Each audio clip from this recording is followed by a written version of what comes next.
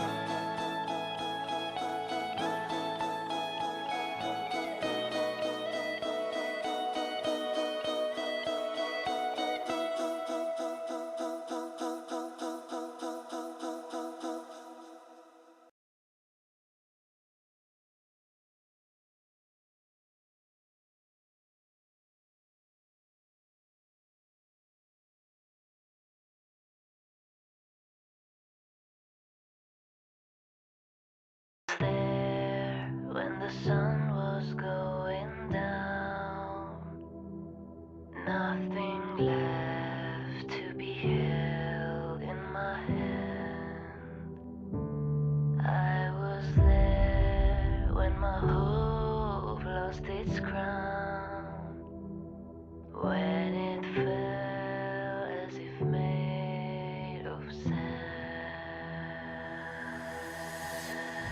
I stared at your photos when I felt alone. I sat in that corner waiting for a call. I danced with your shadow for so many nights. I dream of our future till the morning light.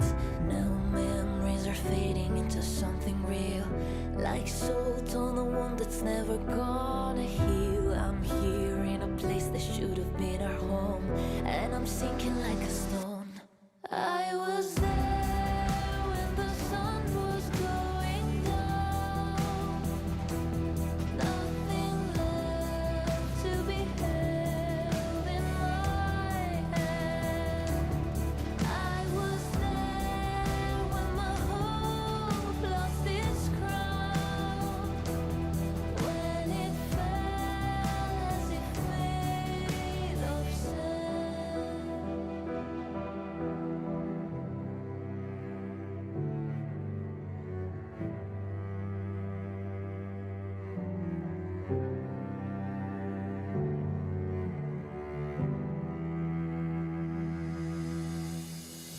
I can feel you even though you're gone. I can feel you deep inside my bones.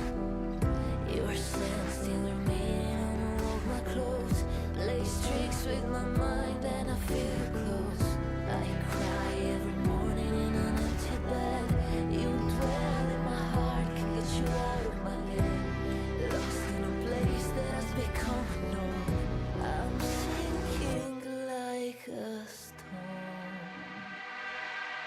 I was there when the sun was going down, nothing left to be held in my hand. I was there when my hope lost its crown, when it fell as if made of sand. I was there when the sun was going down, nothing left to be held in my hand. I was there when my hope lost its crown, when it fell as if made of sand.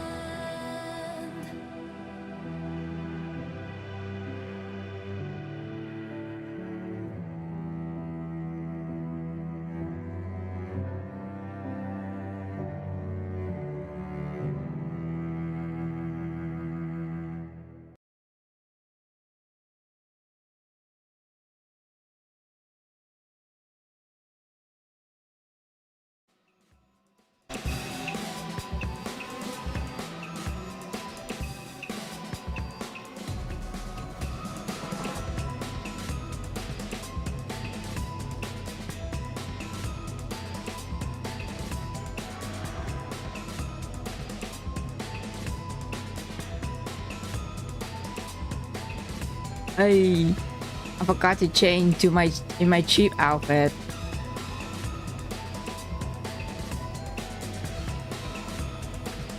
So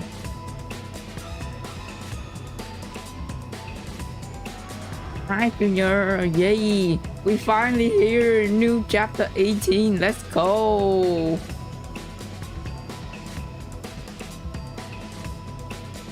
So before we After tonight, get into the game, we need to dawn that watch the everyone has trailer. been longing for. That was Zoya talking. We need to watch the trailer first before to get back to the game. Oh my god, I'm so excited.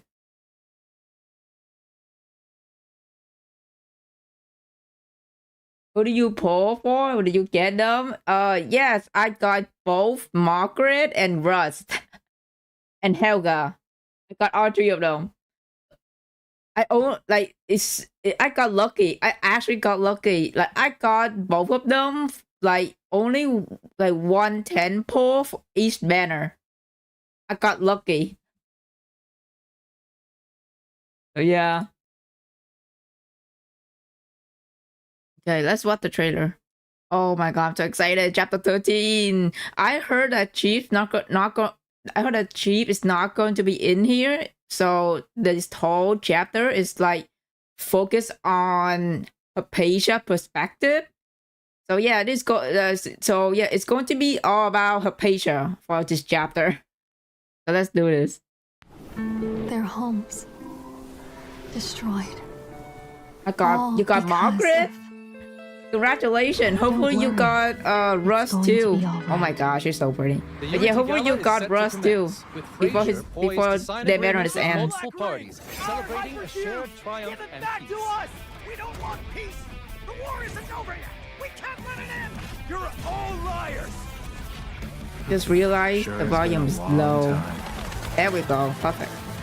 Listen, those hopes are taking flight. Come, join me. Witness Oh my the god. true arrival Whoever of dawn. fucking designed Russ need a raise. A pleasure to meet you, Chief. I Like that assure dude you, got my like methods will bring redesigned peace so to your fucking like operations that you got never a thought whole ass possible. redesign, man. The celebrated hero of the West District, in the flesh. No? Does the title not suit you? My apologies. What name would you prefer to wear? You all You think call me cross section of the trailer So is it's my real job life to footage be or out 3D? I think it's If I 3D. dare anyone to try and hurt my family, they'll have to Got answer Helga to me too. and my rifle. Interrogation.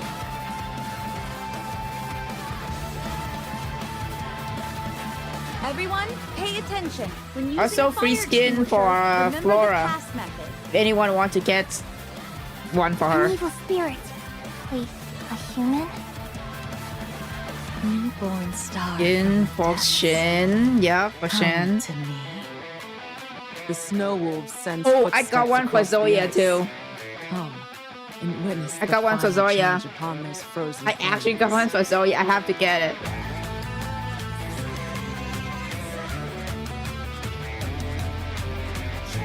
Love of patience. So I'm excited for her being the main character, right? I think this new chapter will do her previous event justice because her event is really short, and we really don't know much about her besides she's like a black sheep of her family, you know, like she really don't want to be there in her family at all. She dislikes her family as a whole. So yeah. So hopefully we get to know more about her in this new chapter. Yeah.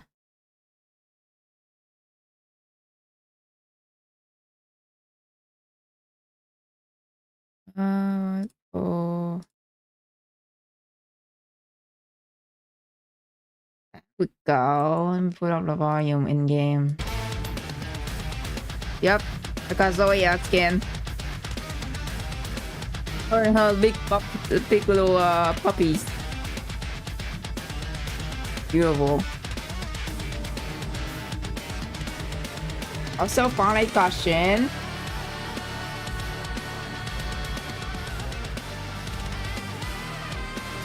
After tonight, Who are dawn you that everyone has getting been longing for for. free S tier selector thingy? I was so torn. I think hold on. Who am I get? I fucking forgot. I think oh god, there's so many S for that. I don't know. Let me see.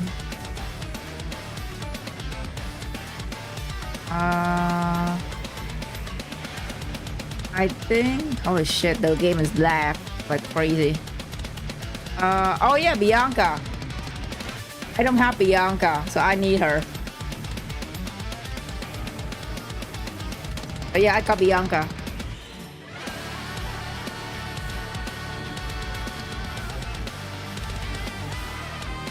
Her oath is it's very good. Yeah. Oh, also if you click on Zoya hair, she's gonna show her dog ears. I've always admired those with courage.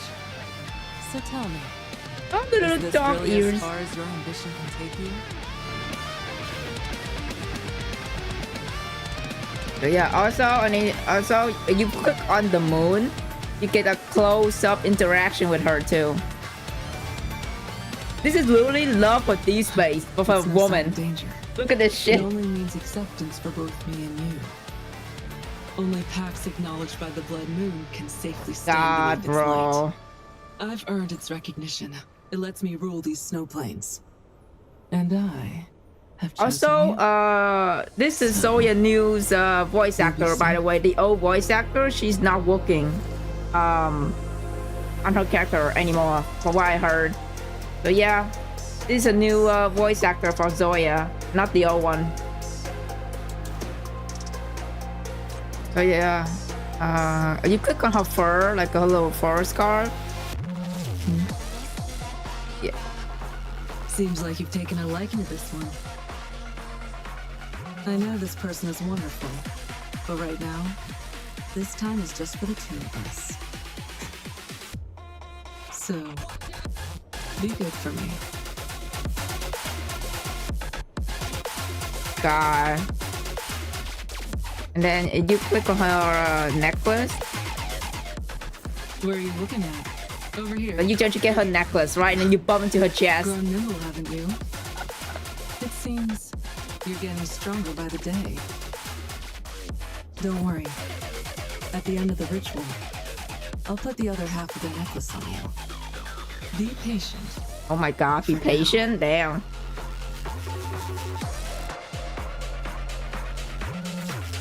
Oh my god. The ritual Then she is put complete. the necklace on you. The blood moon will fade. And we should head home now. Love it. Yeah. So I also got Margaret. Beautiful Margaret. Yeah. There's some controversy, but it's like I Know did it on purpose. Is it? Because for me, I don't think they did it on purpose, because I feel like I'm not defending them, but I feel like keep in mind that Zoya voice actor have not been voicing her for years, because the characters have not been the main story for years, for like many chapters too. So it's been like what, 2 years? 2 years since Zoya in chapter 13. So I don't blame if the older voice actor like no longer working there. I don't blame her, you know. Either way, if she no longer working as a Zoya anymore, I wish her good luck, the best of luck. Yeah. Sorry, man. Do not. Oh, okay. Okay. Let's start this. Also, I love what they did with the new update too. So they removed the story mode and they added easy mode. So now you can just click on the easy mode. If you struggle, you just click on easy, then you can get through the story faster, through the main story faster. So yeah, there you go. Above the gilded palace, above the Greying Hall golden mast, dignitaries gather to deliberate on important matter. Meanwhile, elsewhere, A regrettable failure. so I get we're in Fallens now. It seems we must now proceed to more definitive measures.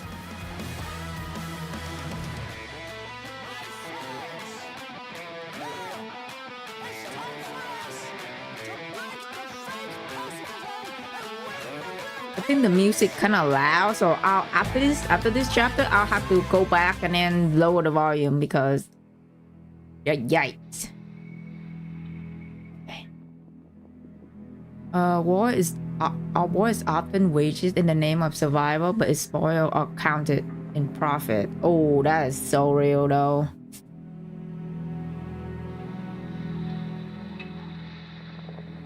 November NF-114 at Fraser instigation, numerous extremists from the far lands infiltrate the city to surveil its leadership movements and sow chaos. June NF-115 during the Great Expo helped the city. Okay, so this is during the chapter 16 and 17 with Jasmine. Freya dispatched a declaration in attempt to join mining operation in West District. At the closing ceremony, extremists Adelaide Campbell trying to capture the NPCC chief but failed and was subsequently detained by the city authorities. Simultaneously, BR-005 was successfully detonated with Fraser jurisdiction, making the shadow of war invulnerable. July NF-115 Euphoria, a facility established by Fraser to infiltrate the city upper election. Elegon was destroyed. Intelligence report indicate that the Fallen Alliance war plan had already taken shape. Okay. Do you see Reverse 1999 art book that interested? Oh my god, dude. The moment they said they're gonna release the art book, I immediately like I already have the BTN art book, and the fucking Reverse was like, oh, since you want, oh, you know what? We're gonna drop our own art book too.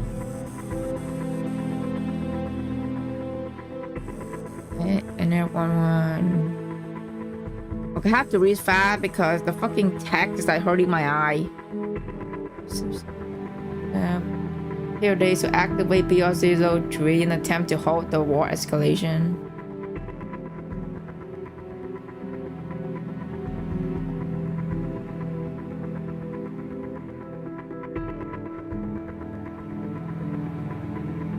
After the war, the Hypercube mine that should have remained on the battlefield was nowhere to be found, making its whereabouts the primary focus for all faction. However, after East side detached East Party for a day without success, they grew increasingly pessimistic about the possibility of placating it. Okay.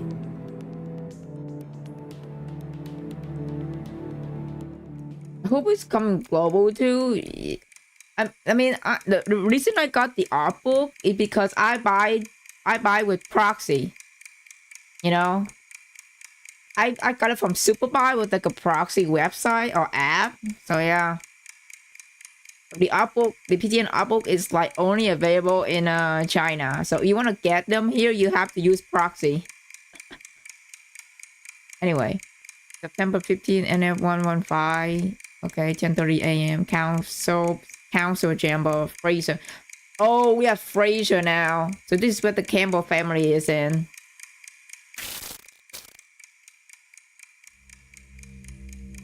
The opulent council chamber is silent, but the relentless tick of the clock counting down to the hour as it chimes and the electronic hums fill the air. One by one, the spectral form of the attendants and attendees shimmer into existence upon the encircling sea. The posture of the study in contrast. Some reverent straight, others draping casual indifference, yet all united by the golden mass of the Fraser Senate, the ultimate symbol of authority and anonymity. Hope Irene appears here, maybe? I hope so. Irene has not appeared since fucking Serpent event. Only her name mentioned in a couple few chapters of the main story, and that's it. She did not appear.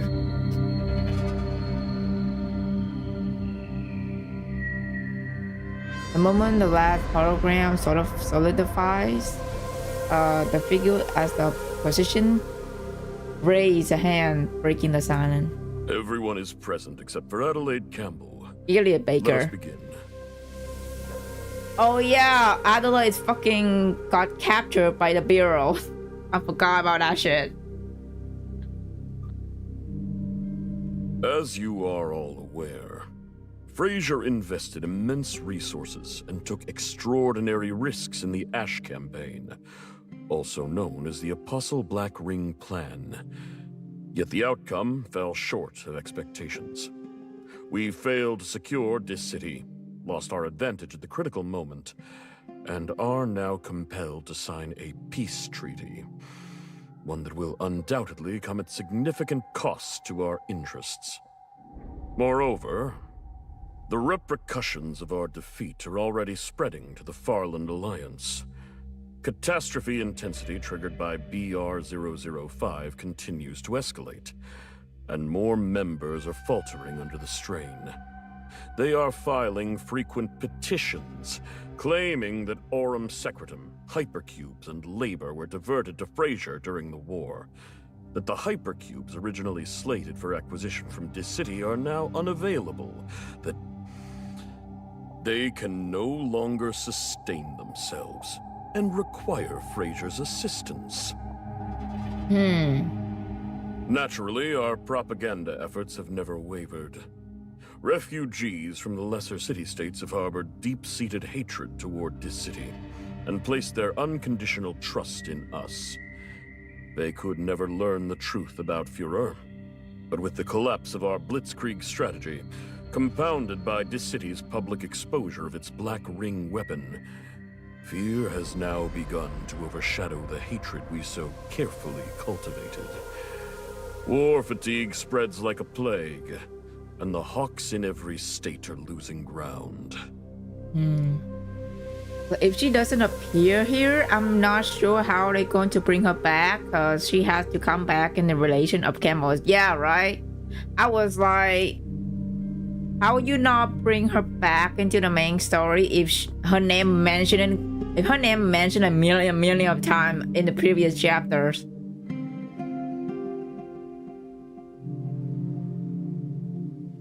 This city has also made its move. They've dispatched their new diplomat. Yes, that Margaret. Margaret. Her smile diplomacy may be ineffective in itself, but her proposals to assist in clearing Black Ring contamination and support mine construction have genuinely swayed several of the weaker states. And we cannot yet move openly against her. Useless. Every last one of them. After all the support we provided, they still managed to fail so spectacularly. Forget the sunk costs. We should freeze all further aid and investment immediately. There's no sense in pouring resources into a bottomless pit. The issue is not sunk costs. If we abandon the Farland Alliance now, they won't pose any real threat. They'll simply perish in the spreading catastrophes. But without them to keep this city distracted, Frasier would face its full, undivided retaliation.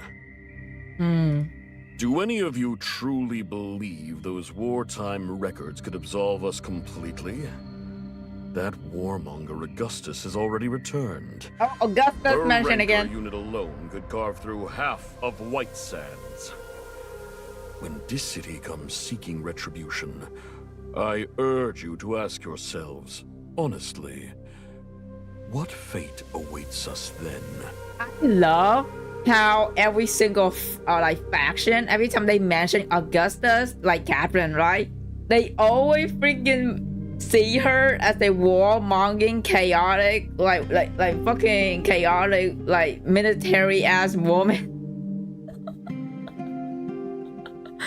They always see her as like a war-hungry military like general.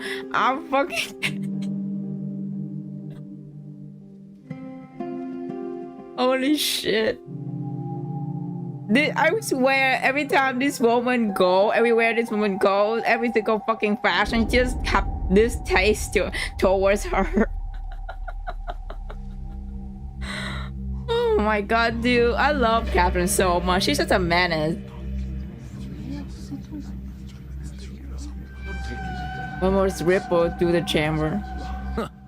So what you're saying is, we have no choice but to keep propping up those beggars from the Alliance? To maintain Frasier's political dominance in the Farlands, this is a necessary expense. Of course, if we could immediately locate the BR-005 mineral deposits, all our current troubles would be solved, and the Farland Alliance would obediently fall in line. Damn, slandering Augusta, slandering so bad I could. God forbid a woman loves a bit of violence. Yeah, that's Captain for you. She just loves fighting. She loves fighting in war. So she is. We should maintain minimal investment, just enough to keep them from rebelling, yet not letting them crumble completely.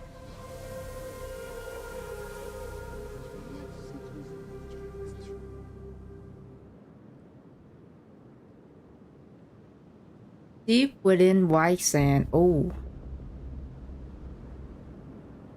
Relentless storm score. Relentless storm score. The deserts expand. Below, a violent mania field turn, whipping up clouds of dust that clothe the path ahead. Oh shit. Perched atop massive boulder, a squad of armed Secretum warriors keep watch over one such disturbance. Ever since the Black Ring event, the calamity plaguing the white sand have only grown in ferocity. The mission is to patrol this blighted border, serving as sentinels against the encroaching contamination. Only one warrior goes still, setting aside the weapon he has been meticulously cleaning. He's leaning forward, his gaze piercing the dusty wheel in the distance. Rats coming. Dude, every time they breathe, like the NPC looks so good. In every single faction. Oh. His teammate track his line of sight. Band of fallen refugees is tracking purposely towards the Mania Field's epic center. Armed and ready. Though their primitive weaponry seem almost laughable against the advanced Arab Secretum's arsenal. They're trying to rush a Mania Field with that scrap? That's a suicide run. We found this place first. What's the plan, Sena? Do we move in? Quiet. Wait a little longer. Oh shit. The female warrior threw out an arm, blocking her eager companion from advancing. Her gaze remained locked on the Farlanders, analytical and unmoving. You really think the elders were right? You're pulling for Cat Eye's collapse? Yeah, I am. Where the Black Ring passed through. It's one-time opportunity, man, because when JoJo Bizarre Adventure have the collab, it's not even globally. It's only exclusive in China. So yeah, it's a one-time opportunity. So obviously, I'm gonna pull.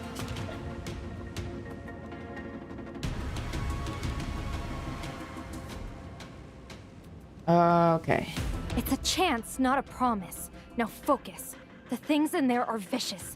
Is your suit sealed? The second something feels wrong, you run. Understood? And go where? Our strongholds are bled dry. All the Arum Secretum and Hypercubes went to the war effort. All our strongbacks were sent to the city. Fraser promised beating Dis City would fix everything. But we lost. And since Fuhrer was blasted, the tide of ashes just keeps getting worse. Doesn't matter where we go. We're dead anyway. Might as well roll the dice. Maybe we get lucky and bring something home. Thankfully, only one S-star and now the S-star is free. Yeah. Stop with the doom and gloom. If you're done feeling sorry for yourself, let's move. Sena watched the last Farlander disappear into the swirling chaos. Suddenly, she began to count. 1, 2, 3, 4, 98, 99, 100. Damn, girl, all the way to 100? Nothing. No one emerged. Those idiots. Move out! Under command, the armed Secretum warrior launched himself from the border, diving headlong into the depth of the Mania Field. What is happening? Inside the mania field, the Farlander's gear shatter like papers against the monster's claw. And their lives are equally fragile. Oh. Why? Why? Why won't they just die? Oh shit. It's the same Sina that was in Augustus event, right? I honestly don't remember. I don't think the same person though. I don't think so. She looked completely different from the other one. I don't think the same. I don't think the same person. The Autumn Secretary woman in that chapter, I think she's dead. I believe she's dead. So yeah, no, Sina is a completely different person. Damn it! Uh-oh. Out of golden light severed the air and the monster fall. The Farlanders can only stare stunned at the armed Secretary warrior who now stand where the monster has been. What the heck is happening here? They're mine. The rest of you, stay back. These armed Secretary warriors are all marked by mutated defects, reject from the main theater of war. The exile is the patrol of the White Sand Mania Field, where they can manage the contamination but never eliminate it. Their only purpose is to occasionally rescue the foolhardy prospectors who venture in the mob to flame. Ah, okay. What if I were on that front line? I nothing. It's a familiar bitterness rising. Will the tide be turned? Did the fallen actually win? Mystery is gone. What if? There's only the broken body she must carry forward, transmuting her fury into slaughter of lesser monster. Oh shit! Fighting time. Autumn Secretary warrior. Oh yeah, she is not here. Oh yeah, she's not here in this main story now. Right now. Okay. Bring out my boy, Russ. A bit of theatricality in battle. It's practically second nature. Oh, wait. Put him here. Zoya. The snow has stopped. I love her skin so much.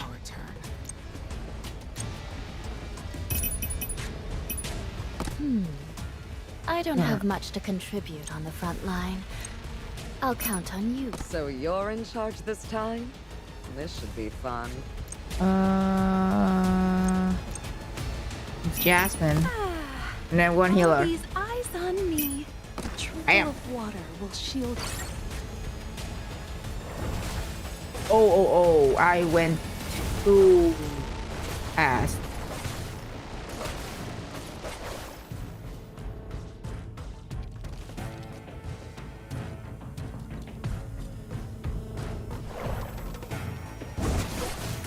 Oh god.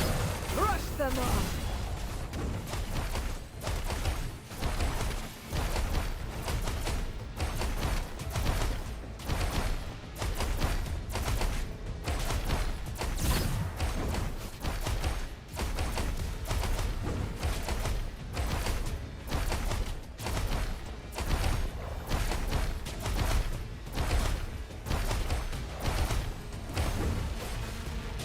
I will end this darkness. Oh my god, that's so sick. Oh shit. Hold still, my friend. Flow shall the springs. Hear thy confluence. Yeah, so when you use Rust, oh, you need a healer because his ult is like draining his health.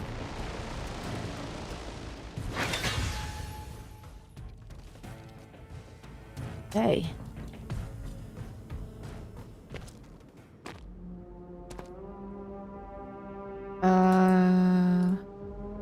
I heard Rust in the same team as half anniversary limit character that is coming. Oh. I lost his combat trial cause no healer. Yeah. One of his ult is like really draining his health. It's like Rahul. when she go berserk, it is all yeah, her health is like draining and like losing fast. Yeah. After confirming the absence of hypercubes for survivors, Sienna emerged from the ashes. In silence, she tossed the relics scavenged from the monster maw at the fallen defeat. She know that if she spared them the four brutal truths, they will only return lured back to their doom by the faintest glimmer of hope. But we've already... We tried so hard. Why is there fucking nothing? Not a single damn hypercube! Oh.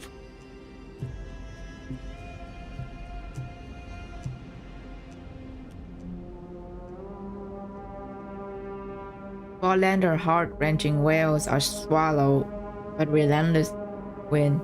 With the grim practice silent, the armed Sekatum warriors clean and sheath their weapon. You can't fight. Your only purpose here is to become food for the monsters. If you want to live, get out of here. Now.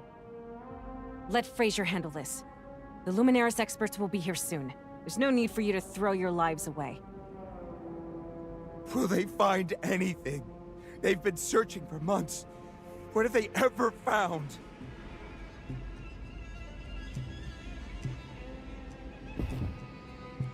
He has no reassurance to offer, and her silence is answer enough. The refugee face crumbles, despair cuddled into fear.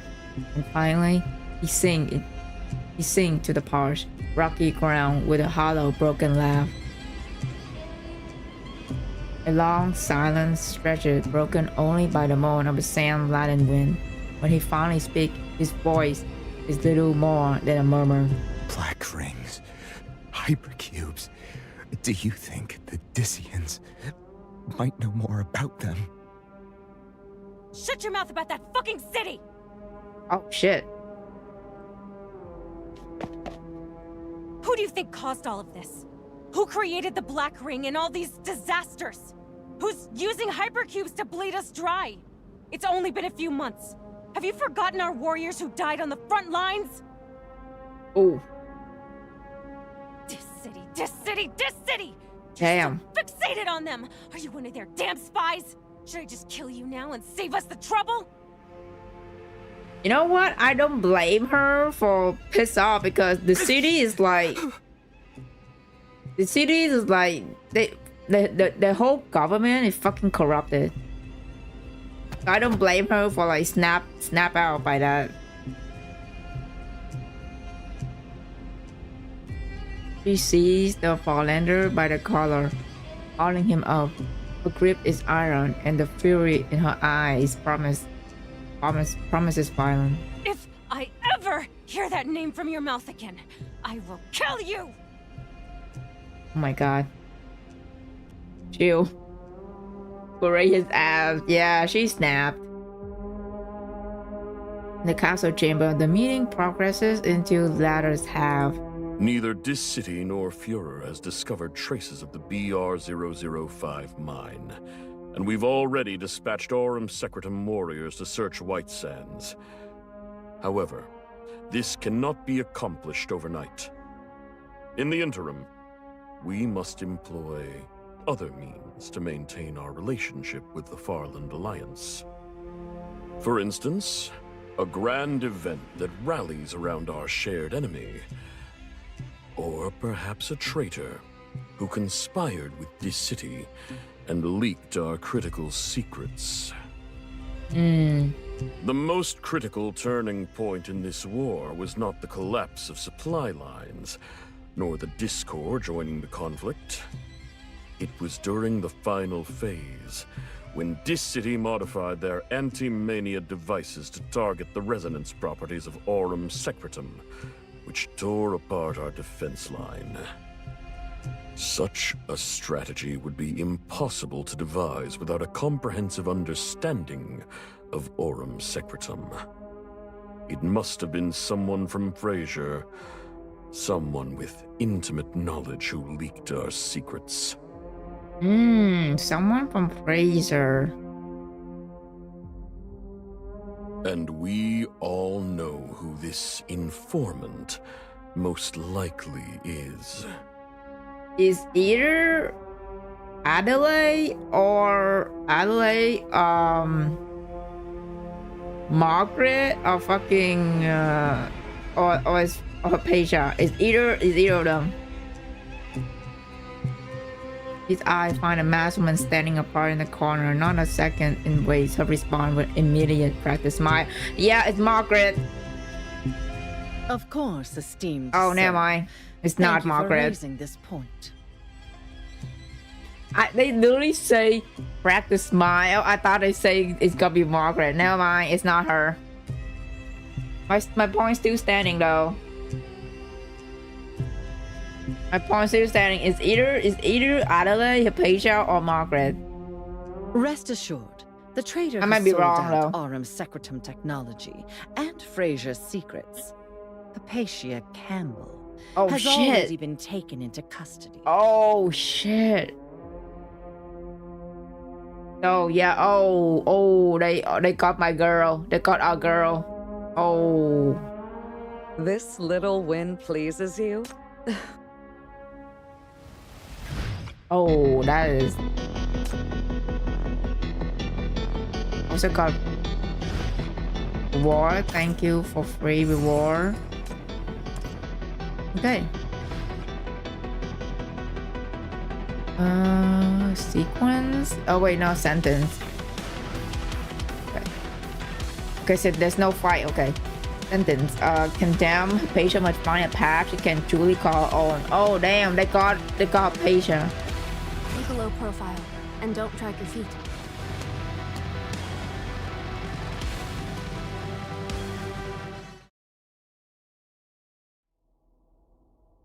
Boundless darkness filled the room.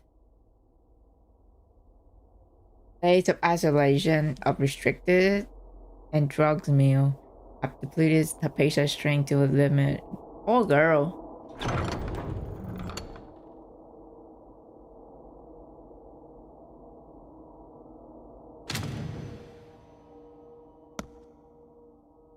Blinding light flows to the doorway, followed by heavy footsteps. Hypatia raised her head. The sudden glare stinking her eyes, and in a wave of dizziness overtakes her. Suspect Hypatia, you stand accused of conspiring with this city to detonate the Black Ring, causing widespread catastrophe. I am conducting this interrogation on behalf of the Fraser Senate. Man, this bullshit. I trust these days of confinement and darkness have helped you see your situation clearly. I expect you have reflected on your actions. How long have she been in here? In like there's At last, the beep from the recording device sound near her ear. Hypatia Campbell, Chief Aurum Secretum Researcher of the Luminaris Society. You are believed to be directly involved in multiple catastrophic incidents, including the explosion at the Aurum Secretum Research Institute and the detonation of BR-005. Furthermore, you are suspected of treason for selling core Aurum Secretum secrets to this city. Do you confess? Only silent answer him. Your silence is futile. We possess irrefutable evidence of your actions. Prior to the BR-005 our girl detonation, did nothing wrong. our networks were breached, severing communications between Fraser and the Institute. Among the decrypted tools used by the hacker, the coding methodology bears a resemblance to the programming techniques employed in the Fraser Cardus. One string of code even points directly to you. Furthermore, after the war broke out, you were repeatedly observed at salons and hotels affiliated with the Dis City ambassador, Margaret Curvaz. Oh, that's her Shortly last name? thereafter, Dis City forces obtained detailed intelligence regarding our latest Aurum Secretum technology and BR-005's vulnerabilities. Our analysis confirms that such knowledge could only originate from the chief researcher of the Luminaris Society. Margaret Curvas. How do you explain this? Or do you expect us to believe it is a mere coincidence? It is an utter disgrace.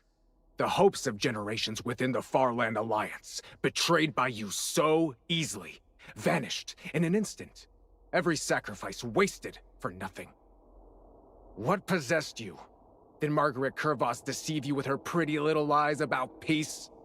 What stories did she feed you? This city has never truly sought peace. Their hands are stained with the blood debts dating back to the Discord era. Since the control of the Hypercube, they've only shown complete disregard for the Farland's survival, obsessed only with maintaining their monopoly. Well, but the fact that these guys also responsible for like summoning the fucking black ring to harvest more Hypercube is also like equally bad. So either way, like these people are just horrible. When they like ravaged nobody the is fucking good. Farlands, who provided shelter, who established the White Sands trade routes, and painstakingly purchased hypercubes from this city to share with those small states. It was us, Fraser! And you, a citizen of Fraser, conspired with them, sabotaged our Black Ring project, and show not a shred of remorse.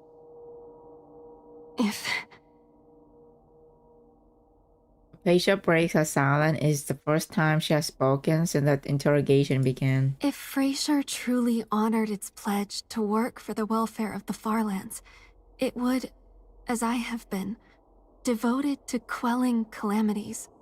It would never permit the Farlands to cultivate a black ring, much less weaponize it. The suffering of the Farlands stems from calamities, hardships only worsened by the black rings. As a researcher, my duty is to study and eliminate them. I have neither sold their secrets nor betrayed those people. This city was the first to weaponize a Black Ring. The forced detonation of BR-005. Poor girl and its have to theft were defend herself. executed by Like this this city's guy sinner, just Hela. These are the very crimes you denounce. Fraser has always maintained a neutral position, condemning such actions. Why the fuck you bring Hela into this? Hello? Hela was a victim too. Why you bring her into this? Interrogators speak with fervent, unshakable conviction, every word ringing with pride. Is it the zeal Hypatia recognized was mere her own from long ago? Is that so? She offered a faint, weary smile. Then I hope the senators can find rest at night, undisturbed by the weeping of the Farland's vengeful spirits. Oh my god, talk your shit, Hypatia. Oh my god.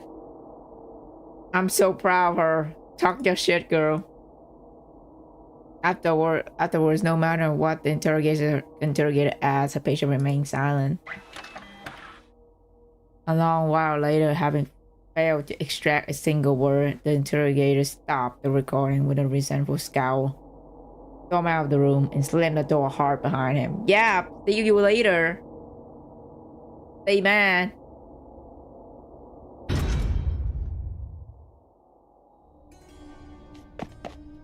Once the interrogator footsteps fade into the distance, Hypatia quickly rises to her feet. She knows the Senate method all too well.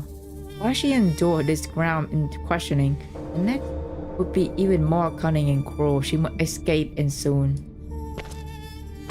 She darted to the door, extended a finger. The golden thread seeped from her fingertip, dripping through the narrow gap beneath the tightly shut door. A moment earlier, when the interrogator entered, he had guided a trace of aurum secretum into the keyhole, preventing the door from locking fully. Oh! Guided by her will, the golden thread pulses the heavy iron door open just enough to create a slim opening. Carefully, she unfastened the camel brooch from her collar and gently traced the engraved petal. The aurum secretum within flows along the pattern, reshaping into a delicate spider-like form. The little creature scuttled through the gap, its vision now streaming back to her. Oh, the spider. Fruit is one of the few items Arca's secretary she still retained. The inspector had dismissed it as a mere ornament, a gesture of concession, out of respect for the Campbell's family. 2 guards on patrol. Any blind spots? Difficult, but not impossible. The real question is where to go once I'm out. The Senate, in the end, did not dare imprison her in a true cell or interrogation block. Instead, they have confined her in remote, secure hotel. A choice that unwittingly provide her with a far more convenient path to escape. Right? Like, you put her into a fucking hotel. You literally lock her into a hotel, which is the easier way to escape. You're literally giving her a path to, like, run away. The Autumn Secretum spider took its head upward, its gaze revealing a malignant ash set into the ceiling. Just as I recalled from the architectural archives, Frasier's older structures utilize central air systems with ceiling vents for heat dissipation. Their requisition was rushed. They wouldn't have had time to seal every auxiliary duct. That oversight is my opportunity. The Autumn Secretum spiders scuttle silently across the ceiling to the air vent. Its slender, needle-like blade makes short work of grating, slicing to the metal.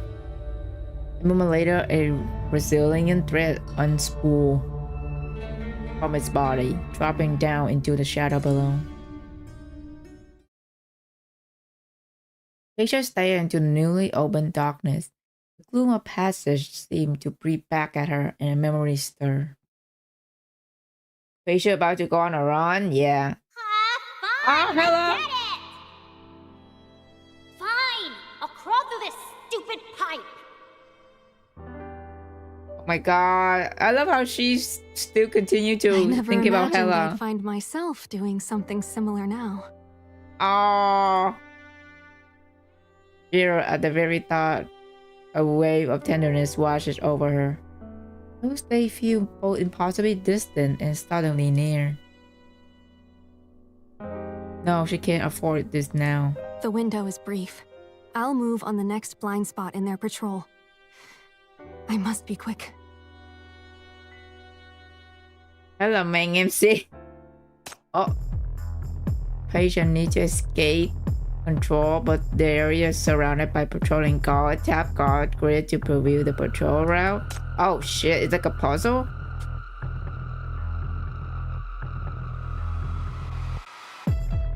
Okay, so this one go all the way down, go up and down.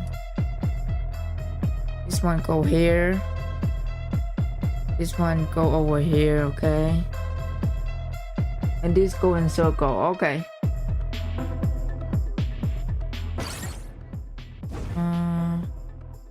Once the mission began, a patient moved with a limited range. Help a patient reach the exits. Oh shit. Each time a patient moves, the patrol guard on the field also move accordingly. Each guard their own alert zone. If a patient enters the zone, she will be detected failing escape.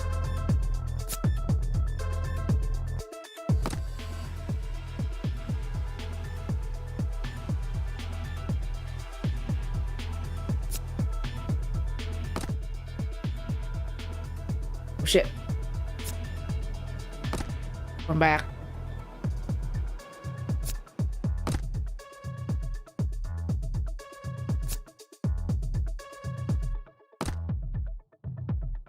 Okay.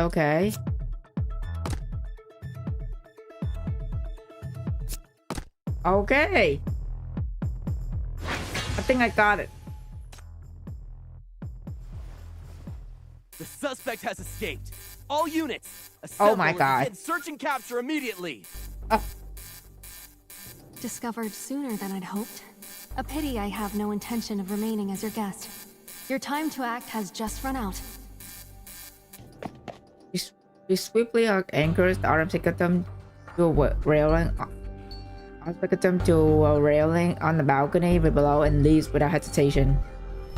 The descent accelerate, embraced by the autumn secretome and her own power. The ground rush up to meet her, and yet she lands as steadily as a cat. What? Dude, this play is... wow. Meanwhile, in the room somewhere within the Luminaries Society, variant footage, Titan is focused on the girl who has touched down, capturing her as she darts and leaps across the rooftop, moving with nimble urgency toward the bustling central district. Is this what you call already under control? She appears to be moving with considerable freedom to me. Uh-oh. Patience, Mr. Herbert. The fact that you came to the society with me demonstrates your curiosity about that technology. It would be best to observe with a calm mind. Hypatia Campbell is brilliant and tenacious, yet burdened by an oversensitive conscience and an exaggerated sense of personal duty. She internalizes blame for outcomes she did not cause. Merely witnessing suffering is enough to make her shoulder the responsibility. Now keep your eyes open and watch closely. The magic show is just beginning. Uh-oh. Why is she talking like this? I don't know. I feel like she already knows that she going to ask Hypatia. I don't know. I think she already planned everything out. She sound hot though. I like deepen as Hypatia races desperately through the maze of alleyway. Pursuers are behind her now. One small block and she will be free. Hypatia. Oh shit. Traitor.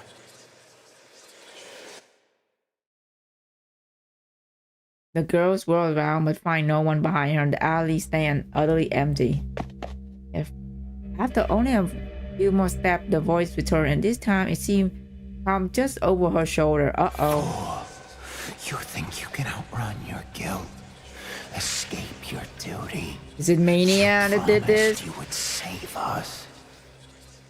I think it's the Mania. Look at you now. No home, no city-state. You've become just like us.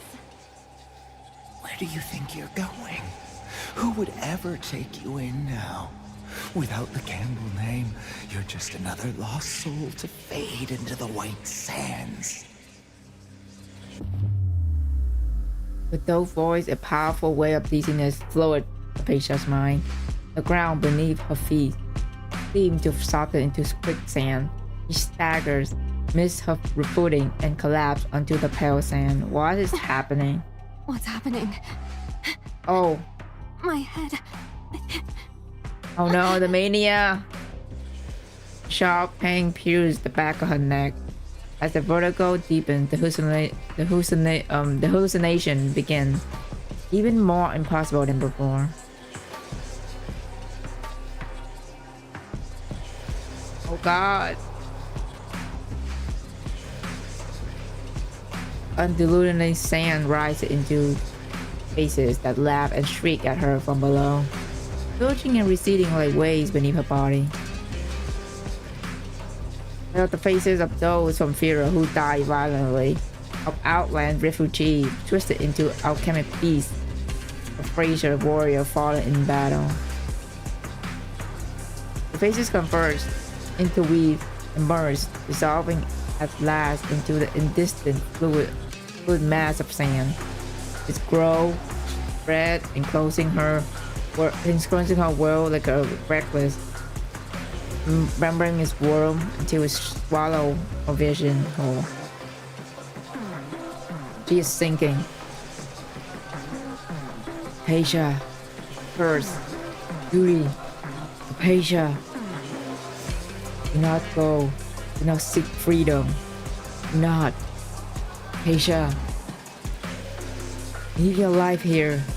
Surrender us everything. Make a promise. No. Oh God. I will be forever faithful to my duty, my city, and its people.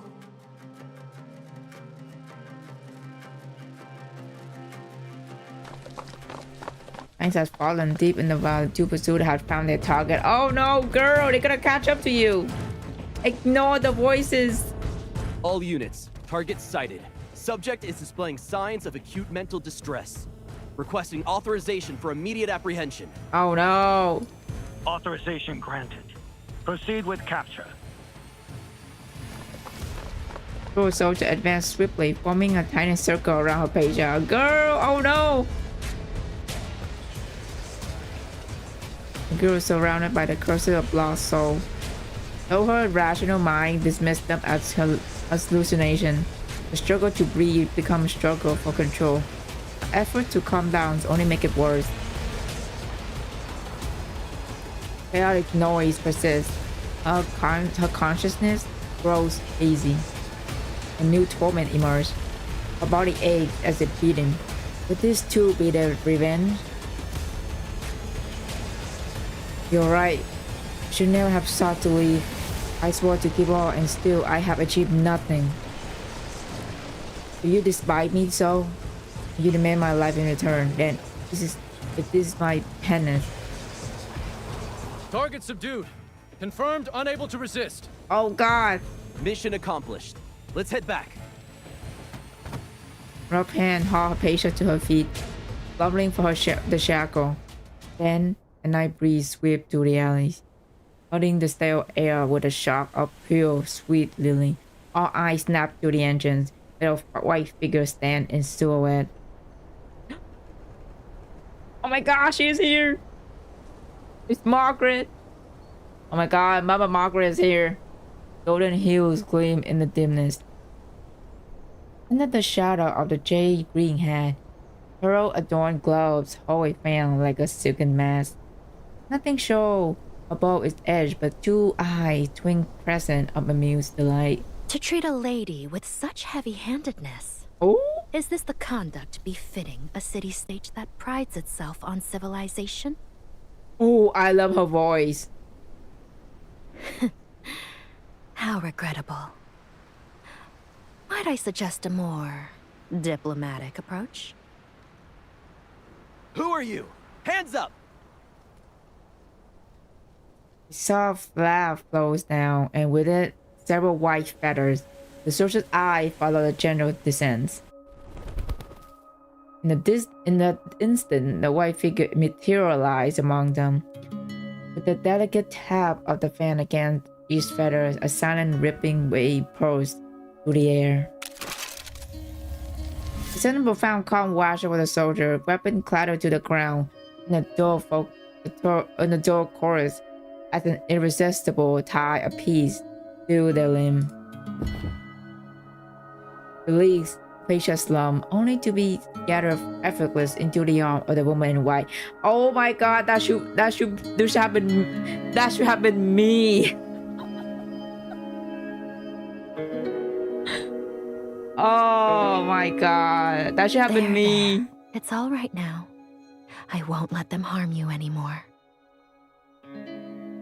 Hello, how's the story? Oh hi, oh the mayor, how are you? Yes, the story just started. It's so good. We at the part where Margaret is saving Hypatia right now.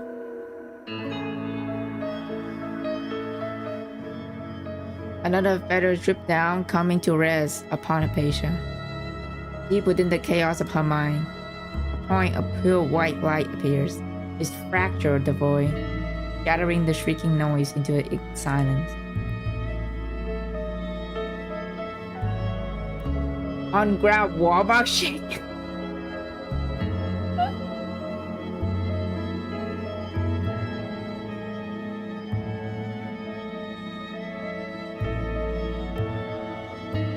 The pressure finally lifted. The surge of effort, Hypatia pries her eyes open. Through the haze, a form of white resolved into a familiar silhouette. Miss Margaret. Oh, they know each other. Huh. Is the last thing she... I mean, of course they know each other. Literally at the beginning, Lapeisha had been contacting Margaret like daily. So of course, why am I... Of course they fucking know each other.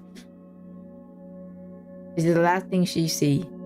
The last of her strength dissolved, the world too softened and fade into the profound dark again. Was saved by Margaret. Oh my god.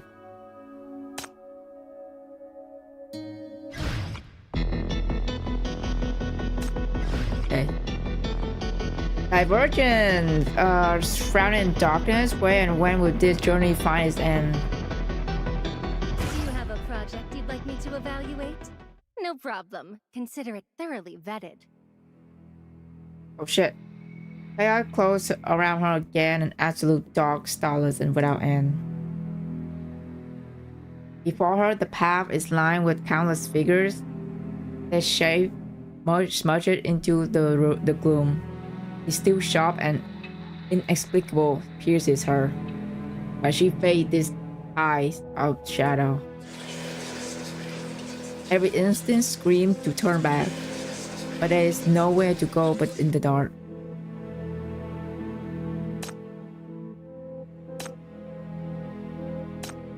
Okay. Lady Hypatia, why do you not tell us the truth? Why do you leave us behind? Do you not swear to protect Führer, to protect us? Why do you keep silent about the inheritance buried below us? Are you no different from those high nobles, treating the people of Führer as sacrifices?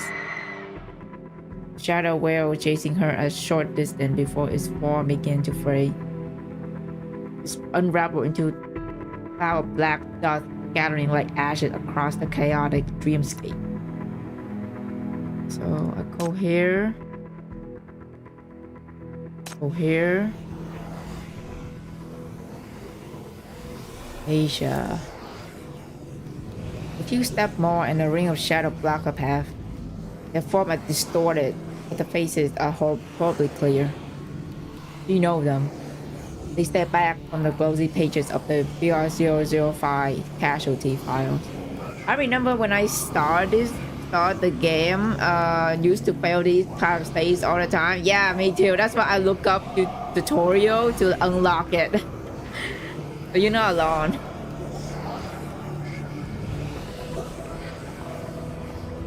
Did you not help us? Why did you not save us? Why did you do nothing at all? No. Your kindness, your conscience, your goodwill, all of it is a lie. You stood by watching us die with open eyes, because you are even more hypocritical than your kin. Weeping Curtis' soul clinging to her as she struggled to break free. Yet a deeper despair has already seeped into the very air, a prison with no walls.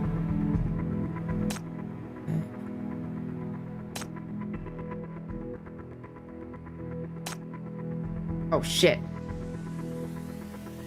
I have to go up to redo. Ah, see? See what I mean? I fail. Yeah, it is like the least favorite stages. Okay. Skip. Be skip. Okay, I fail again. Dude, what? Strategic retreat. Mark my word. Wait. Oh my god, dude. If I said I have to look up tutorial for this shit, oh my god. Okay. Okay. Skip.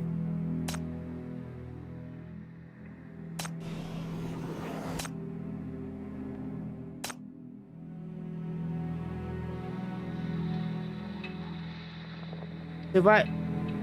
Okay, I go this way. Okay, so we go this way.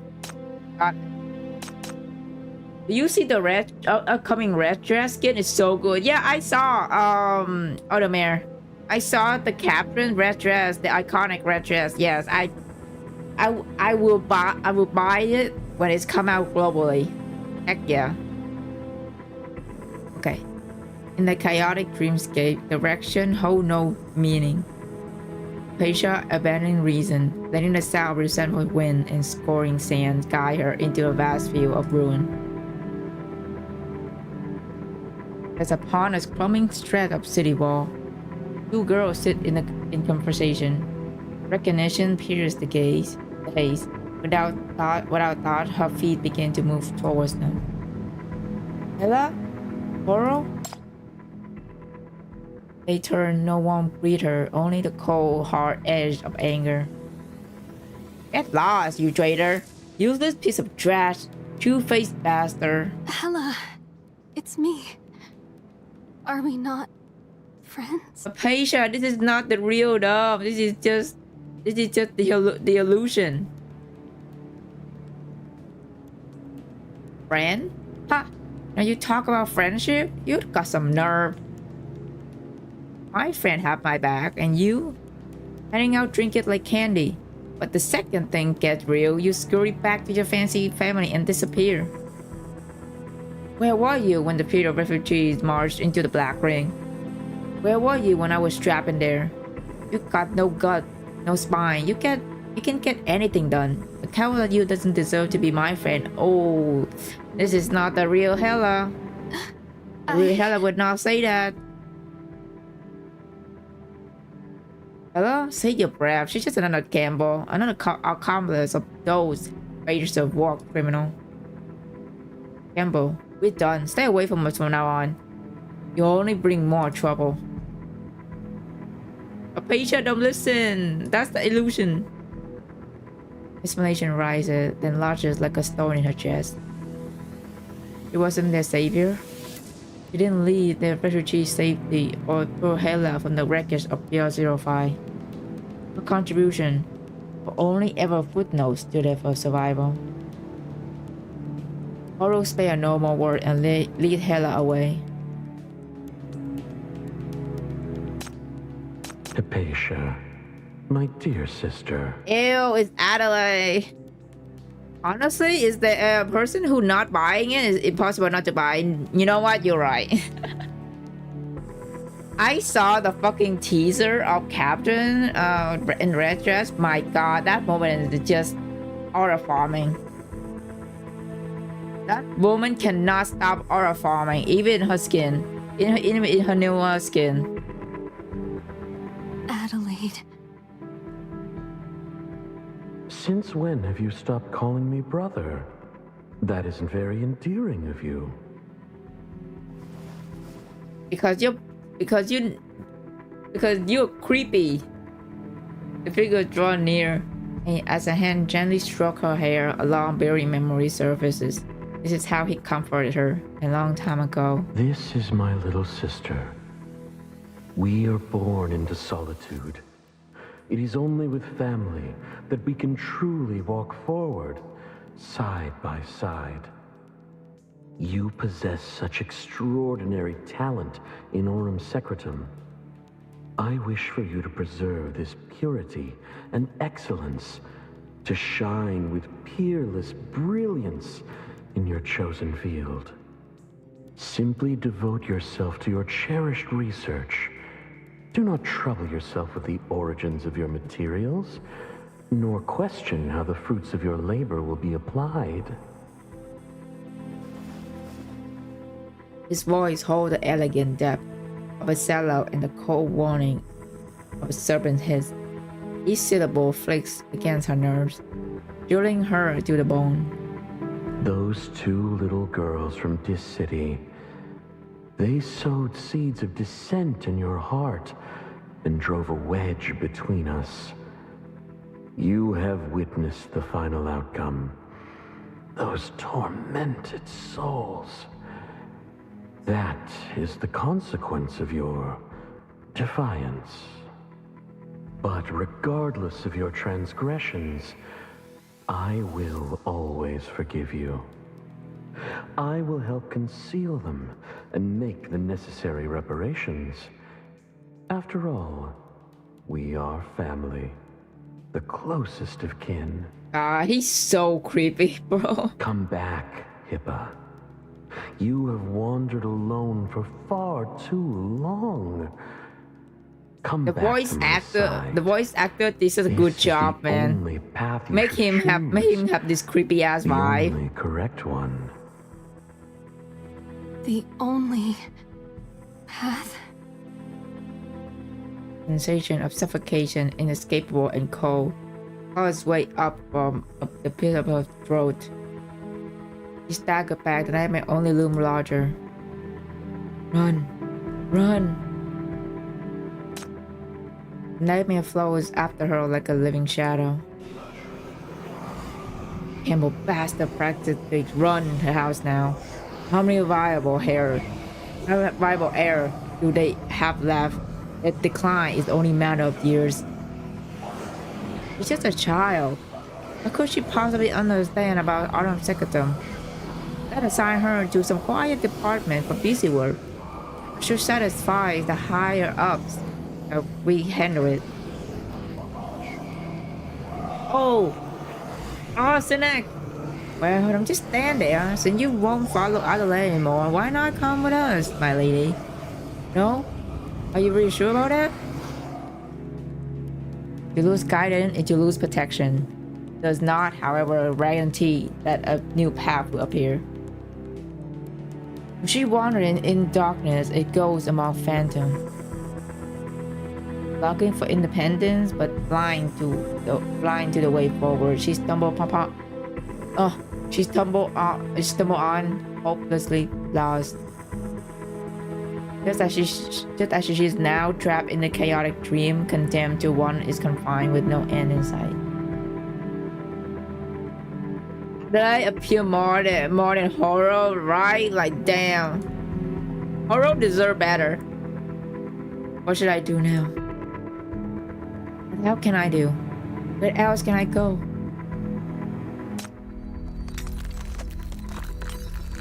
An unseen current sees her, pulling her into its flow. She stripped powerless at the fragile light she's on to dissolve as the first touch of the encroaching dark. The white glow shattered into pinprick club light, scattering around her. They pull in a small, bright circle at her feet, a fragile island in a sea of shadow, and a vengeful ghost. Did she escape? Did she deserve to? Damn. Poor girl. Agree more horror? Yes. I wish skin were a bit cheaper, like reverse though. Reverse higher skin on $15, so it's easy to buy, but one is a while. VTN way more expensive. Yeah, the fucking crystal is like the crystal. It's way too expensive in this game. Like the one you have, the one you need to get the skin. Yeah, way too fucking expensive.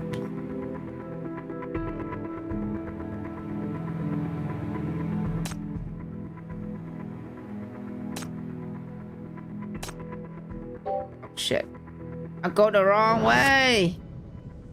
Seems like we'll have to take it. Bro, I hate this type of shit, man. Have to redo all over again. This time. Yep.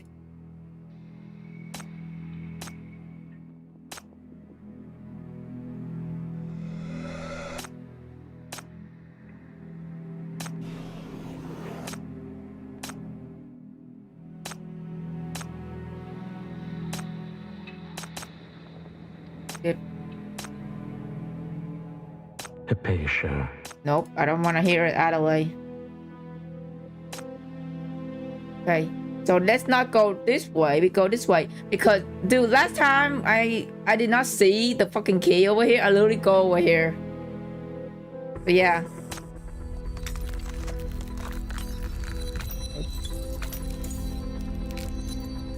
Okay. There we go. Hypatia wanders. She follows scattered mode of light through the shadows dreamscape, searching until... Pleased to meet you, Miss Hypatia. Allow me to introduce myself. Margaret! I am Margaret Curvos, the newly appointed Dis City Outland Affairs Officer. No white dove flits from the woman's shoulder to her patient head. The bird rustled its wing, scattering a few loose feathers as it flying its purred. It's another one, she told herself. Another stray shadow from the dream. Oh my gosh, she's beautiful. Ah! I'm tired. She turned to leave, however, a hand closes around her arm. The grip is startlingly solid, painfully real. It is the blonde woman. Yeah. So we saw her in chapter 18, but her sprite is just in shadow. Like we did not know what she looked like. So yeah, now we find out what she looked like. So yeah, Mama Margaret is here. What? This woman, she's not an illusion. How did she get in here? She's trying to lead her way out of chaos, but can she truly escape? Before the question can fully form, the woman grip answer. It's a film undeniable pressure. And then with a tone that dissolves argument, the woman forcibly stepped through the boundaries of her dreamscape. Damn! If you truly don't know which way to go, then listen to me, Hypatia. Time is running out. Lingering in cycles of self-reproach will change nothing. If you genuinely wish to make a difference, then come with me. Oh my god, yes ma'am. She gorgeous? Yeah, heck yeah, she is. I will show you the way. I will bear the responsibility. And I will fulfill what you seek. Because the peace I am building already encompasses all you desire. I wonder what is her like obsession with peace, because when I got her, right, when I click on her animation and stuff, she keeps talking about peace and stuff. So I wonder what she I don't know. I wonder what would her obsession with peace. This glory belongs to the pack. Okay, Zoya. Next. Bleeding light. A faint white light flickers ahead. Is it guidance, protection, or a trap? Let's go have some fun. A gentle warm cocoons her. Within, two sensations emerge. A distant murmur of a classical piece intertwined with water. And the rich floral perfume of steam. What happened in this quiet luxury? Hypatia awareness stir. Slowly, her eyelids part. Peace? No, I say peace. Like, she literally talk about peace, like peace for the country and shit. Where? So when you click on her, am I?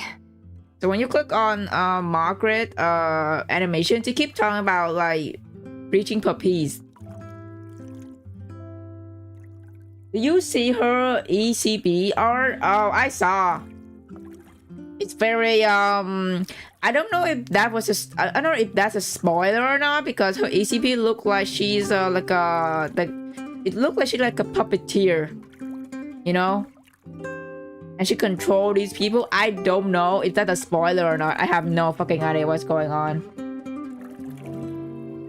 East? Oh yeah, I know, like my fucking accent is hard to, I swear to God, like guy, my Vietnamese accent when I speaking English, sometimes people often mistaking like another fucking word I'm talking about. So yeah, I know. I'm talking about peace, not peas. Yeah.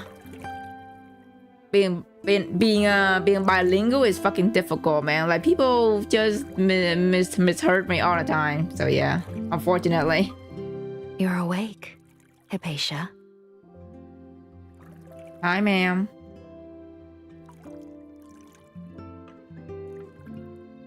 Oh my god. Ma'am, you're gorgeous. Are we in a fucking bath? Oh my god, dude, she just... It is her, the woman from the dream. She sits framed by the steam tower and delicate bottle of oil arranged beside her left fire. We are in the fucking bath! Through the sensitive haze, her smile is soft, familiar, beacon. Dude, we literally in a bath, but with Margaret. Wild. Hey yo, bath scene in PTN. Margaret Curvos, the name carry way in Frasier, a society she has charmed and navigated with an outsider grace. Born into the city high society, she has spent years cultivating an image of gentle attentiveness and impeccable diplomacy, accumulating considerable wealth and prestige. It should have been me. Same. Oh my god, can you imagine in the fucking same bath with Margaret? Damn. Her empire influence spanned charity, social activism, finance, and art. Her newest title, the City Outland Affairs Officer, marked her as an official peace ambassador, a role that made even the Frasier Senate deeply uneasy.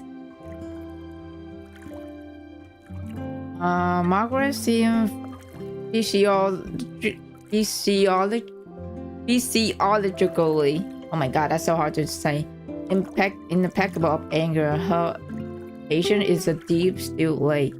Throughout the entire acquaintance, the patient have seen that perfect composure break only once.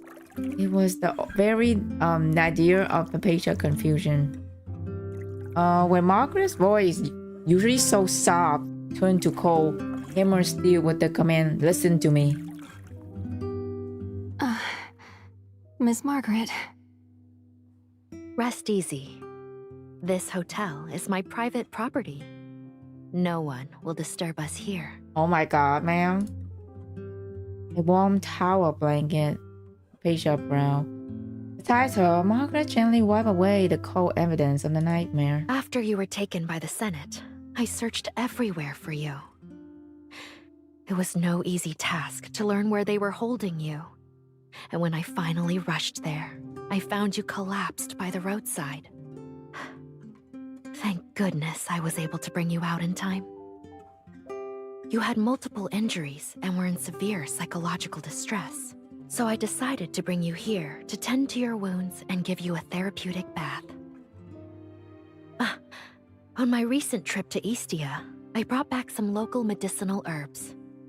They say when used in aromatherapy, they can soothe the mind. How do you feel now? Is your head still hurting? Belatedly, a patient realized she is immersed in a warm water. It cradled her, finding each hurt. First, a sharp protest and a sobbing release. Damn, dude, a patient is so lucky. It should have been me. Yet the echoes of her dream cling to her, a lingering tremor of pain and confusion. She let her eyes fall shut, as if to seal the waking world out. I'm alright. I apologize. I should have escaped on my own, but for some reason, though everything went smoothly at first, after leaving the hotel, in that moment, I just... Hit the microphone. This isn't your fault. Physical depletion, psychological torment. These are their standard methods. Look. Your left shoulder and knee are dislocated. Oh my god. And there are countless abrasions and contusions. Dude, they tortured this girl. What? They must have been ordered to torture you. Oh my god. Without leaving visible marks on your skin. Man, fuck Fraser, bro. They torture her. Oh, I didn't even... Of course. They physically torture her too. The most egregious part is... Margaret hands her a mirror. The patient takes it and raises it to her neck. And on its low back is a faint mark that she known was not there before. Oh? On her lower back? Oh shit! It appears to be the new invention from the Luminaris Society and the Underground. I never expected it would be used on me so soon. Oh damn, so she now have this mark too? Oh. What's her name? She also have the was it Silas? Yeah, Silas. Silas also have like a fucking mark in the lower back, on her lower back too. What's that? I did fucking read. I'm sorry. Oh, there's no lock. Okay, I missed that one dialogue. Oops. Her finger rise of their own accord, tracing the edges of the still unhealed mark.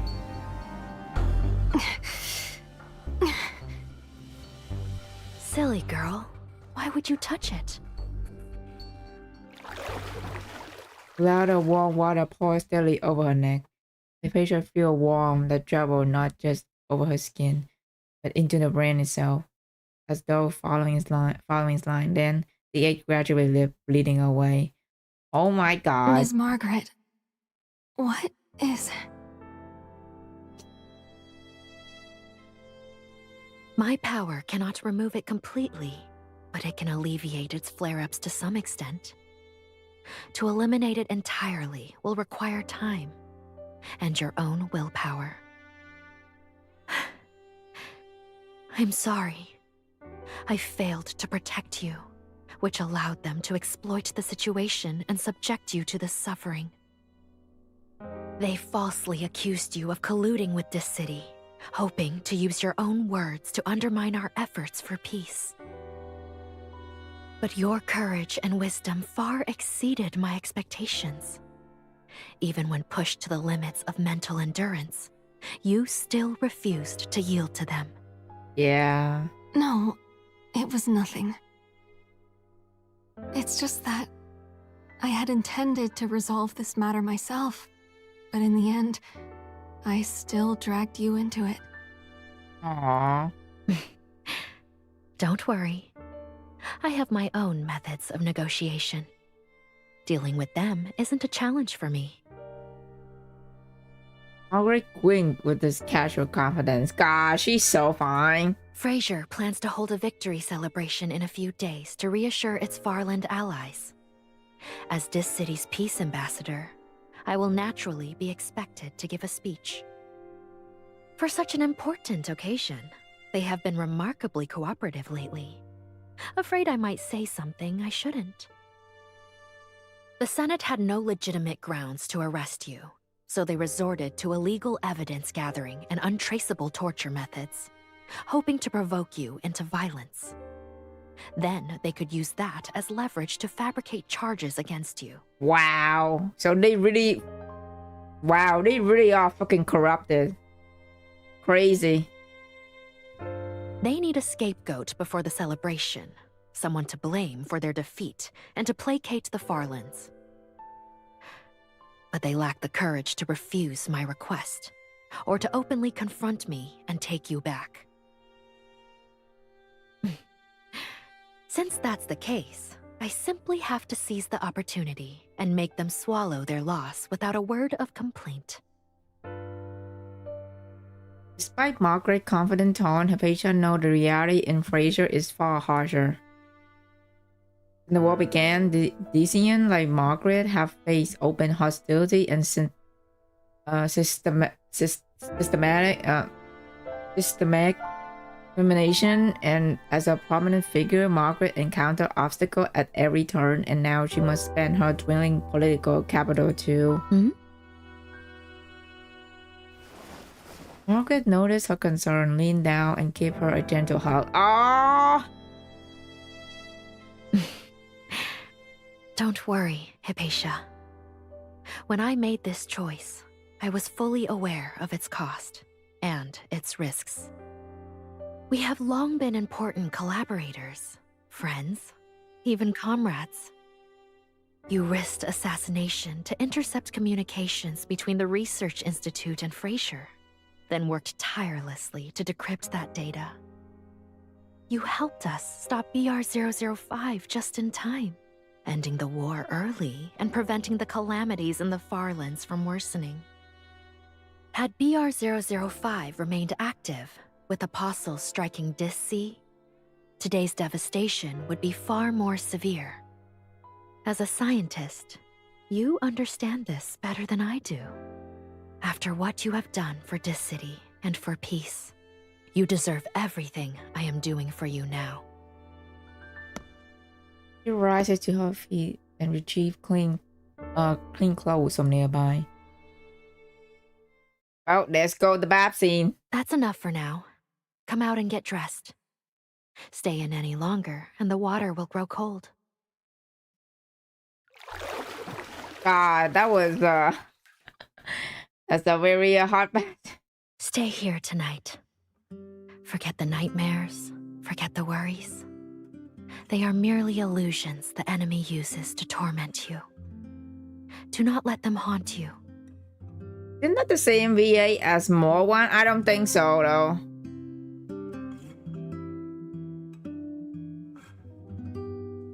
Margaret take an ivory comb from a golden tray nearby and gently tie Hypatia long hair. Tonight, at least, you need not think of anything. Simply rest and regain your strength. Whatever may come, I will be right here by your side. Yes, ma'am. The Senate will not risk a diplomatic incident by barging in here. Besides, I have a capable friend who can keep us safe. Oh, who is it? Oh my god, she's here, Helga! Oh my god.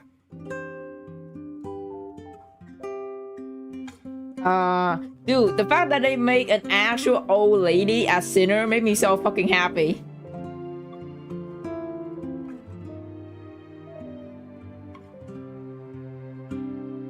The moment Margaret falls silent as a gray-haired woman enters, her gaze moves across the room, assessing, swift, and settle on Hypatia. It lingers on the girl's blonde hair and mismatched eyes for several telling seconds before she coolly looks away. Ma'am, you asked for me? Oh my god, she sounds so cool. Allow me to introduce Helga. Officially, she serves as my bodyguard. Oh, her bodyguard. In truth, she is a representative of the Farland Alliance, sent to gauge Fraser's stance toward the Farlands. She is also a formidable warrior. Helga, this is Hypatia Campbell, whom I've mentioned to you many times. The kindest and strongest girl I've ever met. Helga gaze is like a blade, sharp and cold. Her withered face edged by wind and conflict is startlingly familiar. It's hard to mind the Farlander's shadowy figures from Hypatia's own dream. Instinctively, Hypatia lowered her head and able to hold the woman's gaze there. A pleasure to meet you. I'm Hypatia Campbell. Thank you for your protection. Hello, I'm Helga. In the thick uncomfortable silence that followed, only Margaret maintained a composed, sweet smile. She appeared quietly satisfied, as if the two frigid frozen encounter had unfolded exactly to her liking. Look at us, representatives from Dis-City, the Farlands, and Fraser. Wouldn't it be wonderful if the current political climate could reflect the same spirit of understanding and peaceful coexistence as our little gathering here? I don't know, girl. Hopefully, because every fucking faction hate each other.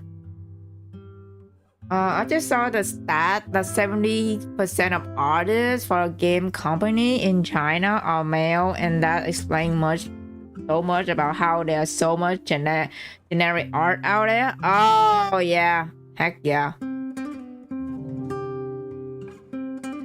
And if you look at the female characters in this game, right, you notice you can tell that the artists love to draw female characters more.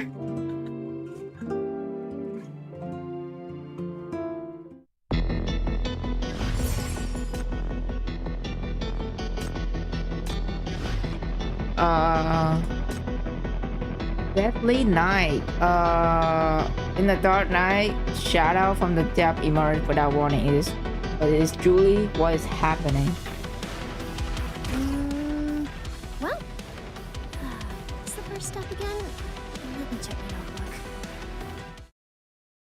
Sir, information regarding the Unity Gala has been discreetly channeled to our reliable allies in the far lands. For those leading figures who have shown us steadfast support, we've assured them generous allocations of Hypercube and Aurum Secretum to strengthen their positions. As for those whose loyalties have been fluid, maintaining covert ties with both this city and Miss Margaret, we are dispatching a diplomatic team to encourage clear alignment. For the remaining obstinate few, well, the Gala's inevitable chaos will provide cover for certain regrettable, yet permanent resolutions. And this city, any word on Adelaide Campbell? Adelaide fucking got comprehended. He got fucking arrested. Nothing concrete yet. However, we have confirmed that Hypatia Campbell has escaped Senate custody and is currently under Miss Margaret's protection.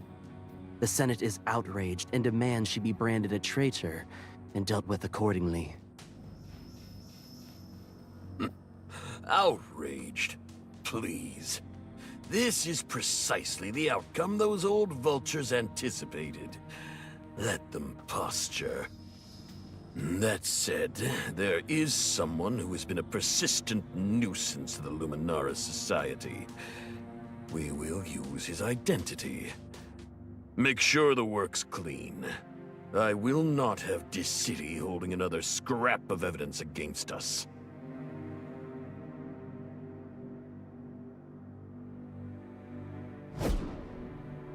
Nightfall deep over Frasier. The city's deepest light has transformed the sky into a profound wash of gold and purple. Again, this dusty can't be. A pitch black figure dart across the rooftop. Its full shadow closing in on a serious villa. This movement are light as a bat. A silent dance that expertly skirts every security measure. In a moment, he reaches the target window. With one fluid motion, he's opened it and stepped inside. Is this Russ? I think it's Russ. Yup, it's Russ. It's literally him. The assassin approached the bed where the soft blankets rise in the gentle shape of sleeping from his target. The flick of his wrist, a dagger, crimson and dark, appeared in his hand. He aimed for the center of that shape and drive the blade down. Oh! The strike meets not flesh but metal. Before the shock can register, a piercing alarm shattered the silence, blaring through every corridor of the villa. The shadowy figure took its head, dodging the attack from the darkness. He instantly abandoned the decoy in the bed and moved to retreat, only for a rush of air to whisper behind his head. Oh snap! Helga come to save the day. Silver blade meets his black red dagger in mid-air parry. In the flash of light from the coalition, both adversaries see each other clearly for the first time. Oh shit! The Senate? No, you're not from Frasier. Who are you? It's our boy Russ. He is tall and imposing figure, his face obscured by layer upon layer of bandages. Only his eyes are visible, fierce and glaring from a linen depths. Yet the strangeness of his visage is secondary. Far more dangerous is the baleful black-red glow that seizes his blade. A lingering remnant of sorcery from the underground. Yep, it's our boy Russ. What the heck are you doing here, man? Careful. He's using the underground sorcery.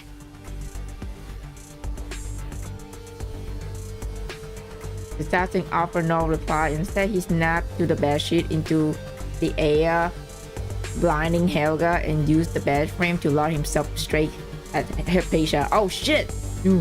Confirm. Target. Die.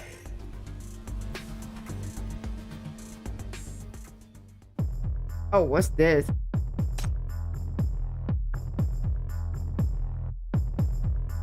Okay, guess I used... So you're in charge this time? This should be fun. Just in case. You know what? Hold on. A bit of theatricality in Boom, Snow boom. has stopped. Now, it's our turn. Just in case, I'll just burn them. There is nothing to fear. I'm here to show you the way. And... A trickle of water will shield... Oh god. I'm scared. Oh my god!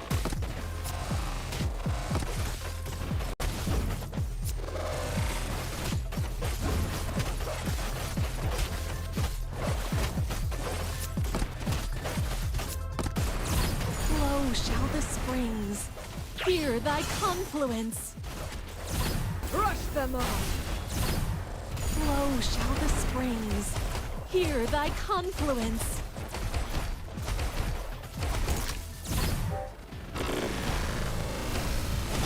This is the guidance of the flames. Quiet. Flow shall the springs. Hear thy confluence. Hold still, my... Flow shall the spring. Flow shall the springs. Hear thy confluence. I will end this darkness. Oh my god. Hold still, my friend. Holy... Wait. Oh my god, that's crazy. When you kill him, his health is like... When his health going like almost zero, he starts to use his shield. That is not. Under their combined assault, the assassin forced back again and again. It would ease retreat the black-red glow on his dagger intensify. The sinister aura searing the area. Yeah, so when you fought, I think it's best use hammer, or you have hammer. Seeing him gather himself for final desperate strike, Helga launched a finger outstretched for his throat, but she is a heartbeat too low. Use either hammer or shin. The necrotic energy anime is peeled from the blade, not as light, but as the gouging sight of solidified malice. It's like past Helga's face and huddle unerringly for her patient neck. Bro!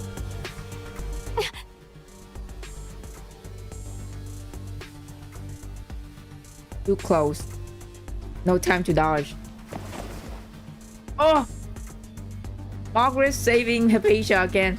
In the flash, a blow of white sharp her side. The little sorcery meant for her throat sink deep into her rescuer arm with a sickening thud. Oh my god! No, she got hurt! Margaret! Stop there. Helga reaches for assassin claw, her finger grabs only air as he twists away. Using distraction, he hurled himself through the window and followed by the night.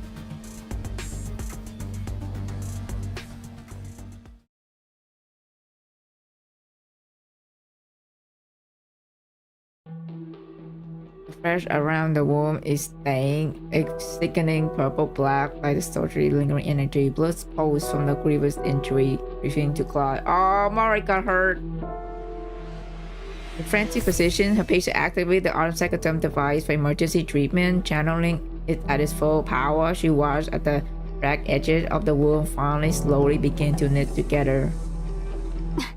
I am so terribly sorry, Miss Margaret. This is all my fault. It's nothing.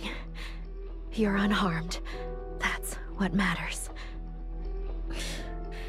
So this is the underground. The true power hiding behind the Luminaris Society and pushing the Black Ring Project. The Senate thought using their proxy instead of a Fraser assassin would distance them. Charming.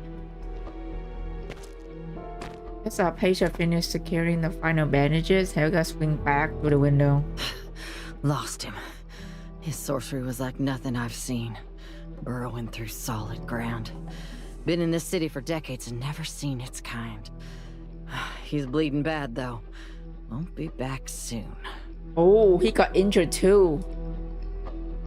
Her gaze instantly locked onto the scene. Two women bent over, fresh dressing. So? Assassin's gone, you're cut up, and our trap's sprung. What's the brilliant plan now? I had hoped this would give us some leverage against the Senate. A shame. Now they're back in the shadows, and we're exposed. Not the best time to make another move. Helga, I need you to get Hippa out of the city. Keep her safe. What? Fisher expressed tenses as she abruptly rises to her feet. No, absolutely not. You are injured, Miss Margaret. Miss Helga should stay with you more than ever. I can leave alone and find somewhere to hide. I've done it before. Think it's that simple? You're in the thick of it now, girl. Drop the high-minded act. Not nice of Russ, right? Dude, Russ trying to kill us. That's crazy. You've no idea the net they've cast. With that sad little disguise of yours, you'd be snatched up before you reached the gate. What then? Get dragged back to the Senate so Margaret here has to bleed for you again? Or maybe run headlong into that killer and finish his job for him? That's enough, Helga. Don't frighten her. Margaret takes a patient hand in her own, patting it softly in a gesture of comfort. We are comrades and friends. Protecting one another and getting hurt in the process is what that means. You need not worry about it, nor blame yourself for it. I suggested you leave only for your protection. But if you wish to stay, I will respect your choice. Then we think of another way. The Senate broke their word and sent a killer to my doorstep. I do not take that lightly. How dare they? They fucking sent an assassin to kill Margaret too because Margaret's come to save her patient. That is just wow. Can someone fucking nuke this guy? Like, just nuke the entire fucking Senate at this point because they literally like tried to kill both of them. Literally tried to kill both her patient and Margaret. That's just wow. After a moment of pensive silence, Hypatia lifted her head and turned her gaze toward the window. The answer lies with that underground assassin. The underground sorcery leaves a unique residue. I can trace it. If he will not return to us, I will go to him.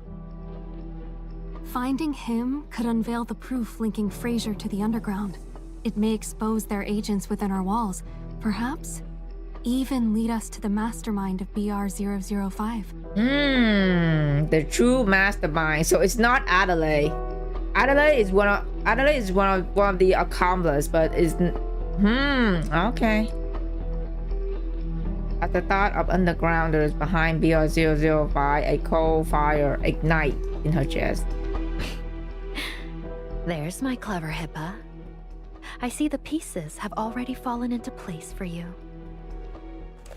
Across from her, Margaret snapped her fan shut with a soft click. A knowing smile played on her lips as she gestured towards Helga. An open invitation in her eyes. In that case, you'll require instruction from a professional on how to move unseen. Otherwise, with that sad little disguise of yours, the Senate would have you the moment you step outside. Don't you agree, Helga? Oh, she gonna let Helga teach her patient how to... Oh, this is going to be fun. The intention lasts only a second longer, then her patient stepped forward with resolve and offered Helga a deep, respectful bow. Miss Helga, I am aware of my deficiencies, but I wish to be of true help to Ms. Margaret. I would be grateful for your guidance. Well, Helga, you got a student now. Adelaide is too much of a loser to be mastermind. Yeah, he just Adelaide is just accomplice, you know. He's not really like the main bad guy that summoned the fucking black ring. All right then. Listen close, girl. I'm only saying this once. This glory belongs to the pack. Hey. Pursue. That shadow seemed to have revealed its identity and must be caught. It must be. Rust, is this you?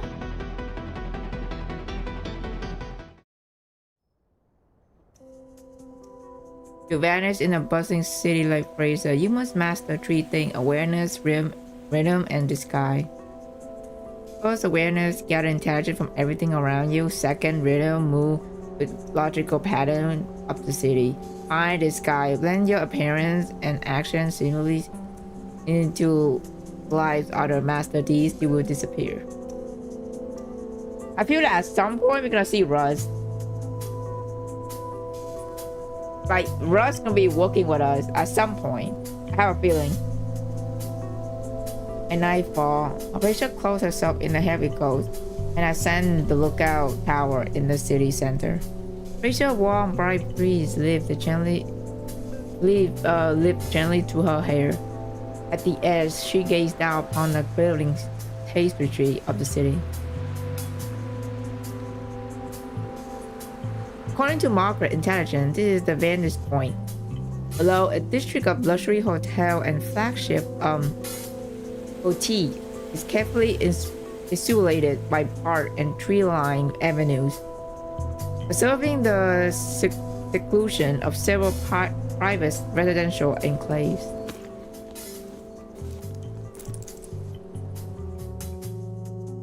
From a backpack, Hypatia retrieved a pair of binoculars and a small automatic drone fitted with detection gear.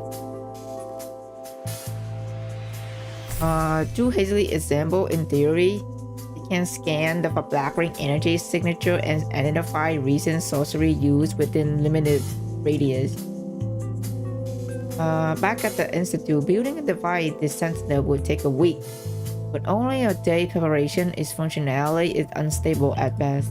Let's see. I hope it brings back the answer I need. Focusing her will, she channeled it into an autumn sectum. The device shivered, its metal shell flowing like liquid before it hovered in the air. Fly forward. After the command is entered, the autumn sectum's propellers spin to life.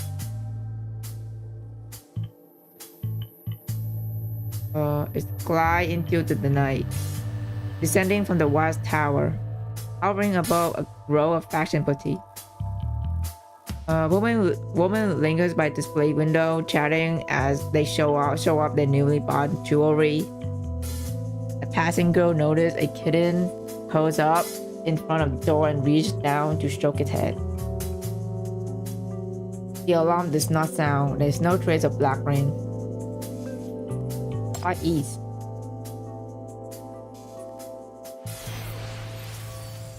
It's crossed two more streets and come to a stop above the Central Park. Noble stroll here with their children, savoring a moment of leisure. One young lord spot the drone and hurl a pebble at it. The drone nimbly slipped aside. Hey, why you fucking hurt the drone? No alarm. The wielder of Black Ring sorcery is not here.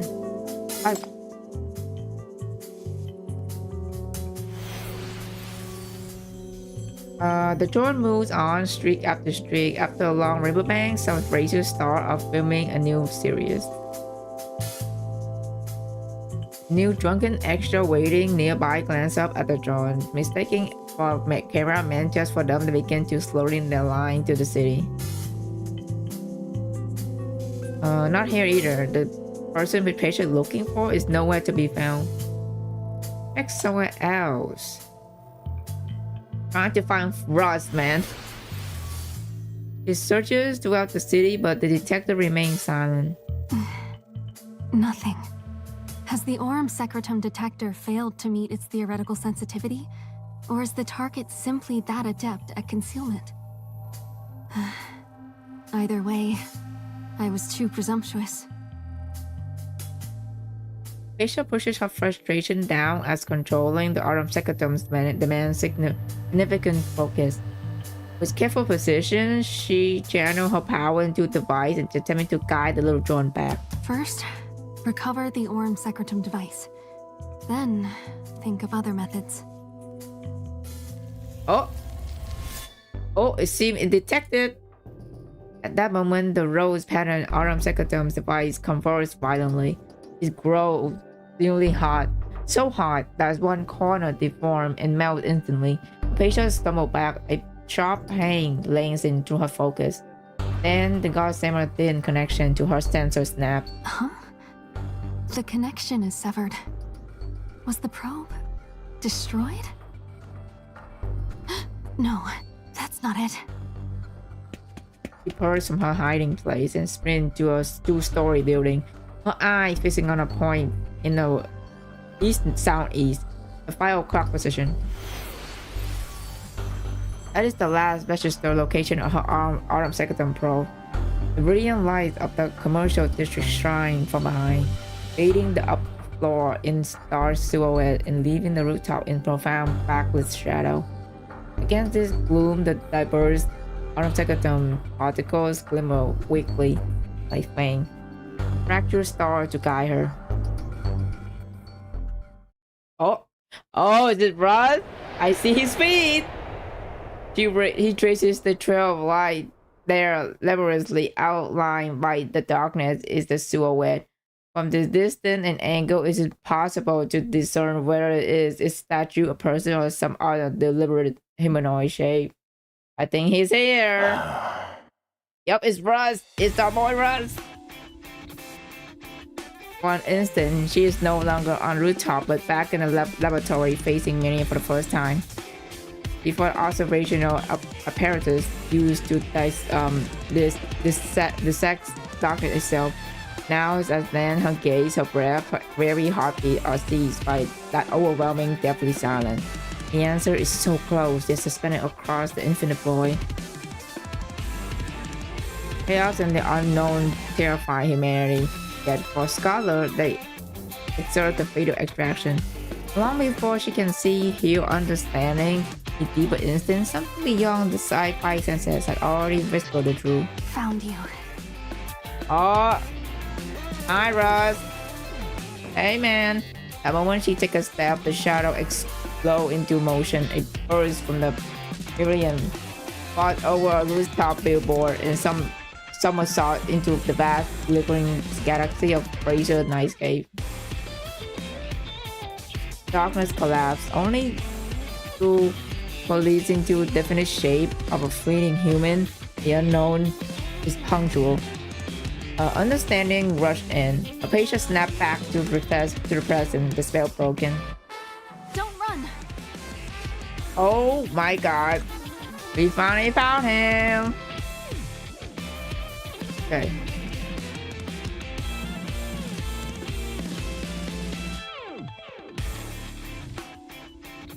So...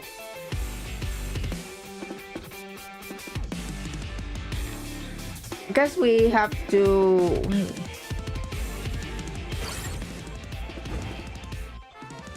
Okay, so we control Russ, right?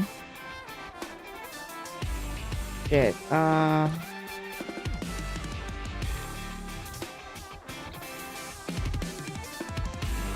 shit, what do I do? Hold on, let me restart. Cannot be moved.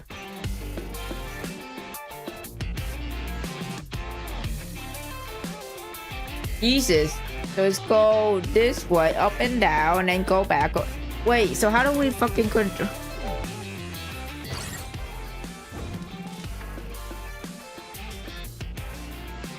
how do I control him though? Oh, drag him. God damn. Oh my god. Okay.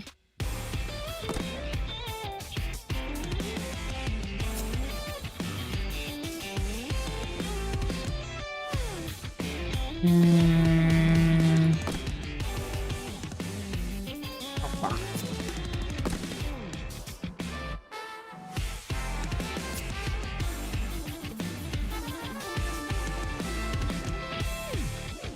Oh shit, I don't know where to. Oh shit. Oh my god, I'm so glad. Go up here.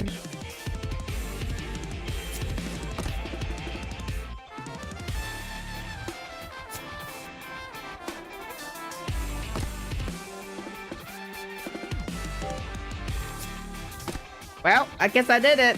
I don't know how the fuck I did that, but I did it. Hippo is huge here, yeah. Stop! Thanks to the Campbell's rigorous training regimen, Hypatia physical strength and endurance are by noble standard are quite respectable.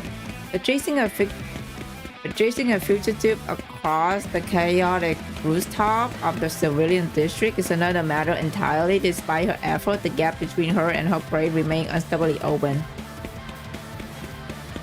The banished man, in contrast, moves with infuriating ease. He navigates shanty town alleyway and scramble path, using the terrain to obstruct her while casually tracking her position. Feels like right now, starting an innocent resident in their path easily forces the refined lady into a breathless party while running. He never dropped his guard. This noble researcher has already proven herself dangerously intelligent and nervously persistent. I said, stop! Oh, that's his new sprite! The man blind spot, another Autumn Secretary prototype into view. He abandoned the idea of destroying it this time.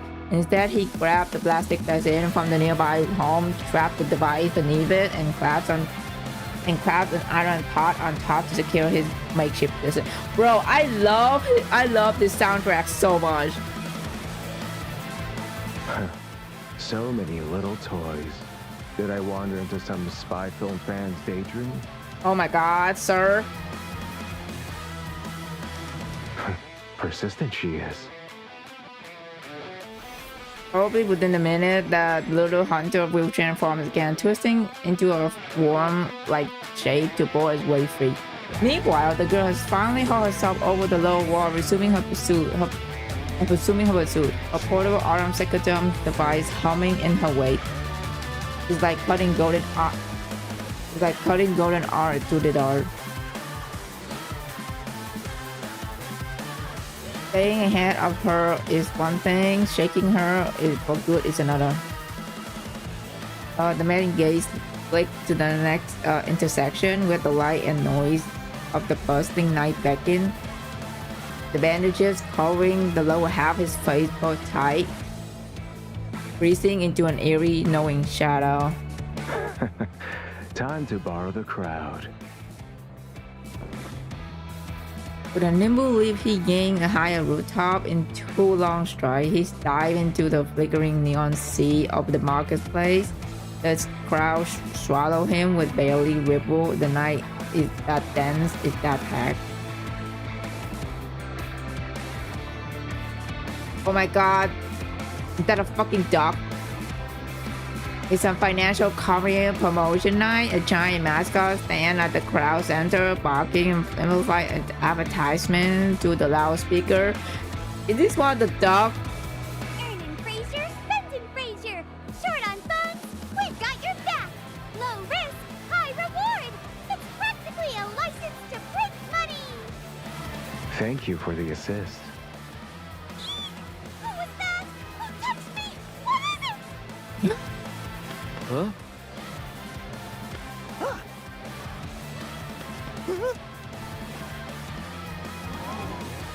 Without a cry rippled through the crowd, people turned wild after being mysteriously tapped on the shoulder, unable to spot the culprit. Unknowingly, they have some living chain, as if the night itself had taken the form of a fish darting through the human current. Wherever it has, an invisible urge compel a hand to reach out and tap the next stranger.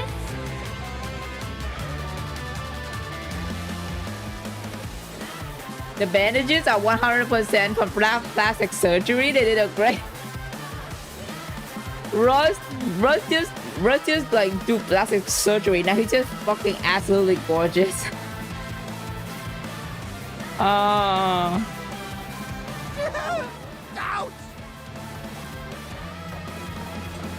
For no apparent reason, people suddenly pitch forward, toppling in a swift, grotesque domino effect as if orchestrated.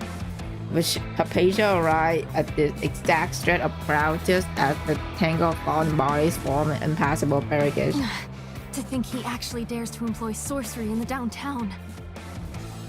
That vile undergrounder. I swear I will. Just as she tried to push forward in pursuit, her coat is abruptly tucked back. An elderly man had fallen to the ground, clutching his lower back against his hand, angling her arm as she struggled to call for help. Really bad. Oh no! Could someone help an old man up? Oh, my fragile arm. My back! But I... Oh god, it's the worst timing! I had the village vanishing into the chaos. Here's an old man lie helpless on the ground, second from being shambled. The picture is torn, but in the space of a heartbeat, a choice made. She yields as she always must, to the ancient instinct carving to her soul and written in her blood. I will not abandon you. Here, take my arm. It is not safe here. I will help you to the side of the road. Careful. Thank you, dear child. Bless your kind heart. Norman leaning heavily on her arm, the progress towards the roadside is slow, halting shovel. Her patient struggled to maintain focus, her control over the distant autumn secretary probe flickering. With every force powers, the thought cuddles. Our enemy could be a mile away now. His lead stretching with each second she spent here.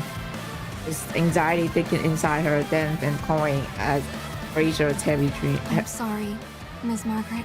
This heavy dream? I cannot simply abandon them. Heavy cream. I will see this elder to safety. Then I will catch up to that undergrounder.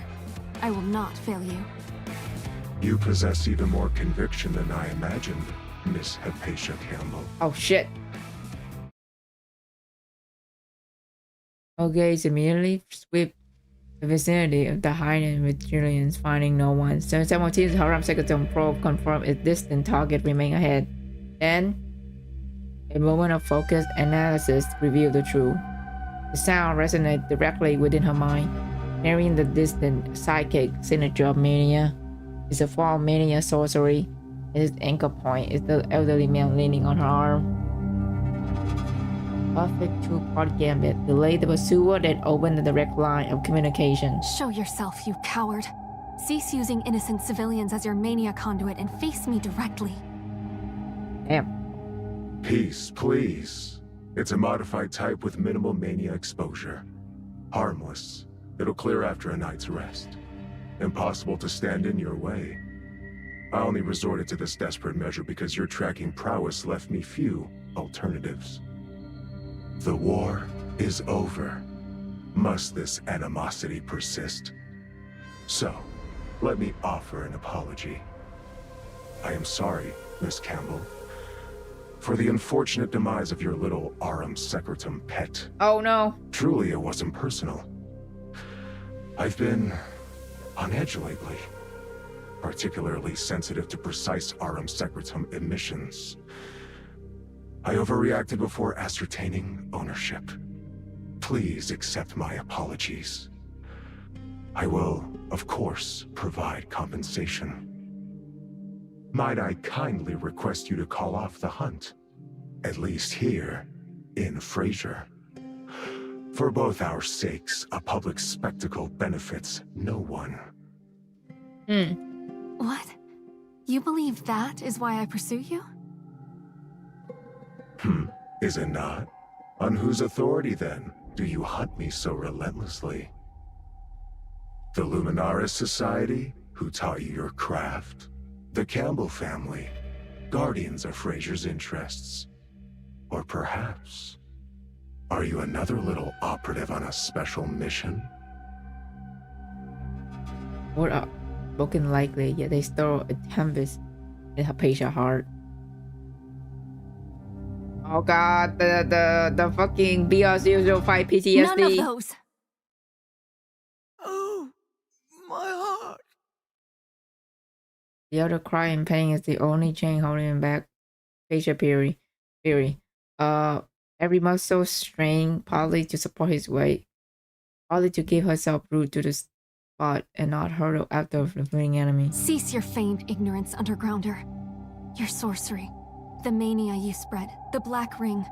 I have seen your crimes with my own eyes. The scars you left upon this land are etched in my memory. So many were led to ruin by your kind.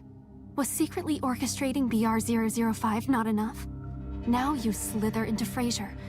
What discord do you seek to sow here? Was your assault on Margaret meant to shatter our peace? To rekindle the war? I act on no one's orders. I take no one's side. I act for all those you have broken. To expose you. To end you. I will no longer stand by while you wreak your havoc. A champion for the suffering masses, is it? I see now. Such a righteous, pure-hearted soul. Precisely why you should step back now, before the mire claims you too. Tell you what, I'll withdraw the sorcery now. I'll even swear a solemn oath to sever ties with all those unsavory associates. No more trouble for me. And you. Don't fixate on catching me. Don't rush to settle scores with the underground. If you truly wish to aid the people of the Farlands, there's a better path available to you now. See this man to safety, then go home. To truly help, start with what is before you. And keep yourself safe. Frazier is unsettled. Good souls like you should be wary. Don't wander too deep. Don't stay out too late. It's perilous. Learn to look after yourself first, as I have. Understood? What are you saying? The more we talk, the firmer your resolve becomes. So, threat neutralized. Long live peace. Farewell. Wait! Being resonant in her mind shattered, her hearing snapped back into ordinary them of the city as around her. Mania puppeteer people begin to stir. They rise slowly, murmuring in confusion, and are so back into this buzzing cloud. Meaning is unmistakable. He has severed the link. He is gone. Young lady, are you quite all right? You seem pale. I am well. Please forgive my distraction. This way. Mind your step. Are these your family? I'm relieved. Think nothing of it. It was my duty. I must attend to other matters now. Please excuse my lack of a proper introduction. I wish you and your family safety and happiness. Goodbye. Dash away like the wind, making her way to higher ground. Crowd below turned with normalcy, oblivious. Autumn second probe, talk is lost, settled on her wrist, to her wrist. Frantic, she sweeps her gaze across the scene. She spotted commotion and launches the probe towards it, then pivot herself to intercept a second suspicious movement.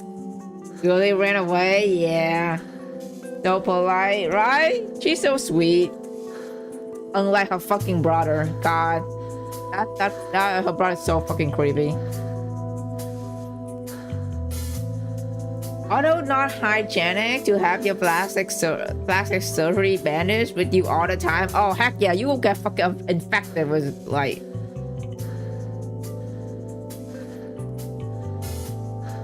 We did read that? Oh yeah, on a browsing tree, Sky stairs. On the building street, no alarm sound, no answers calm. Every face seemed to hold the ghost of memories. They saw something, and they moved through the night as if it were utterly ordinary. Just another unremarkable evening in a string of thousands. Oh my, where did he go? A compass? Did I walk into a draft? Or is he in trouble himself? His extreme reaction to the arm attempt device detecting the black ring residue. That's what gave him away. It was visceral, offensive. No malice in the crowd sorcery. During his escape, he embedded and never attacked. He swore his cut tie. So why the midnight attack? Who is he acting for now? Mid thought a dangerous line of silver flickers at the edge of her vision. She stopped there. The attack was back where she'd just been. The attacker stand revealed on the distant hotel rooftop a figure in a ditch black clothes, face swabbed and bandaged with only a pair of fierce blood red visible eye. Uh-oh. Who are you? The assassin clad in black spread his hand. From his fingertip, the silent, corrupted flame of underground sorcery ignite, begin to devour bandages that mask his face. Are you looking for me? The runaway. Campbell. Hypatia Campbell. Perfect. I will bring you back, alive or otherwise. Oh shit. That's not good. Light and shadow. Where the light treads, shadow follow. They don't always contradict each other, just exist in a different way. Oh dear. Stop fighting. At least not here. A second I thought it was Russ, right? I thought it was Russ too. I guess it did just phrase assassin.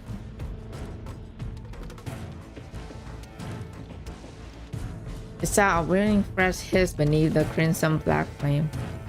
In the light, the patient see the dagger, the one that not long ago had missed her neck by half an inch. Wait, so this is not Russ. So Russ is probably not the one that tried to kill us from like that night, I believe. If her memory serves her right.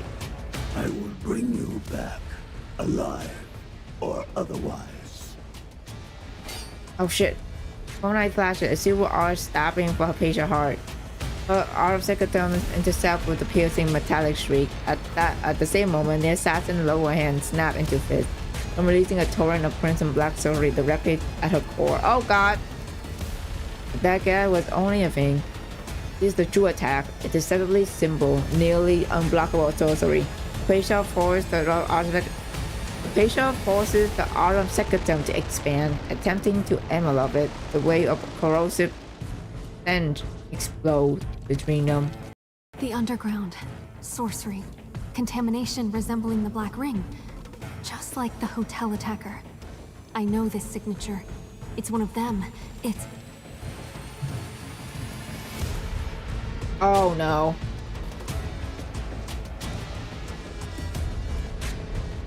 The image of Crimson Mark in Adelaide's hand flashes to her mind. She remembers his desperate battle with sorcery against the Autumn Secretary warrior, back when this power was new to him, and she remembers the terrible price each activation demanded. Could it be him? No. More likely an associate. I was careless. But it's manageable. I can handle this. Right. I know this power. Facia sidestepped the dagger, refusing to harden the Autumn Secretary into a shield. Instead, she wielded its liquid, holding the golden substance into her palm. Every physical strike is a thing. Each sorceress cast but demand a cooldown. Her only chance is to seal the casting's flesh before sorcery activated. She bait an opening and sees it. Her hands snake out, slamming it over this assassin lap just as it tends to cast the sorcery. Her secretary responds instantly, going from her palm to engulf the unborn sorcery. It stands sealed and hardened into a transparent, fuel-like prison. Within, the gathered crimson energy rots into inert blackness and extinguishes. Triumph surges to Hypatia. She half tempted to control a team of tiny appalling secretary figurine just to celebrate. Target uncontrollable. Then we shall know.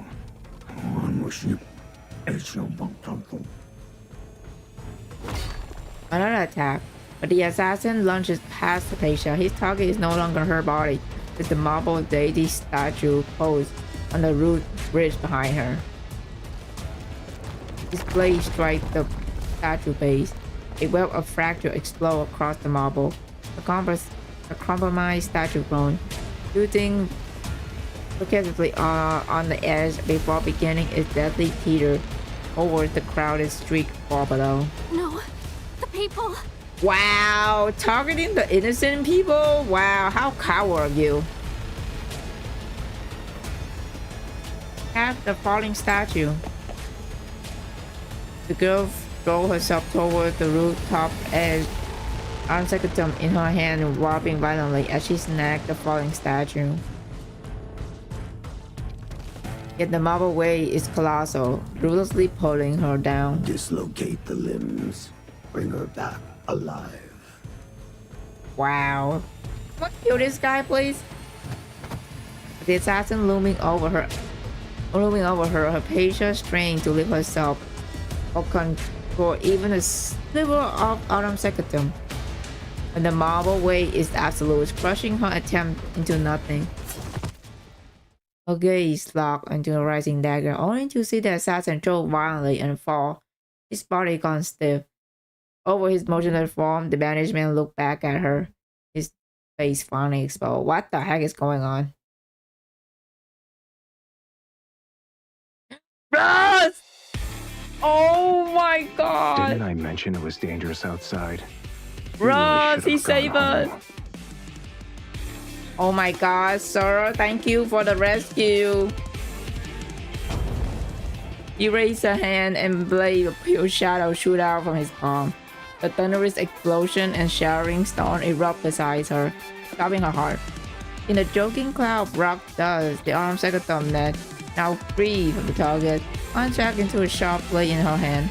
He has time for one desperate strike before he's closing. Oh my god, look at him! Sir?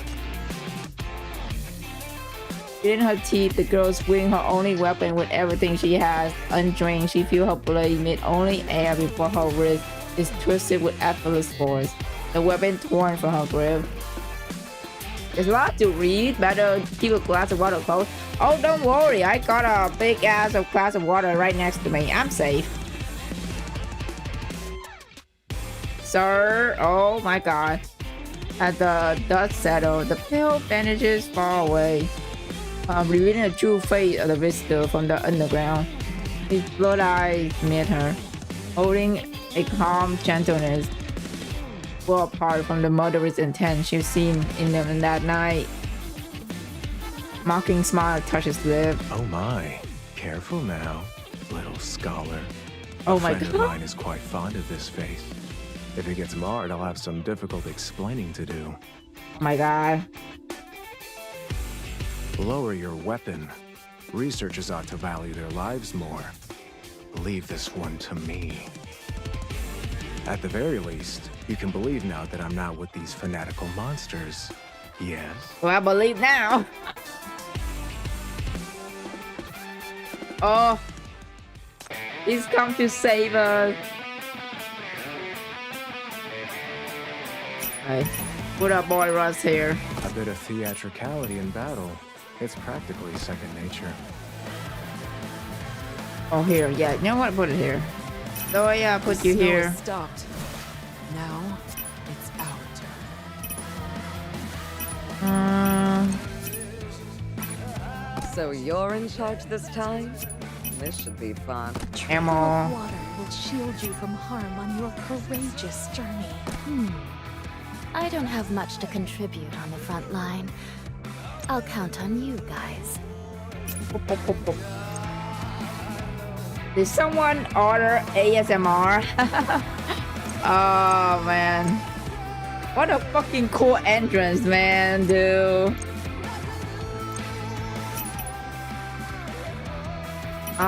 You know what? What should I be Here, just in case, just in case. If we lost, I'll just move the I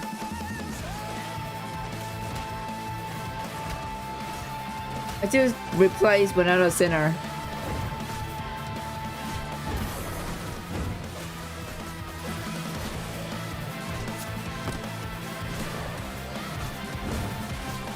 Oh god.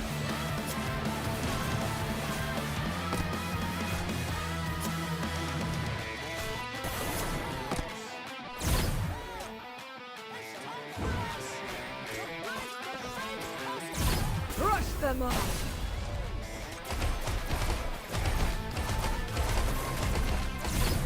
Flow shall the springs. Hear thy confluence.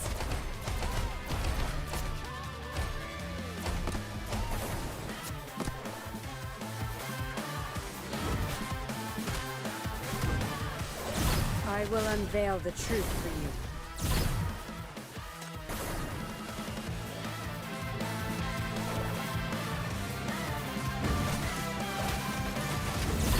Too spicy. Quiet.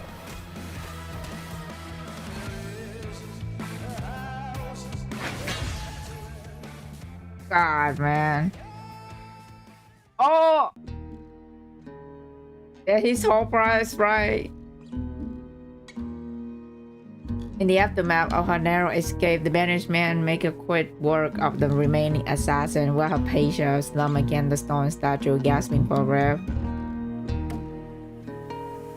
The man, however, seemed utterly unruffled.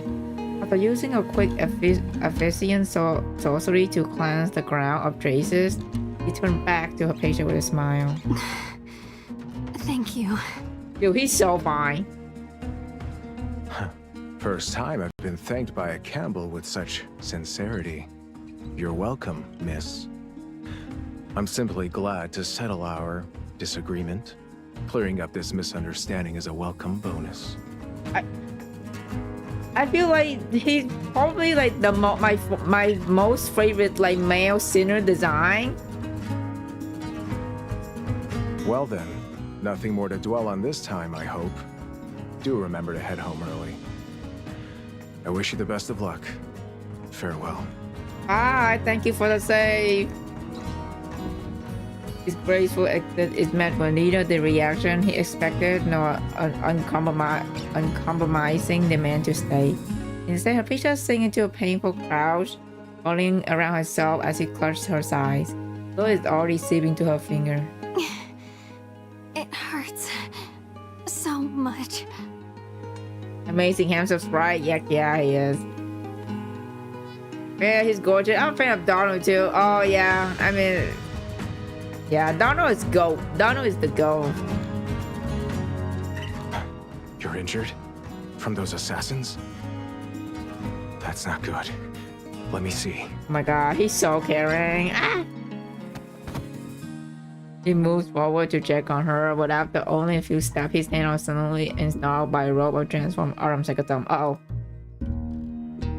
Rachel looked up, her face still pale from blood loss, but her eyes are now clear of any pain or holding any cool, deliberate focus.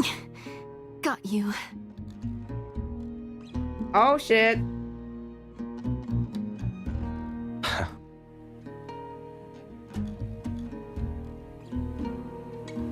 A few seconds, they simply stare. And Russ's expression cracked, and he threw his head back with a laugh with pure admiration. Oh my god. I take back my earlier statement. Never releasing your prey one-sided, even leveraging your own wounds.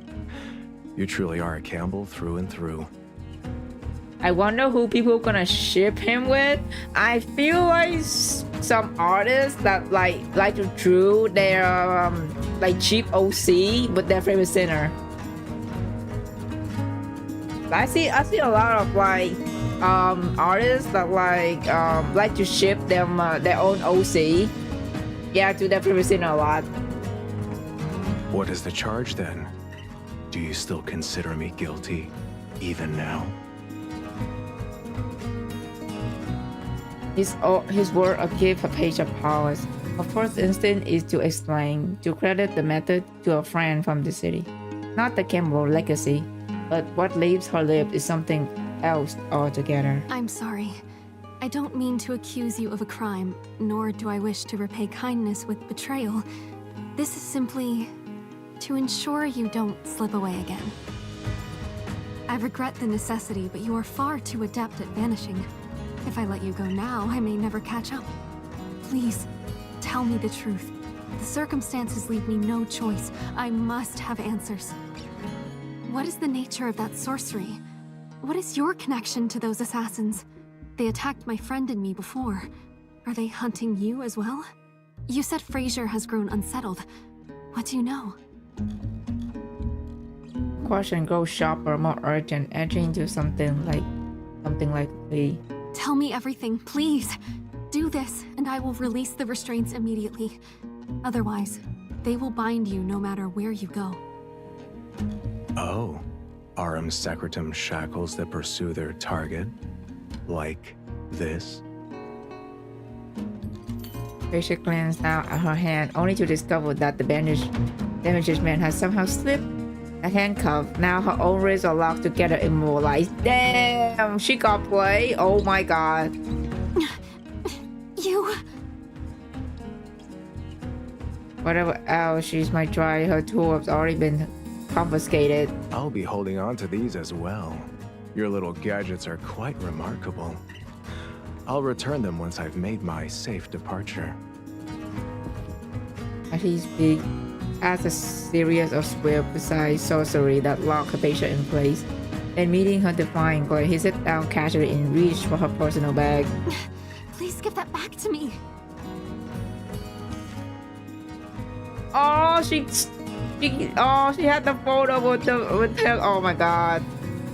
Draw a palm-sized photograph in it. Her patient and showed his shoulder to a girl whose hair color violet. The blazing sunset, a fear of painting the sky behind them.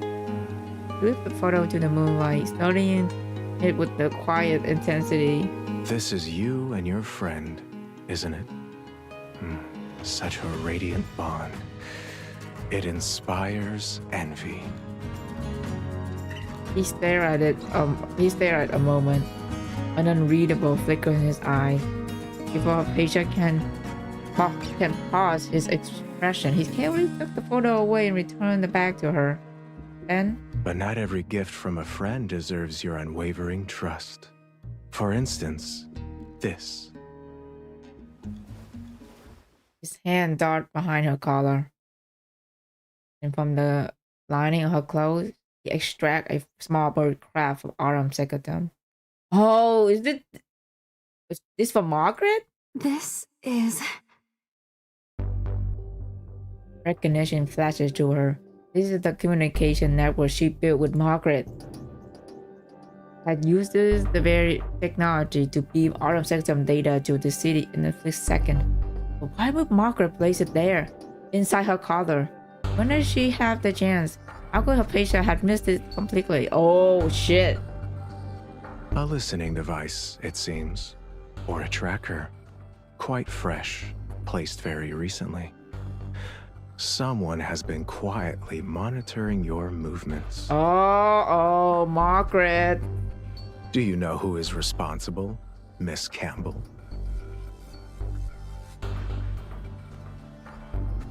You know, the name sit on her tongue, but after the faltering breath, she swallowed it and chose silence. Unwilling to say? It must be another friend of yours. You refuse to betray a friend. How commendable. I imagine this is the same friend who sent you to find me. You trust her so completely, risking your life on her behalf. But what has she truly offered you in return? For instance, even basic honesty? Damn. When she placed this little tracker on you and sent you into danger, was she being honest with you then? Wow, reading her to the ground. Jesus Christ. Please don't speak of her that way. She... Just then, the small began to vibrate. Uh-oh. That will be enough, sir. Please refrain from that divisive rhetoric. The girl before you has already endured harsh trials. What she needs now is assurance, not to be pushed into an abyss of doubt and fear. At the very least, I value her trust and am deeply concerned for her safety. It's good before you already endured trial. What the heck? Wait, don't tell me. Are you fucking testing her the entire time? I believe I still hold some credibility with you. Do I not?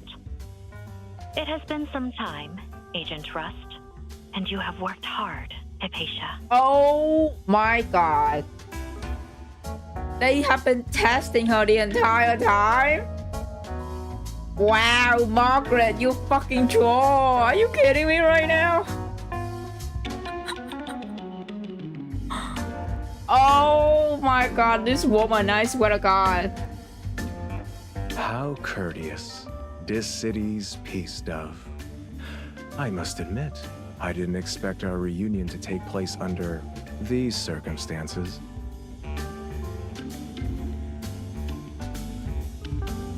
The trade bard remarked like an old sparring partner. There was sparking in the space between them. A patient watched from the sideline, utterly bewildered. Dude, poor girl. She just got played again, bro. That's... You two know each other? But Ms. Margaret clearly stated he was from the underground, that he was... What is truly happening here? I am sorry, Hypatia. Had I not got you baited hard. You would have insisted on remaining by my side to protect me. You have always been such a noble-hearted soul. But I wanted you away from that perilous situation more than anything. Only the premise of neutralizing the assassin completely would compel you to leave my side, would it not? I hope you can forgive my small deception. Now, let me correct the record. The man before you is not a hound of the underground. On the contrary, he was once an intelligence officer of this city, a distinguished agent of the 9th Agency, and a formidable soldier both despised and feared by the underground. A legendary operative, codenamed Rust. Yup, the legend himself. Also, forgot to mention, he also helped Zoya. Like at the end of chapter 13, he literally working with, like he helped like Zoya a little bit. But yeah, that's it. Yep, the man, the legend himself. Now, the reliable Agent Rust will escort you out of Fraser City to a place of greater safety. This will finally allow me to set my mind at ease.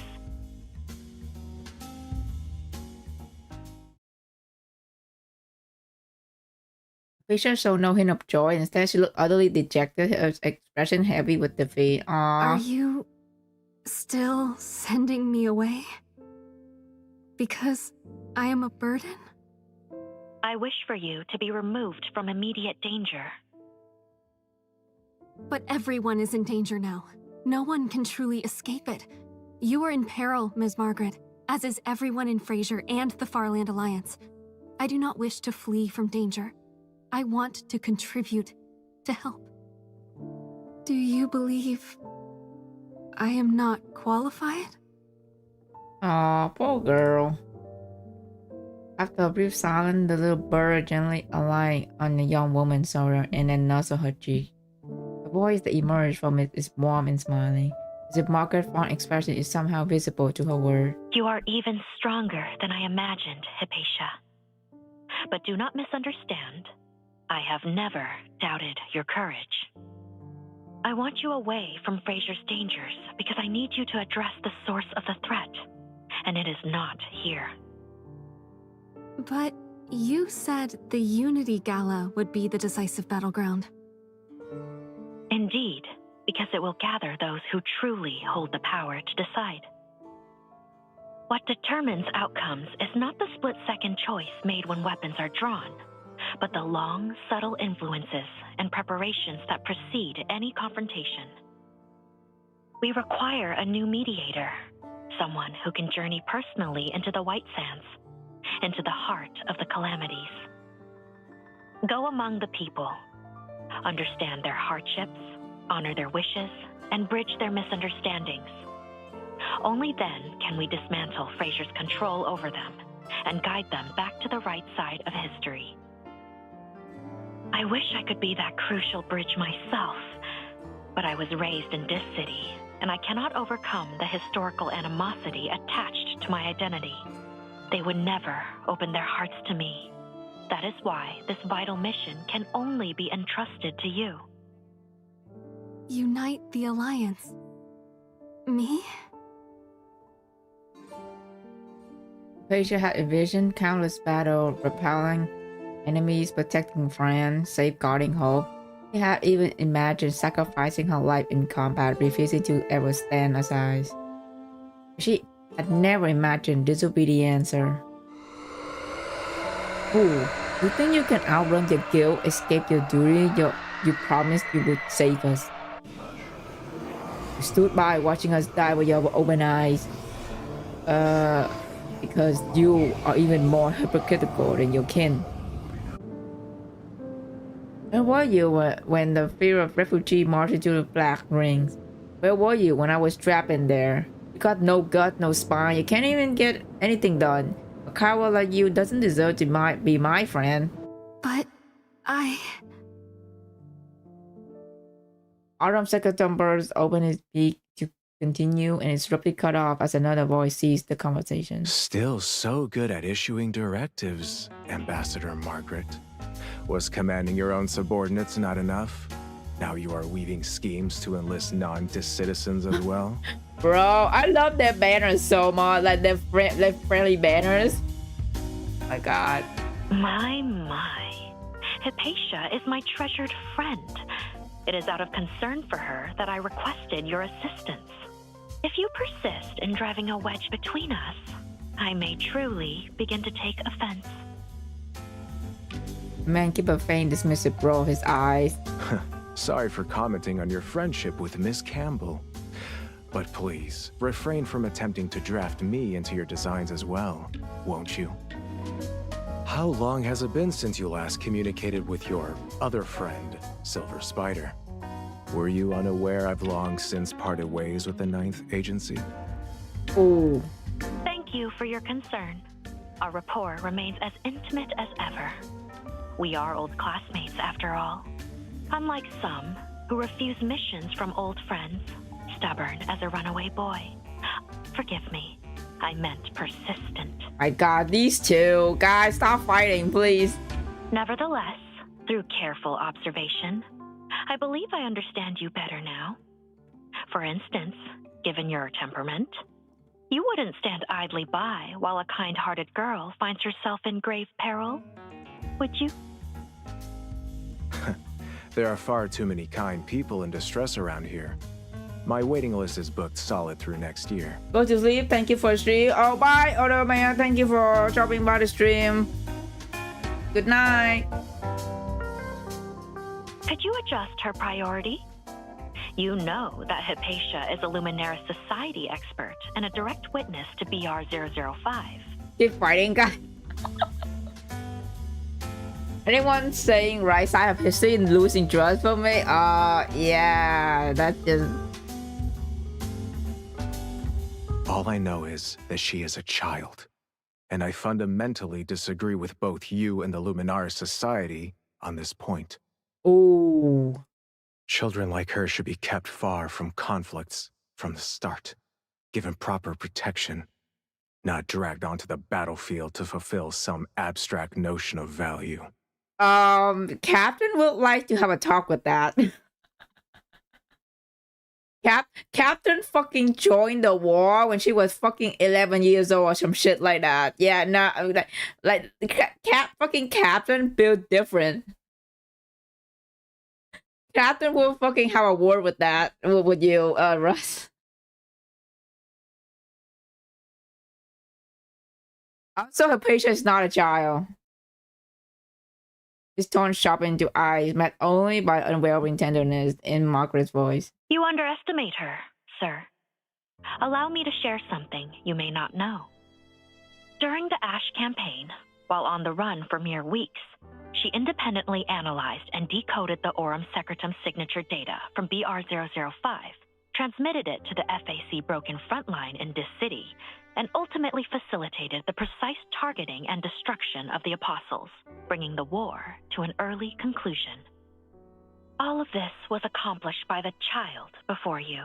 Ooh. Even outside the Luminaris Society, she remains a peerless scholarly talent, rivaling the frontline researchers of the Ring Research Institute. Oh, talk your shit, Margaret. Defending a girl. Now, will you still maintain that condescending view, looking down on Hypatia as a mere child? On the path you yourself are desperately seeking, she may have already run ahead, closer than you to the answer you desire. Do you not wish to see for yourself?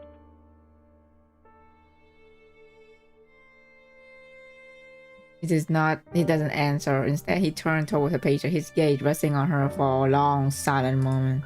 You're right. My apologies, Researcher Campbell.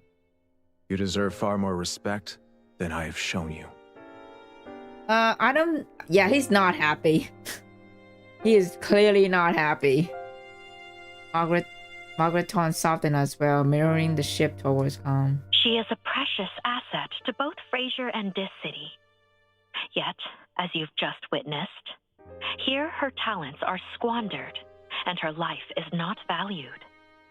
That, I believe, is the true tragedy. I believe we both wish to see what she could truly achieve if allowed to flourish.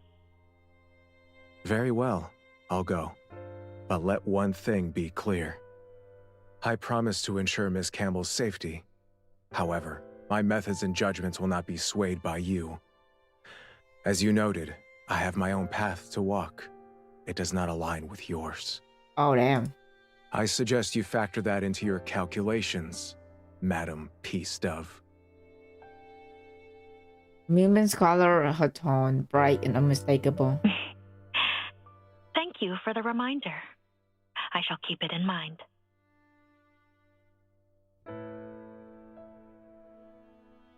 Hypatia, I know the shadows of BR-005 still linger within you.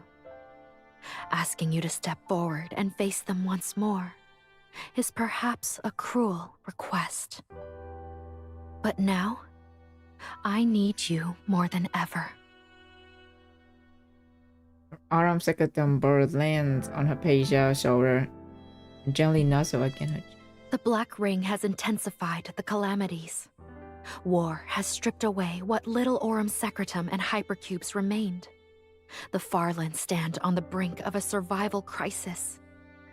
And yet, even now, Frasier continues to manipulate and exploit their desperation. They know that those who have lost everything are the most susceptible. That people cornered by despair are the easiest to control. Even a false hope becomes a precious treasure when it's all you have left. Vision of fear invade her mind. The memory strike Hypatia's heart with a physical ache. Use your brilliance and your sincerity to cut through the fog for them.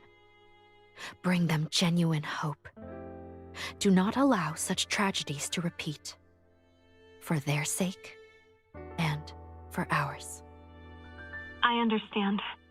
If this concerns the future of the Alliance and the survival of all, I will give it my all. Good. I'll spare you any more lengthy exhortations.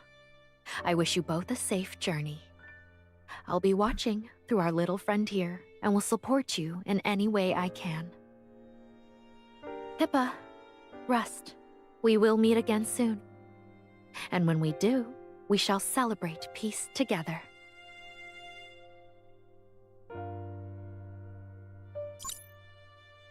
The pharaoh, given the display in the air, winks out. Fallen, journey to the fallen, clear up misunderstanding, and become a bridge for peace. The picture turned the world over in her mind. She felt that way, paused to which she would gladly dedicate herself. But can this idea truly be realized? This man standing before her, will he help her make them a reality? Then, let's tend to your wounds promptly, and we set out afterward. Your mission will not be simple. We must make thorough preparations. Oh shit, Russ going with us, nice. Yes. Oh, wait. Aisha gathered herself. With deliberate grace, she took a step back and performed a deep, formal cursing. Thank you for your generosity. I place myself in your care for the journey to the Farlands. Think nothing of it. We will be relying on each other. With a smile, Russ extended his hand to a pager. He hesitated for a moment, then finally take it. Thank you. My work here is done. Damn, now we go. Now Russ going with us. Cool.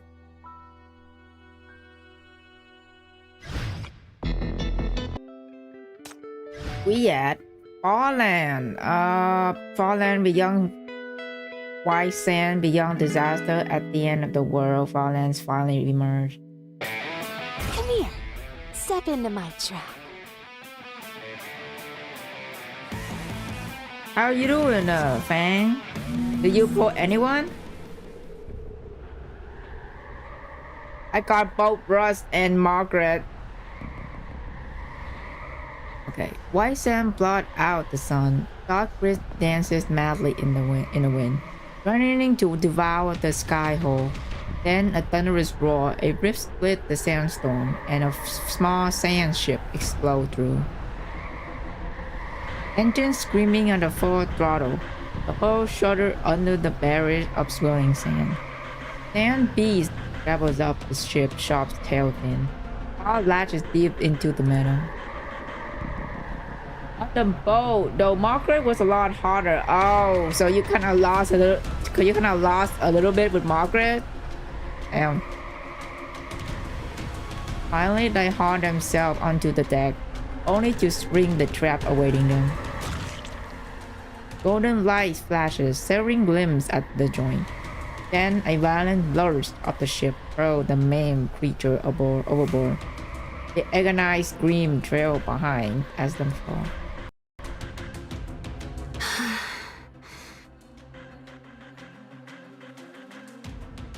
That's the 9th wave since dawn. Still holding together, Miss Campbell? I lost a lot with her. Oh. I am managing. I only hope your navigation hasn't led us astray. Can we truly reach the Farlands region you mentioned before nightfall? I pray for you when the cat eyes collab come, because oh yeah, that's gonna be a lot.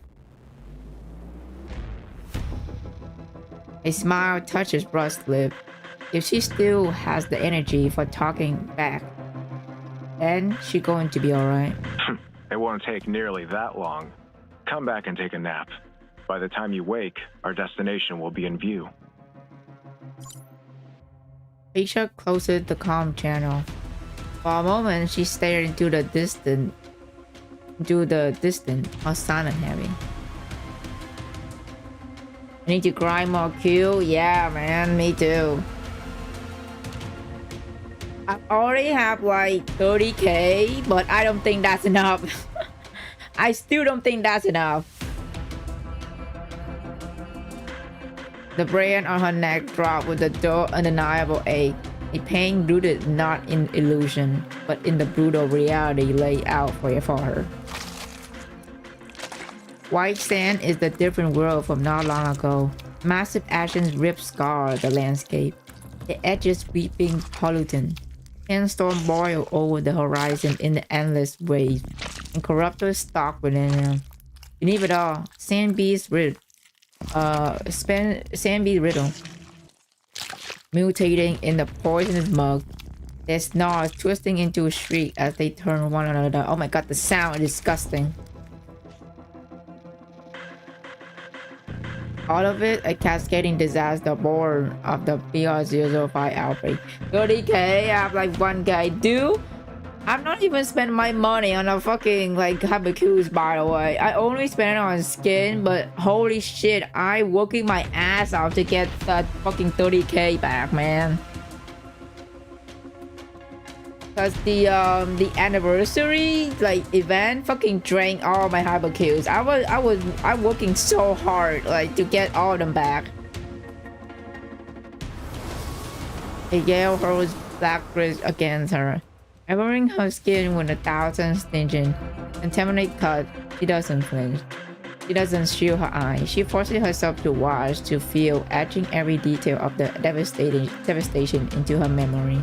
This is your responsibility, Hypatia. Fucking Augusta, dude. Yeah, I lost all my hypercube to getting like, was it X2? No. Yeah, X3 actually. X3 Augustus. Never forget.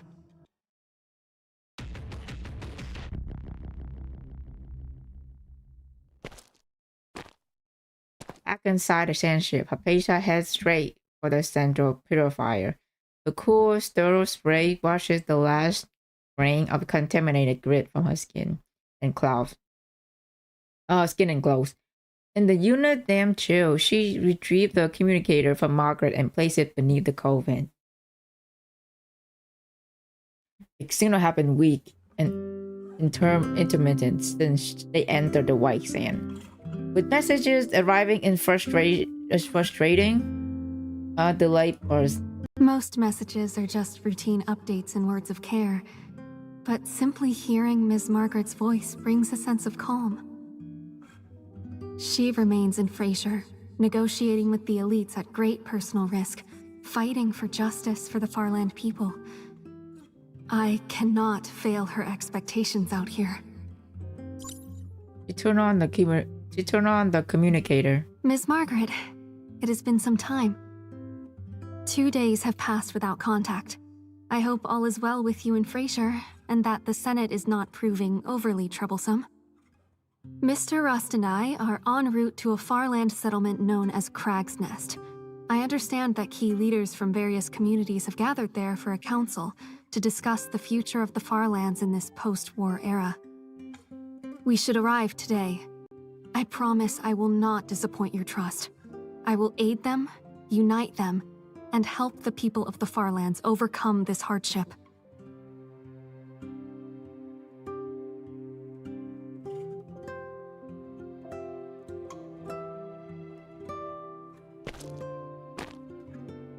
The whole time in the cleansing room, Hypatia returned to the cabin and find him at once.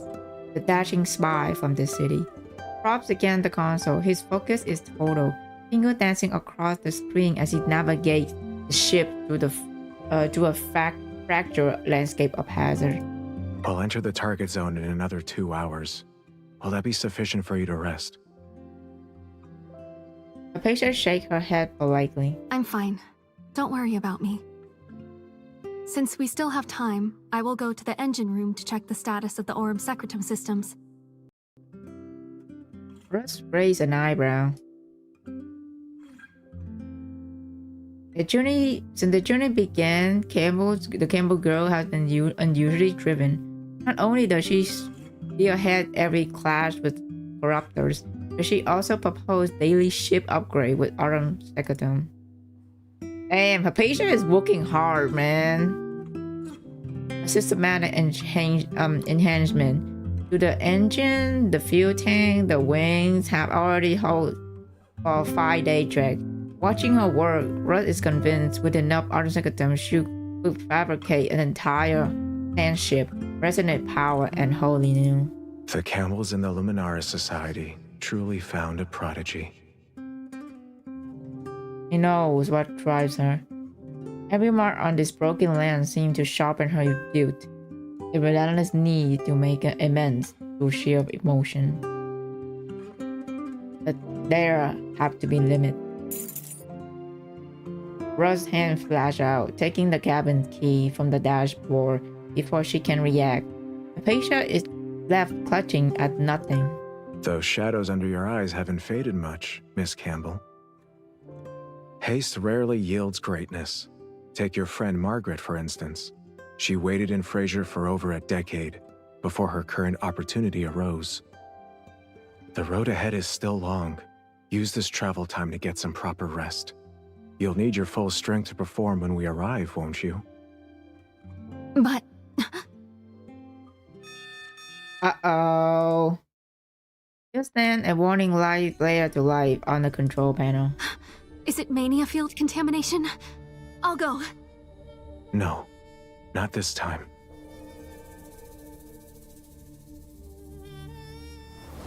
On the horizon, a massive black sandstorm raged toward the northwest. A towering wall of shadow churned with clouds of mania darker than pitch, and the sand within screamed with a sound like a torture voices. This scene of devastation is all too familiar. Tide of ashes. But that direction is... That's the path we need to traverse to reach our destination. It seems our timing is impeccable. Rose tosses the sand ship safety harness to Hypatia. Hold on tight. You really don't want to be thrown from the ship.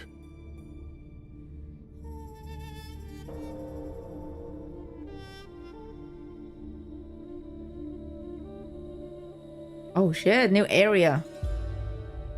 West of White Sand, the land dipped into a valley, a final barrier between the sand sea and sprawling farmlands.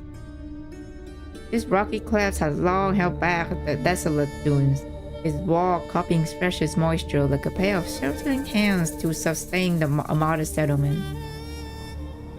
Now is a breach point, endless dark cloud born on the storm, has smothering the entire pass. Through the narrow gap, a tile of contamination twisted stand beast all forward.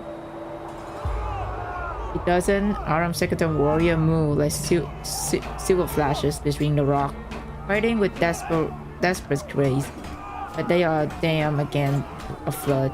All folks and kids, fall back! Everyone who can fight, move up! Support Rael and the others! Don't let those bastards breach the line! Oh, who is this? She look like fucking August from Reverse 1999. Oh, let me move my turn off my dude. He looks like August from fucking Reverse 1999. Holy shit. Grab anything that can be used as a weapon and fight! Fuck! Why now of all times? Oh my god. Literally look exactly like her, bro. That's crazy.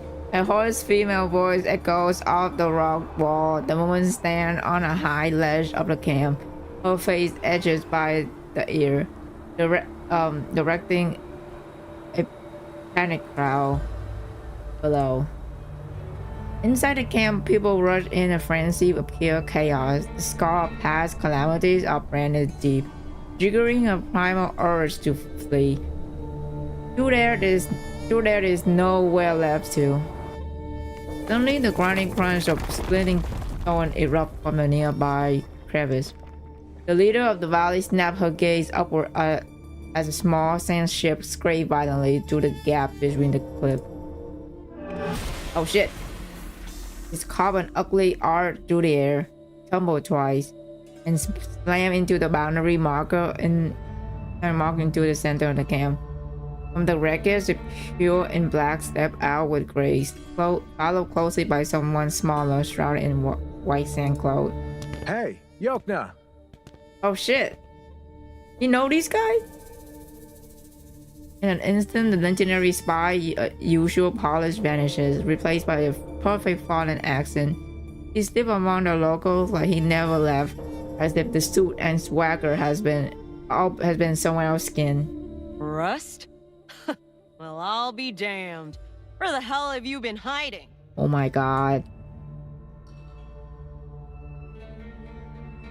Would have been funny if she had the fucking Texas accent, just like August.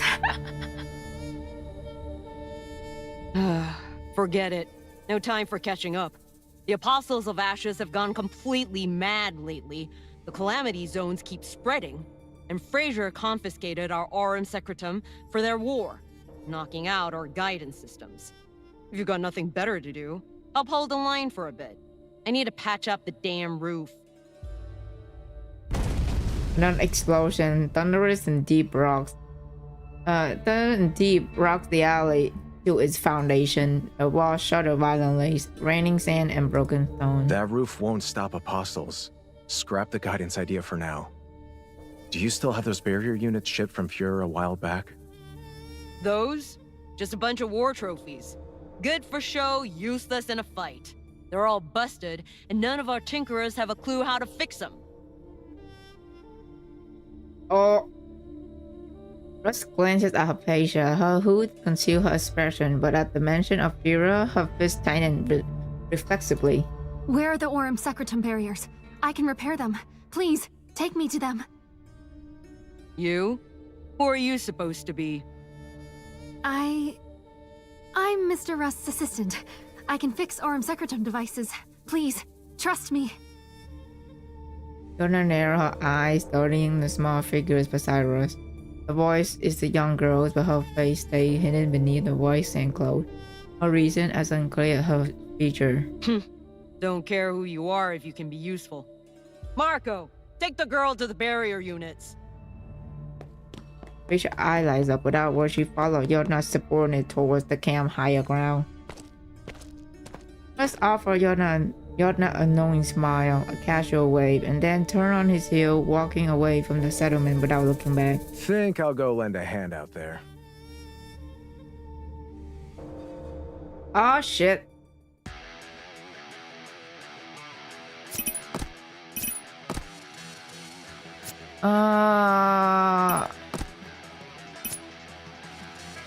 Yeah.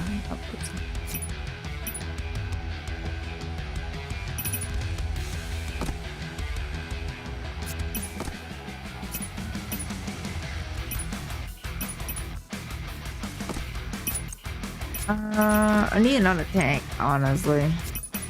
Firewall debugging completed. And You're under protection now. What should I be fighting for?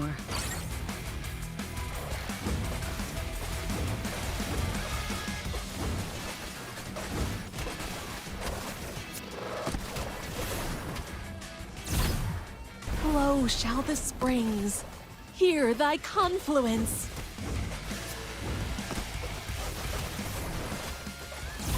Oh god. Too noisy. D-Matrix, activate. Oh shit. Hold still, my friend. I will unveil the truth for you. D-Matrix, activate. Flow shall the springs. Hear thy confluence. Oh my god. Too noisy. Quiet. Crush them all. Augustus. D-Matrix, activate. In trouble? Bring Augustus. D-Matrix, activate.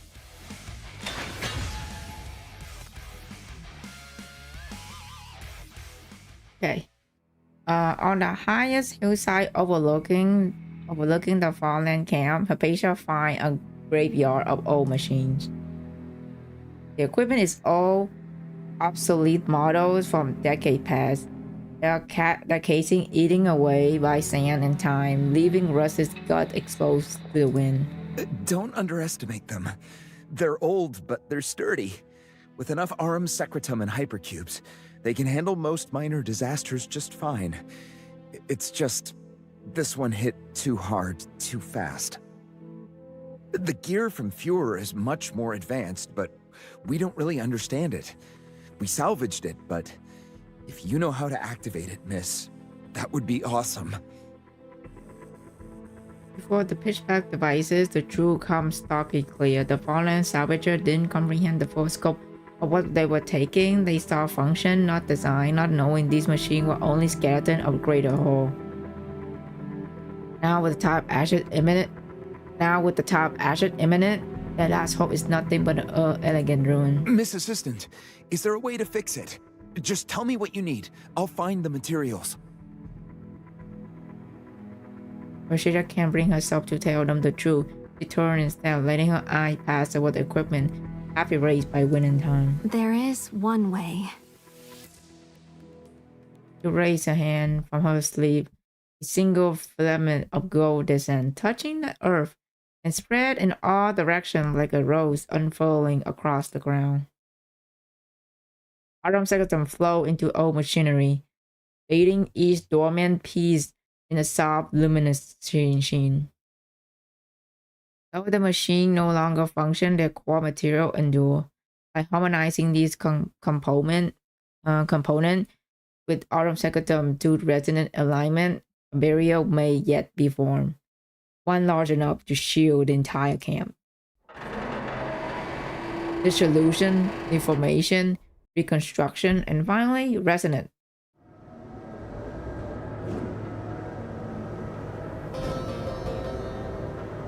A slow gathering hum swelled into a sky-shaking roar as a nearly idyllic pile of guardian machinery shuddered back to life. A stream of golden light surged through the long dormant conduit, weaving into radiant bands overhead, knit together into a vast shimmering dome that envelopes the entire settlement. Even through the battered roof, the storm howled far completely silent. Below, those caught in panic slowed to a halt. They stared upward, awestruck by the golden canopy. They feared, for a moment forgotten. This is a miracle. How did she? It was all beyond repair. But... The stunned silence hung in the air, then shattered into a roaring cheer. The crowd surged towards the platform, voices rising in a tumult of awe and gratitude for her patient miracle. No, it's not like that. I don't have any special power. This is just RM secretome technology, that's all. I merely... She shook her head, her gaze flickering nervously across the faces watching her. Oh my god, Russ. It looks so fine. Russ stands amid the crowd, yet feel worlds apart. Ash does his shoulder, drifting from him like silent snow. His gaze dropped, then lifted again, deliberately casual, as if nothing helped his eye. A faint smile touches his lip, and he melted back into the throne.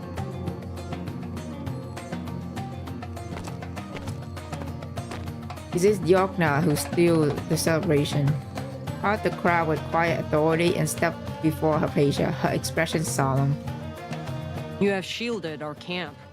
Honored guest, what is your name? My name is...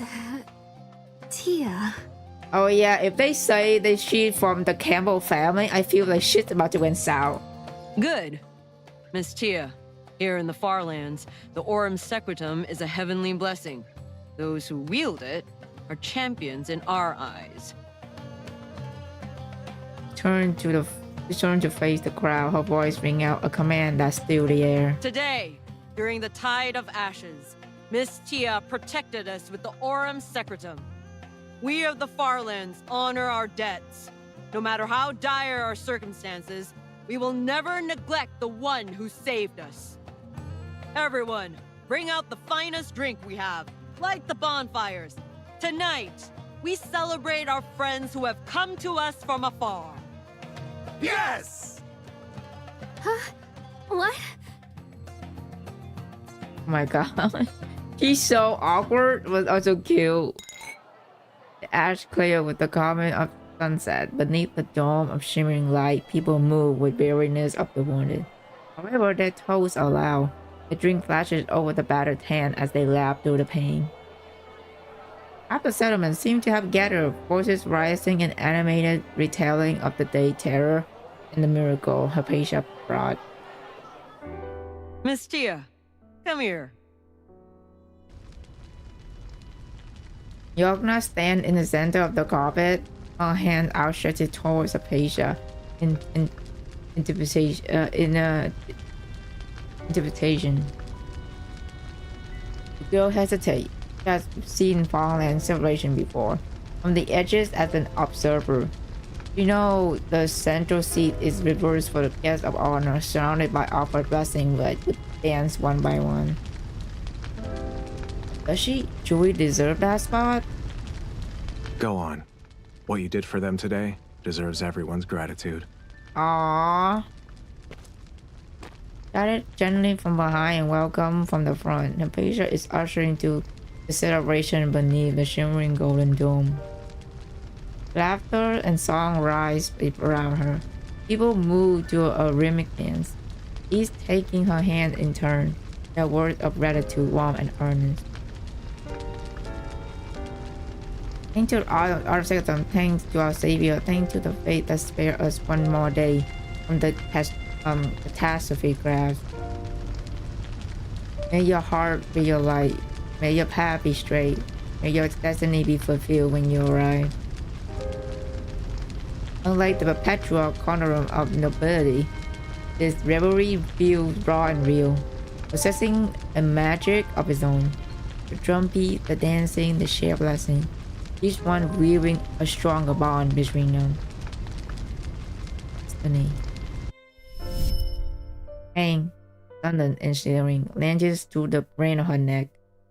A cruel reminder, it scorches away any sense of order. Still, sharp and suffocating, rising in her throat. Through the heart-piercing pain, she clutches the communicator on her chest. A gentle white light kindles within it, keeping warm into her ribs, quieting the fire in her skin, easing the weight of her lungs. My power cannot remove it completely, Ew, but Margaret. it can alleviate its flare-ups to some extent. To eliminate it entirely will require time and your own willpower. Dude, this fucking bath scene with Margaret is crazy. It was wild. Like, damn. Thank you, Miss Margaret. Patients keep a hand pressed to her chest at the burning fate. Around her, the celebration continues. With faces glowing like embers in the bonfire light. What's wrong? Did someone offend you? Or are you feeling unwell? No, it's just... I'm touched. I don't feel I've done anything remarkable, yet you all honor me, so...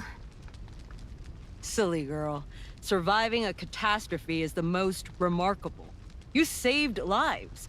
You've earned the best seat and the finest drink. With a warm smile, she guided her patient to her seat. First, where'd you find this one? You brought her all the way out here just out of the goodness of your heart to help us? We're friends, aren't we? If I were in a pinch, you'd lend a hand. My friend here happens to be an exceptional RM Secretum researcher. Feel free to ask her anything you don't understand. The smooth swirl of his wine rust seized the moment, introducing her patient to Yogna. Yogna and I go way back. Helping her is like helping me. Consider this your way to repay me for the rough journey. Lend them your expertise. I would have done it regardless. No matter what, I will ensure that Aurum Secretum barriers remain stable and protect everyone here. Thank you, truly. The tide of ashes has been worsening, costing us more lives each time. Without your help today, we would have lost many more. The Farlands lack everything. Technology, resources, skilled hands. And we're at a critical juncture. Who knows if spies have already slipped in? If you two could stay, it would be an immense help. The place seems plenty lively as it is. It's that alliance meeting. Every power player has shown up, thrown this place into chaos. Bootlicking merchants are manageable. They just want profit. But I'm more worried about the warmongers. In and out all the time, scheming who knows what. Every time I see that lot, I want to tell them to stop stirring the damn pot. Just dealing with mania is hard enough. We can't survive another fucking war. Oh, that's rough. Before the words all have fully left her mouth, the thought of heavy footsteps crushes the festive air. Desert figure emerges from the narrow patches. Black blood gleams wet on their blade. Cold light glints off their metal mask. Armed second warrior, fresh from the kill, trailing the sense of death. Uh-oh, the armed second warrior is here. Keep solving puzzles. Keep gaining. That's no good. Farlander, while Fraser jumped the Unity Gala, the people of the Fallen Plans are assembling their own. Stay back. Don't poke your head out. Since when did Crag's Nest become a dumping ground for every stray piece of scum? The Alliance meeting is around the corner, and you're not concerned about Dis City rats slipping in. I've heard the rumors. Dis City sent in some so-called peace ambassador to Frasier to flaunt their victory. Who knows what other vermin slithered in behind her? Uh-oh. Not satisfied with stirring trouble in Frasier, now they want to infiltrate our meeting to pick at the bones. Think again. Dis City dogs. I'll get every last one of them who dares show their face. Lead warrior thrusts his arm upwards, sweeping his cloak aside. From his inner arm to his waist coiled a lattice of black and gold, a pattern that sees beneath his skin like something alive. His expression is one of fierce, unsettling pride. The war is not over. We must stay sharp. Our brothers and sisters in Fuhrer sacrificed themselves as blades for the future of the Farlands. We must carry the fight. Make Dis City pay for what they've done. His presence is immediate threat. Frasia's hand slipped inside her coat, and behind her back, a blade of solid gold formed silently in her grip. Now, let's all try to keep our manners, shall we? You're frightening my friend. Oh, thank you, Russ. Russ steps slowly in front of Hypatia, shielding her from view, while masking the shifting of her hand beneath her coat. The lady here is a whiz with gadgets. I know folks who need tech. She provides the brains, I provide the brawn, and I'm counting on her to help me turn a tidy profit. If you've got any ideas about harming her, I'm afraid I'd have to take issue with that. Oh my gosh, he's so cool. Rael, Rust is an old contact of mine. He's trustworthy. And Miss Tia here just repaired our Aurum Secretum barrier and saved all our lives. How could they possibly be Dis City spies? Tissians are cunning as foxes. Of course it's possible. Oh, Rael, blade cut through the air. It edged aimed at Rust's throat. Look at this friend of ours. Desert navigator, skilled fighter, traveling repairman with a pretty girl in tow. That sand ship outside is yours, isn't it? Last I saw it, the owner was a medic.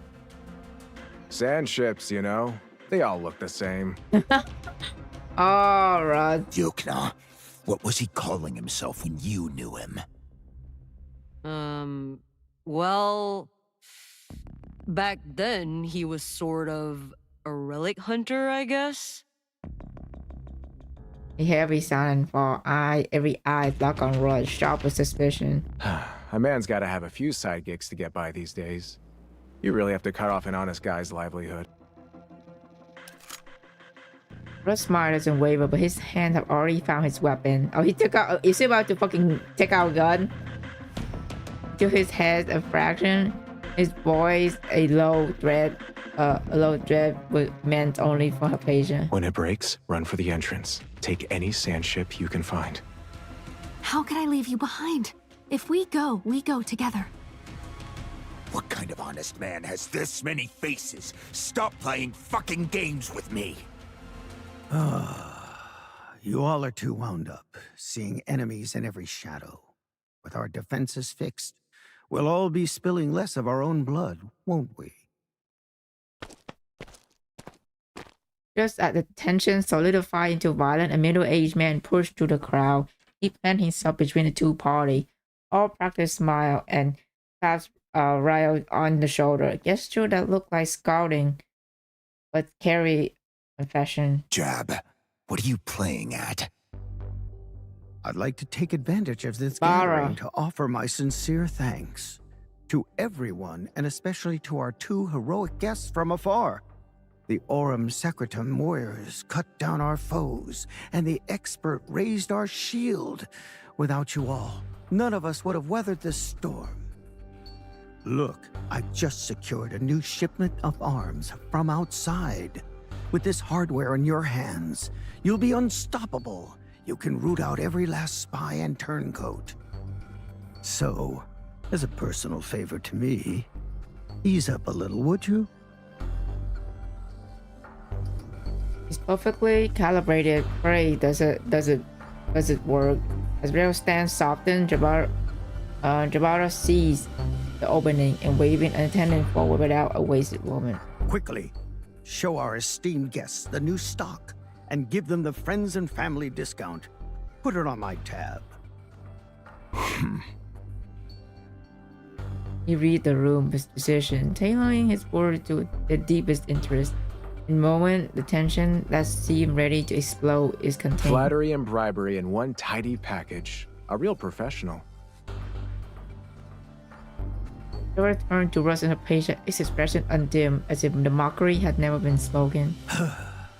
Pay him no mind. Pay him no mind. The fighting's left him a bit frayed. You two must be exhausted from your travels. Since you've come all this way, allow me to show you around. Our region may be impoverished, but the vistas are absolutely breathtaking. Bara's smile remained fixed, but his gaze kept moving towards Hypatia, who stayed completely hidden behind Russ's figure. Beside him, Ryo gives a low, cold snort and let the challenge drop. Though flickers of unease towards Jabara betray his help in his stillness. Don't worry, he won't make trouble. After all, 90% of the Farland's food supply passes through my hands. I am Jabbar. Just a simple merchant trying to get by. And you must be Ms. Hypatia Campbell? Your esteemed brother, Adelaide, has spoken of you. Meeting you today, I see his praise for your grace and bearing was entirely justified. You know Adelaide? Noting Hypatia's tension, the man's smile softened into something fractured and cascading. Mr. Adelaide? Everyone knows him. We have occasional business dealings, nothing more. Please, set your mind at ease. A lady of your stature traveling with discretion must have her reasons. I won't speak of it, and I certainly won't mention anything to your honorable brother. It's simply that I've long held the Campbell name in the highest regard and couldn't pass up the chance to make your acquaintance. Besides, you are in such formidable company.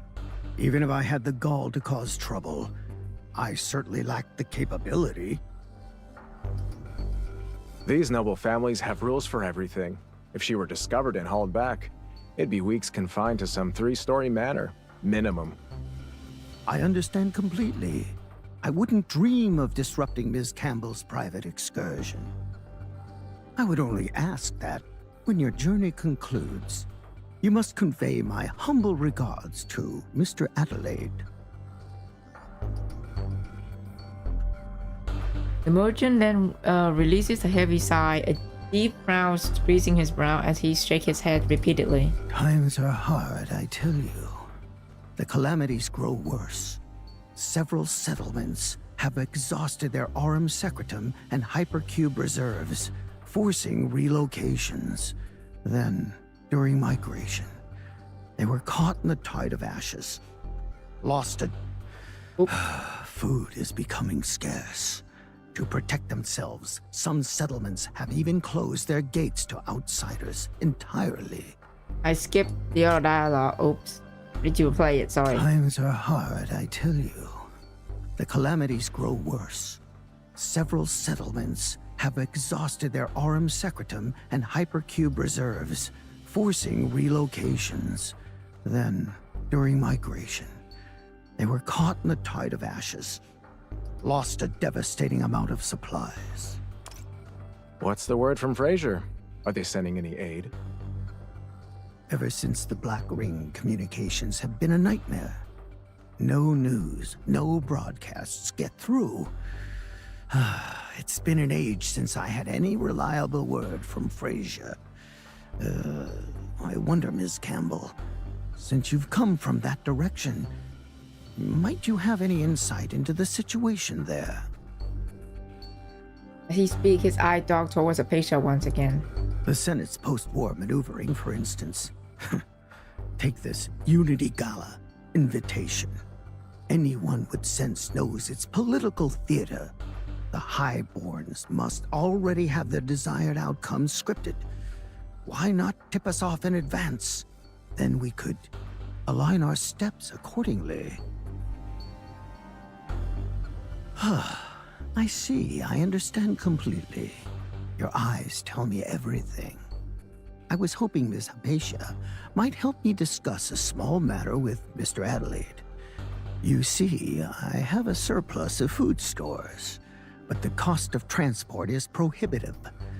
I was considering a modest price adjustment and perhaps an increase of 20%. Transport it out, but the people here don't even... Uh-oh. Disgusting. So disgusting. The mania. Die. Timing. All of you deserve to die. Oh god, bad timing. The mania is back. His under spitting pain lunges through the back of her neck as whisper oil around her thought. It's the mental sorcery triggering without warning. Memories flood in. The dwindling gala, the smiling toes, the courteous handshake. Behind the elegant laughter, certain faces were quietly marked as necessary sacrifices, collateral damage for a greater game. Apatia lurches forward violently, the teacup in front of her no longer hold tea, but through a bloody tear. She clasps a hand over her mouth, joking back sound. Ms. Campbell? Our journey was rather rough. Sandstorms, contamination zones. The young lady is suffering from travel sickness, and I'm afraid this confined space is only aggravating it. Oh, how careless of me. My god, rush to the rescue! For some fresh air at once. We've been traveling a long while. Your family must be worried. This is a good opportunity to let her know you're safe. Apatia nods, offer a polite apology, and rises to leave.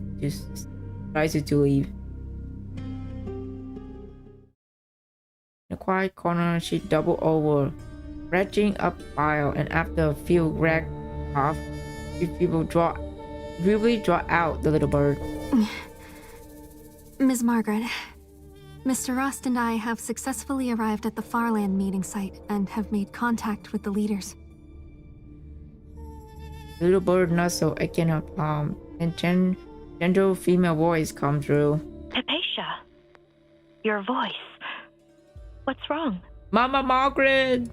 I've found that, even among the Farlanders themselves, opinions on the current crisis are deeply divided. Their leaders are in constant dispute, each pursuing their own agenda. Quickly summarize the situation at a settlement. There is even someone who profits by undermining the collective. Should I expose him? Could this be some form of necessary balance I don't understand? Or is it simply an unavoidable compromise? A person's everyday words reveal their true priorities. You are perceptive, Hypatia. With a little focus, you can discern the genuine desires behind their speech. Learn to listen for and understand these subtleties. The people of the Farlands prioritize concrete gains, because without that focus, they could not have survived the calamities. This may be hard losing for signal. you to accept, but stating your position, showing where your loyalties lie, establishing mutual benefit, these two are the foundations of building trust. But most of all, trust in your own capabilities. You need not descend to their level. An Aurum Secretum prodigy should operate by her own rules. Your talents can become their hope. We're losing signal in here. Just before the voice faded completely, she asked the question that had been burning inside her. Why can some people simply not see the suffering of others? Some simply lack the capacity for empathy. But more often, it is because they have not yet left the safety of the shore. Signal frayed, the bird voice fading to static. Just as silence settled, she heard the measured tread of footsteps behind her. Hello, Miss Campbell. What a pleasant coincidence meeting you here. Oh shit, who is this? Bro. And then the freaking behind us turned into immediate play. Oh my god. Bro, that was...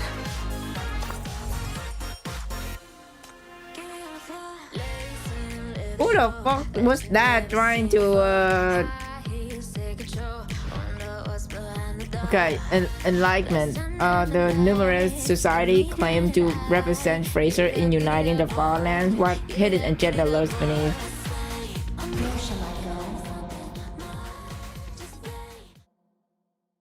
Who is this?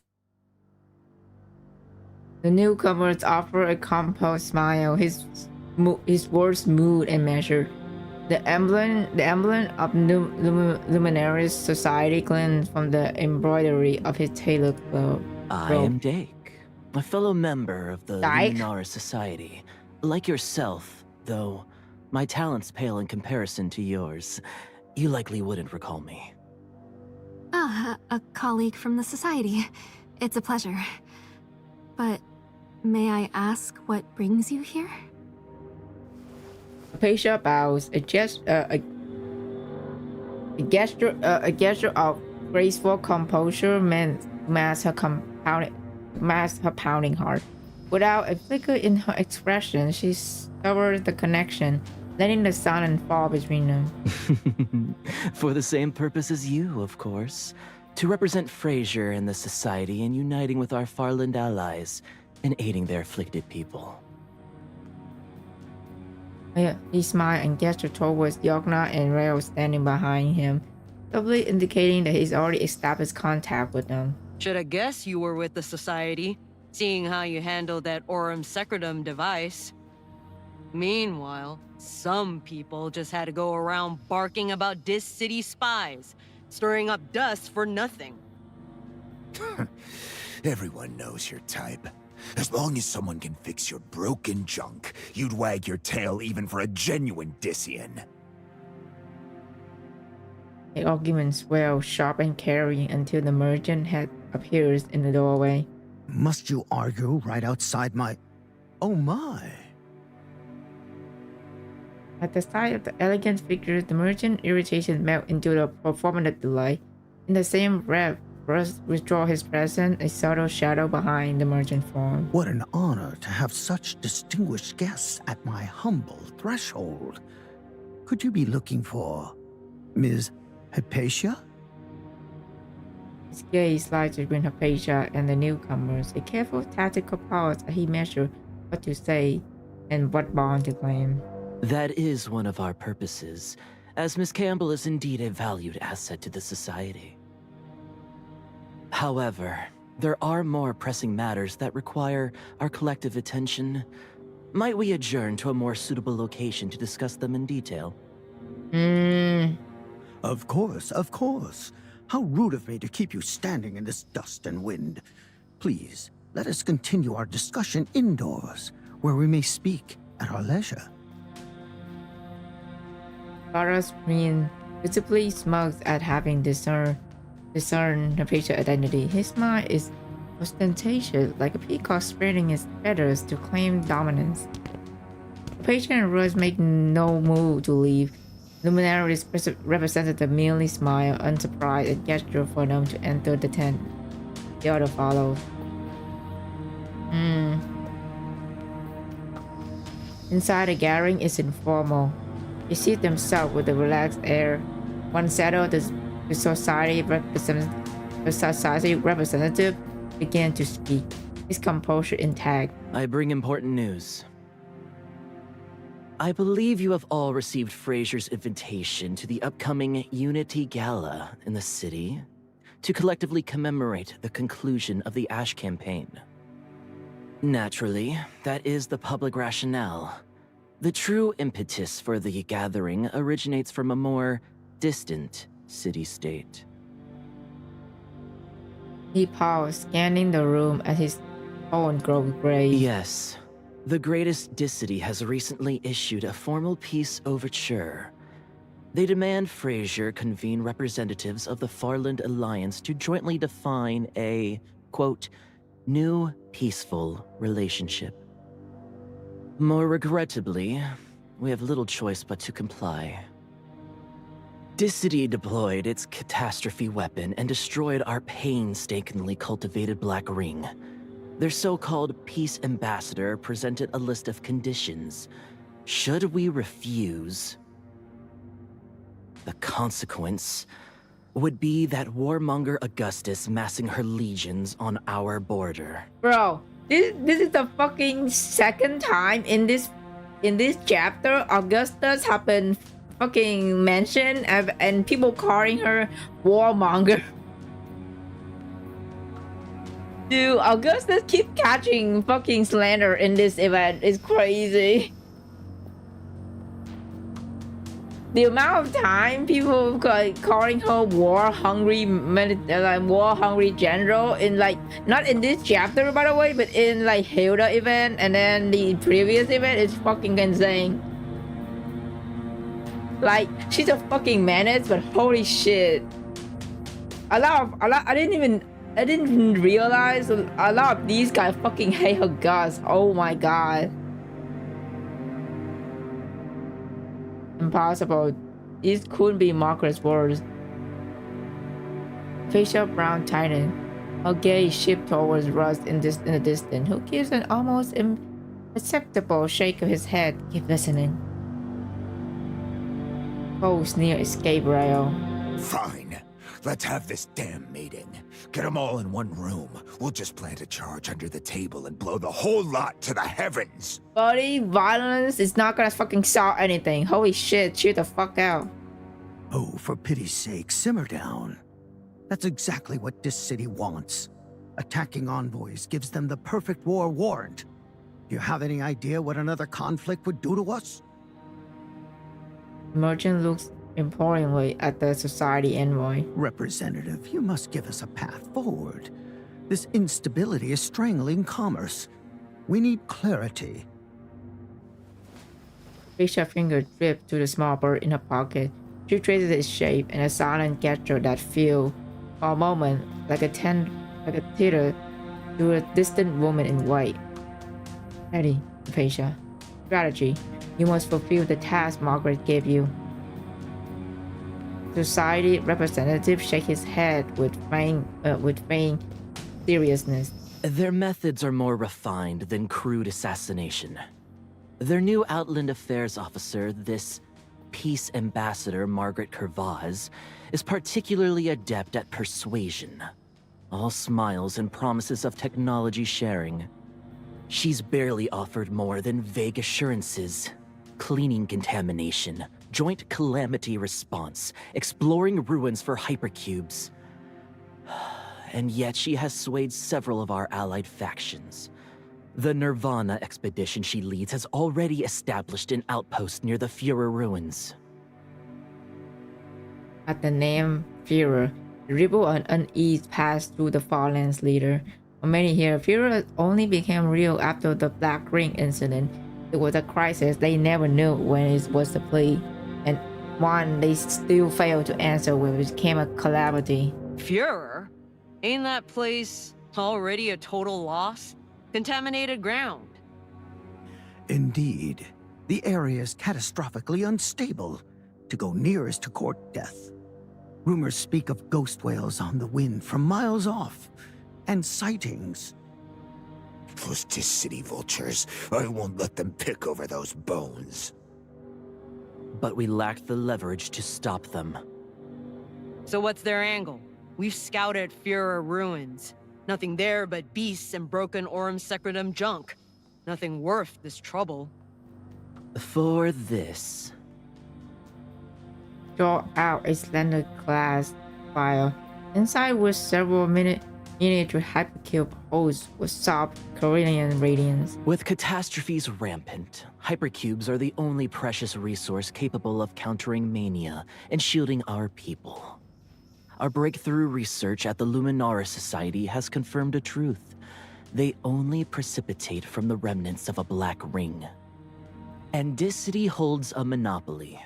They use them as a leash, holding the entire world hostage, extracting every ounce of value we have. The wealth of their so-called premier city-state is built on that stranglehold.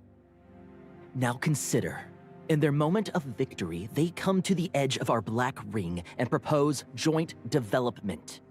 What is their true objective? Bang! Raya first crashed down onto the table. Of course! Come to pick through our people's graves for treasure. That's the Dish City way! Luminary's representative gave a slow nod. The move established. He now discarded all pretense. BR-005 and the hypercubes it yielded are a miracle born from our people's sacrifice. They are the Alliance's first real chance in years to change its fate. This city failed to find hypercubes at the main crash site. Now they look to its birthplace, Führer. They intend to steal our hope. For our people, and the larger strategic picture, we cannot openly break relations. But we cannot afford to fall behind in the exploration race either. If Margaret Kervaz secures hypercubes first, our claim to the BR-005 site becomes untenable. Securing the Black Ring means securing hypercubes first. This is precisely where the Society requires your assistance. Hold on. Our research on the Black Rings is still incomplete, and Farland's contamination protocols are not fully secure. A rash approach to Führer would be dangerously reckless. Miss Hypatia, I fear you have been absent from the Society's halls too long. You are unaware of recent developments. What now? Our research on BR-005 has made a significant leap.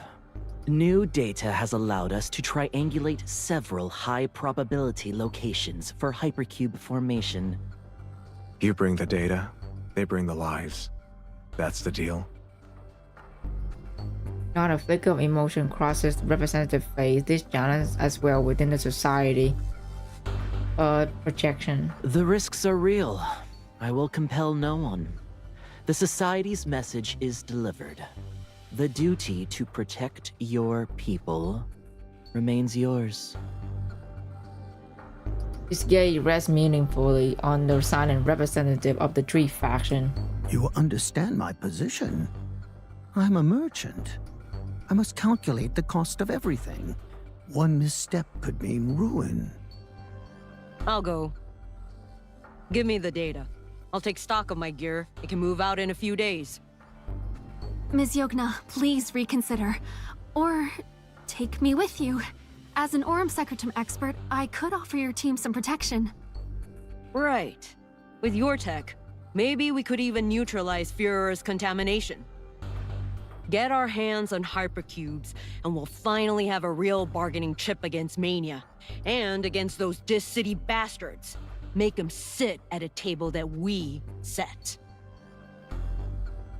Society representative only smiled faintly in her patient's direction, offering neither confirmation or denial. If for a reason she cannot name, a sharp pain lunges through her nape. Rayo turned towards Yagna and whistled sharp and dramatic. Look at you, growing a spine. Almost didn't recognize you. All right, I'm in for this madness. But if we find any of those shiny rocks, my crew gets the lion's share. Gotta restock the arsenal. Last war left the cupboards bare. In the moment of fall, the merchant's hesitation shattered. Well then, I shall contribute as well. For the future of the Farlands, I must certainly do my part. It seems a consensus has been reached. Then there is no time to delay. We depart for the Fuhrer ruins at first light tomorrow. We cannot allow the Dissians a head start. Damn, so we fighting for fucking hypercubes in the Black Ring area? The society representative rises, clanging the luminous blue mineral, a stone of hope, its ethereal light pulsing softly in his grasp. Facial protest died unspoken. The warrior is lost to his rage. The merchant to his ledger, the protector to her sacrifice. In this economy of blood and profit, danger and death has become acceptable currency, and any advice will be weightless. Cold sweat beads on her palm, her finger closed around the little bird in her pocket. Its connection is severed. In her hand is only silent metal. When the society representative, my eyes meet her, the sorcery tears to her mind. Which will become a raw pain, splitting force inside her skull. A vision playing into white static, and sound vanished into a void.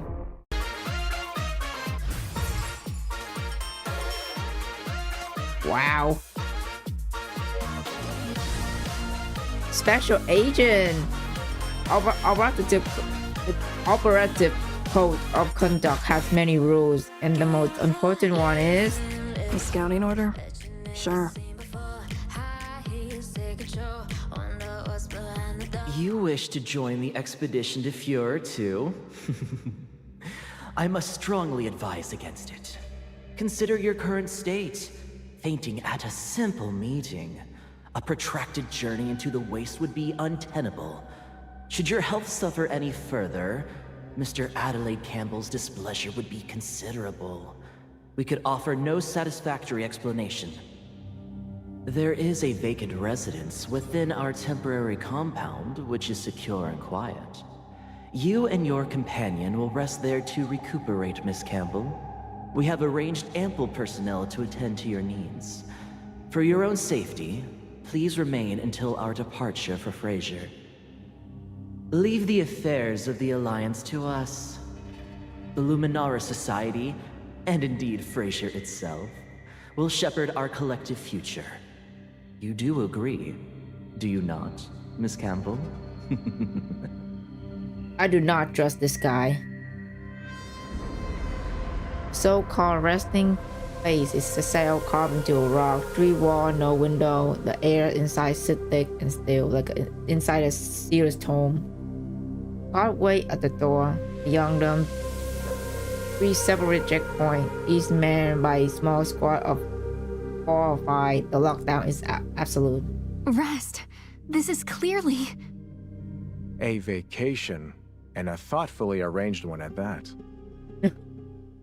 Rest finished her sentence, his torn off hand, while his finger traces a subtle signal against his leg. The patient read it instantly and quiet.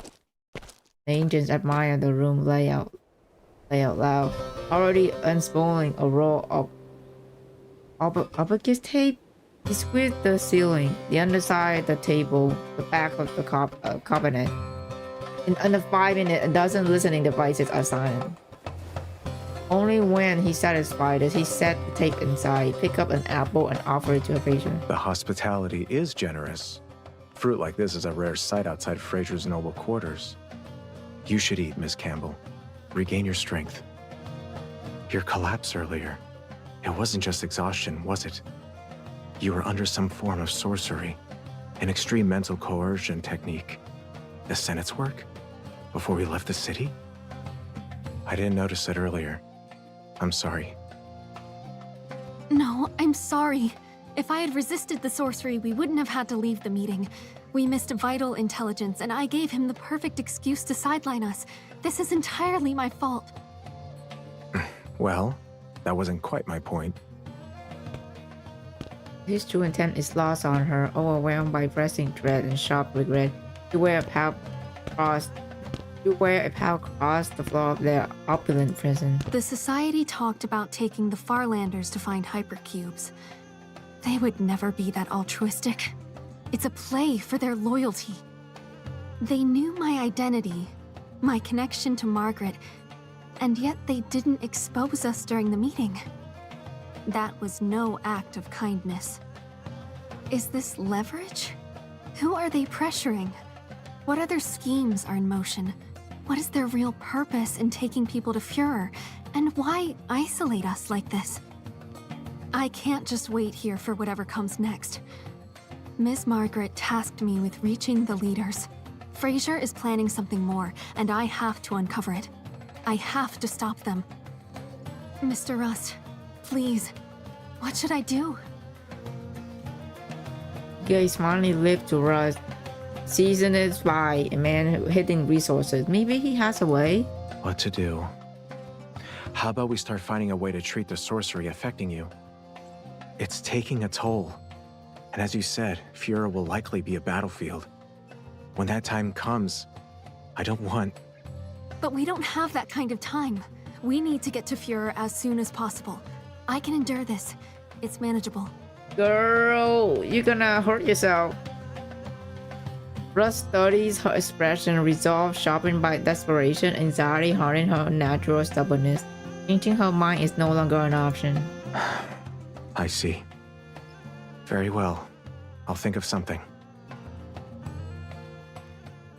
Rust's smile vanished, replaced by focused seriousness. He moved to the far side of the room, retrieved a prepared tea set, and methodically checked the leaves for tamarind before beginning the brew.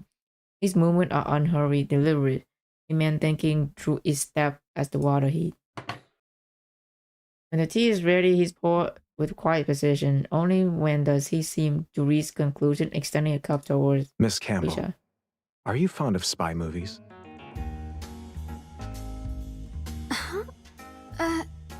I've seen a few, but now isn't the time for that, is it?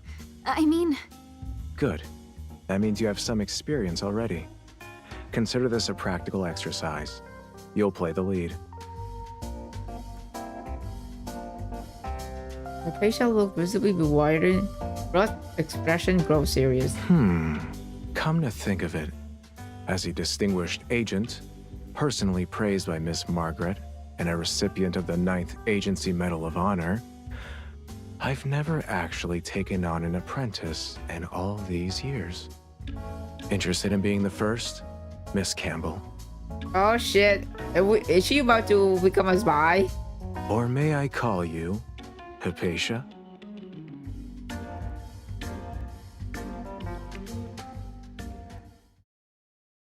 Clock stippling, time congealed in the cavern depth.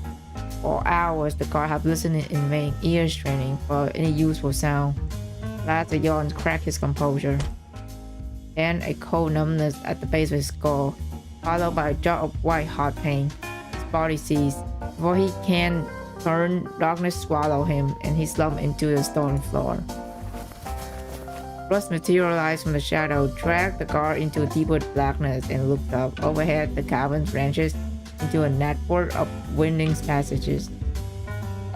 Intricate as vein draining through the mountain's flesh. He angled his body, slipped through a narrow slit in the rock, and takes out a small autumn figurine. Ours, and his finger worked the metal. What's the matter? Bending it into a unnatural, deliberate shape. Shh.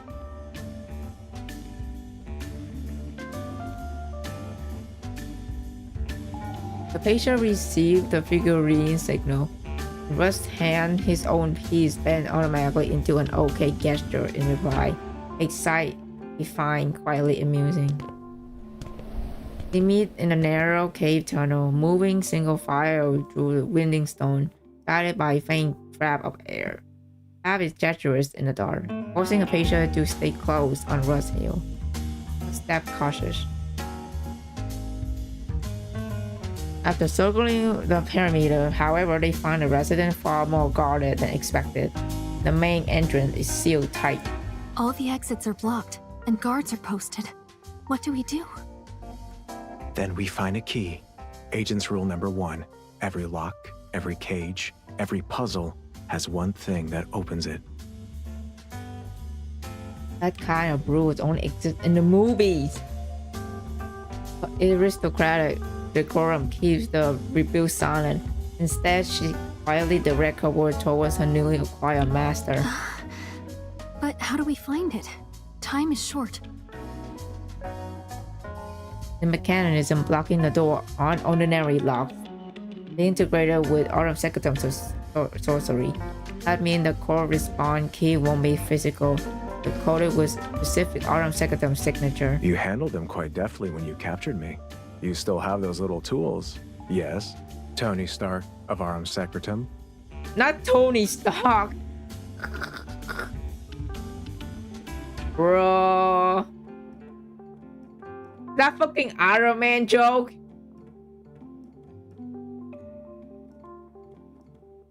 Oh my god. The patient nearly choked at his remote. I see. Any inhabited space needs ventilation. This Aurum Secretum spider can navigate narrow ducts and relay sound back. It should help us identify what we're dealing with.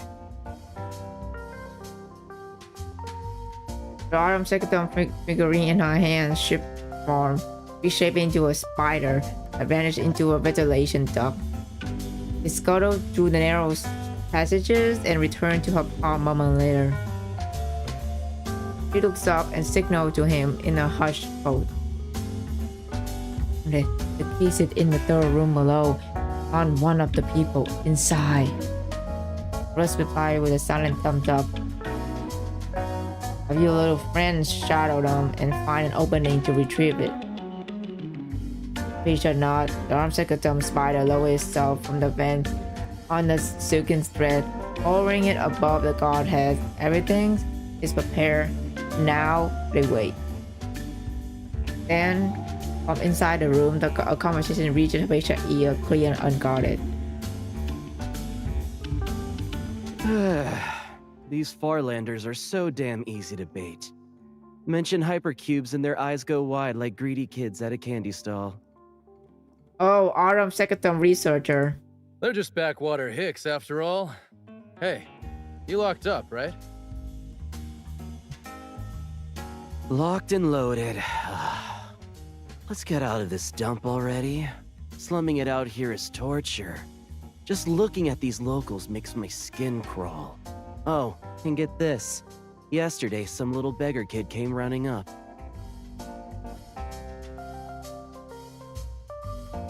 The words grow more brazen, more insulting. Her patient expression tightened, this brutal edge clearly across her face. Arrogant, despicable, shameful.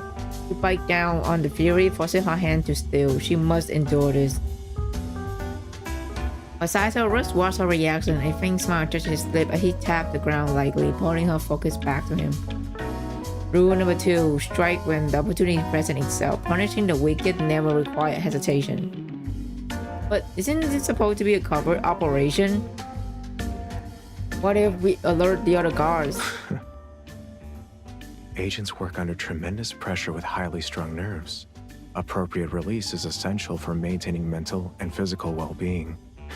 As for your concern about word getting out, if it can't leave this building, then it's not really a leak, is it? Oh? Legendary ancient gesture with a hand. Stuck in his palm are several neatly severed communication cable. Just clipped them on my way past. These are all the lines. Those poor guards can't reach anyone outside now. Damn, Russ. What's the point of all that careful, nerve-wracking stealth? Are we really shooting a scene? Before her patient can voice a word protest, the agent, ever meticulous, is the drawn drawstring. He's full intense aim and ready to lose. Get ready. Here comes the action sequence climax. Quick, the light in the room goes out. Fuck! Another power outage. What a shithole. Wait, this is an attack? Look out! Ah! In one fluid motion, Russ tears the air vent open and drops into the room. He lands squarely on one researcher bald head, then spin, driving a hand straight into the neck of another. Seizing a flashlight from nearby table, his angle is beamed back up toward the opening. Rule number 3. Never waste a spotlight moment. Your turn, Agent Campbell. Lit from below by flashlight spotlight. Hypatia descends from the opening. This mission impossible? I will complete it. Oh my god, it's so funny, but it's so cute. Oh god. Oh no, what's this? Oh yeah. Okay. Okay, so he goes this way. Go this way. This way. Okay.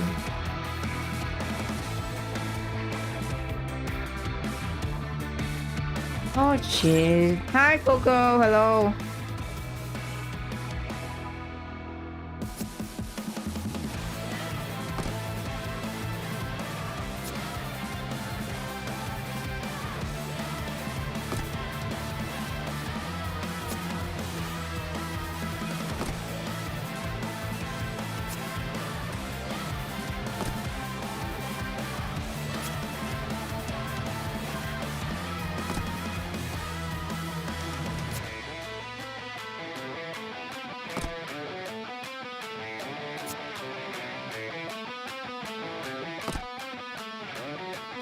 Shit. Okay. So he should go that way. God damn it. Okay. Oh, this puzzle is gonna be fucking Let us annoying. gather to witness this grand wedding.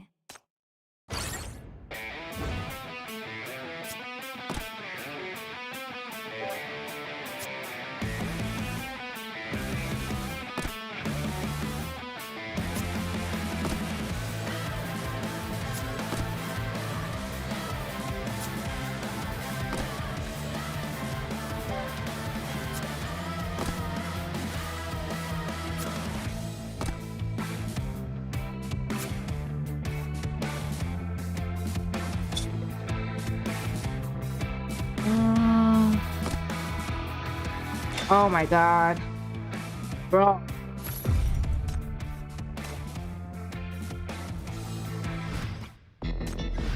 Oh my god, dude. I hate this fucking puzzle already.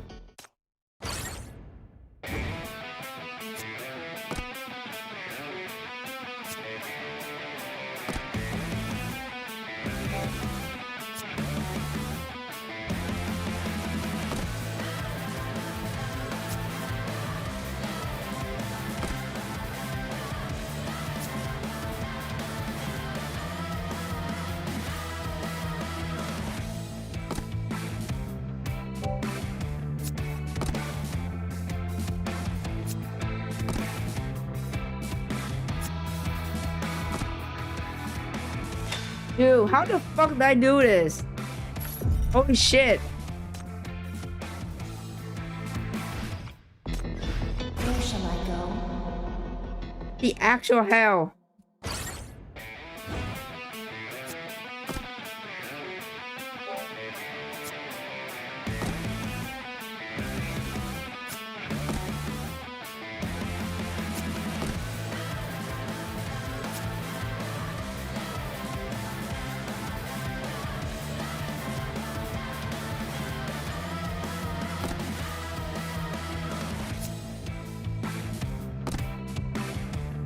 God damn it.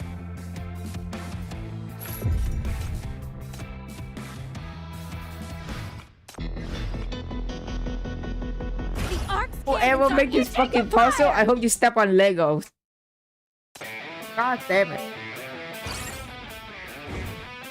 Okay. So I have to keep going down.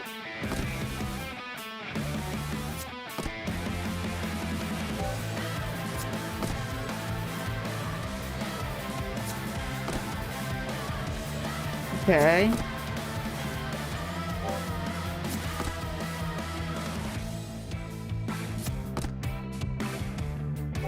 Follow the bottom, dude. I'm doing it.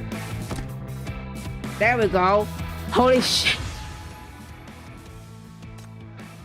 Oh my freaking god.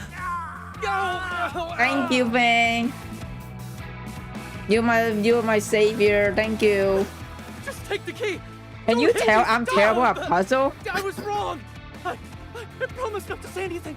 I'll donate to refugees tomorrow and support the Farlands. Ow! I love it. You love this puzzle? Oh, I don't. I clearly really suck at every single puzzle.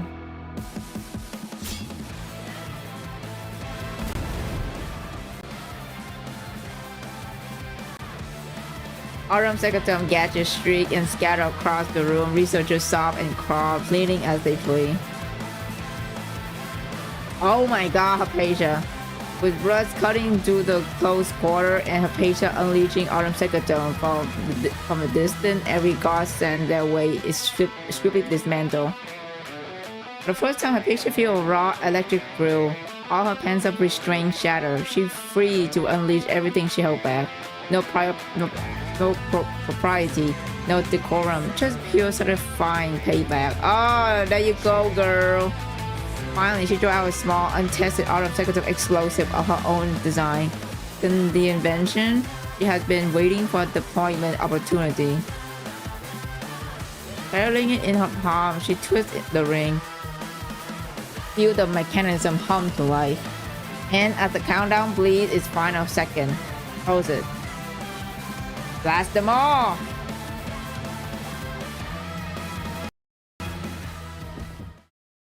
The ship bugs violently, slamming Hypatia against her seat and tearing her from sleep.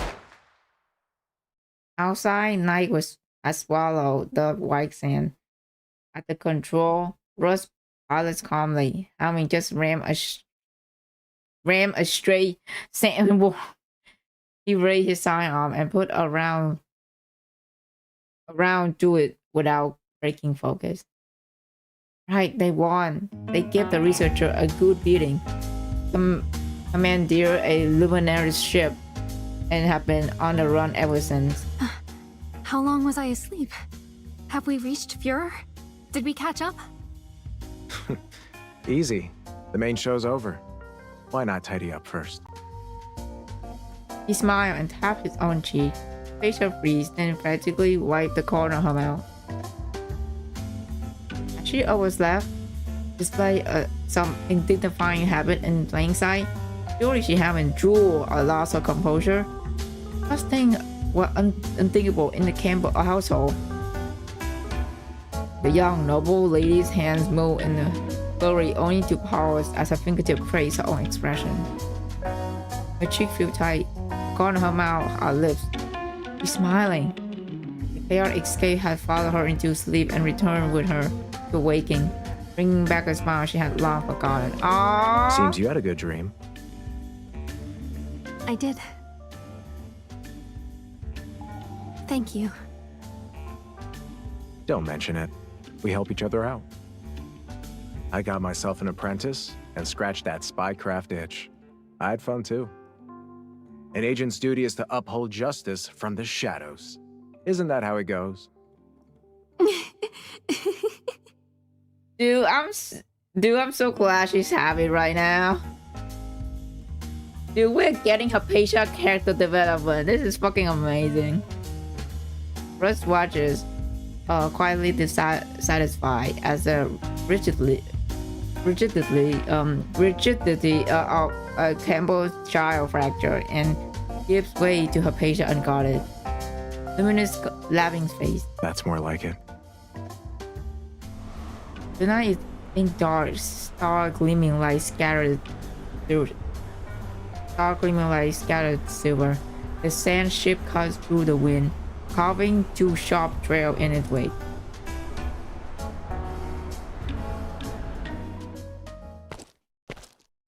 A minute later, the sand ship dripped to a halt in the shadow of a low dune. Ahead stand an abandoned safe house. A few scaly trees clinging to its side. The wind has still a deep, watchful silence blanket the landscape. To the horizon, there is no trace of human life, a place that feels removed from all conflict and calculation. Russ mutters something about needing rest and fuel after a long run, then heads off with their food stash to build a fire. All of it, he knows, but deliberate from the luminary society. Doing chicken sizzle on the makeshift grill, porridge simmer in a iron pot, and a careful spread of vegetable and fruit sit to the side. Even a sealed canister of drinking water appears. It's a mystery how the small battered research and ship ever helps so much. We've got time. Let's refuel first. Richard no longer urged them onward. He's right, of course, as he usually is. He takes the ear of the corn he's offered and eats slowly, studying the surrounding. Above, a boundless starfield glitters. Below the slope, a few weathers gray stones rest in the shadow. For the first time in too long, she feels her shoulder loosen, her breath deepen. And with that ease comes clarity, her focus sharpened, her senses returning to their old familiar keenness. Fuhrer doesn't have sand like this. The terrain is different too. Where are we? She glanced towards Russ, but the agent remained absorbed in attending the grill. His focus never leaves the flames. Weren't we going to Fuhrer? What's waiting there will be brutal. Listen to your master. Eat first, then move. And after that? Where are you taking me? Words catching her throat, thick and bitter. Speaking feels like swallowing glass. It is Fuhrer, isn't it? You will take me there, won't you, sir? I have to go. The agent finally looks up from the fire. His gaze meets her, and the silence between them is gentle. Almost kind, but Hypatia is already know the answer. He has spoken. And is it gentle at all? You're strong, Hypatia. But the battlefield ahead consumes everyone who steps onto it. So, it's time I send you away from here. Oh, damn.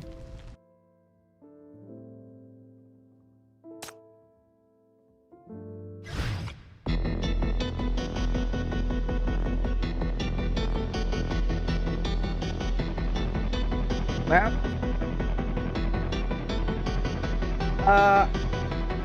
it's almost past time, so I'm gonna stop it here. How many more? Oh damn, we at part 8.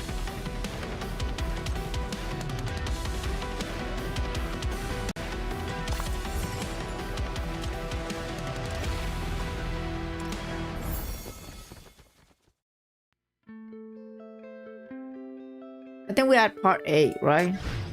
Yeah, we at we almost at part 8 of the part 1. Oh, damn, part 8, yeah. Okay, but that's the PTN stream for today.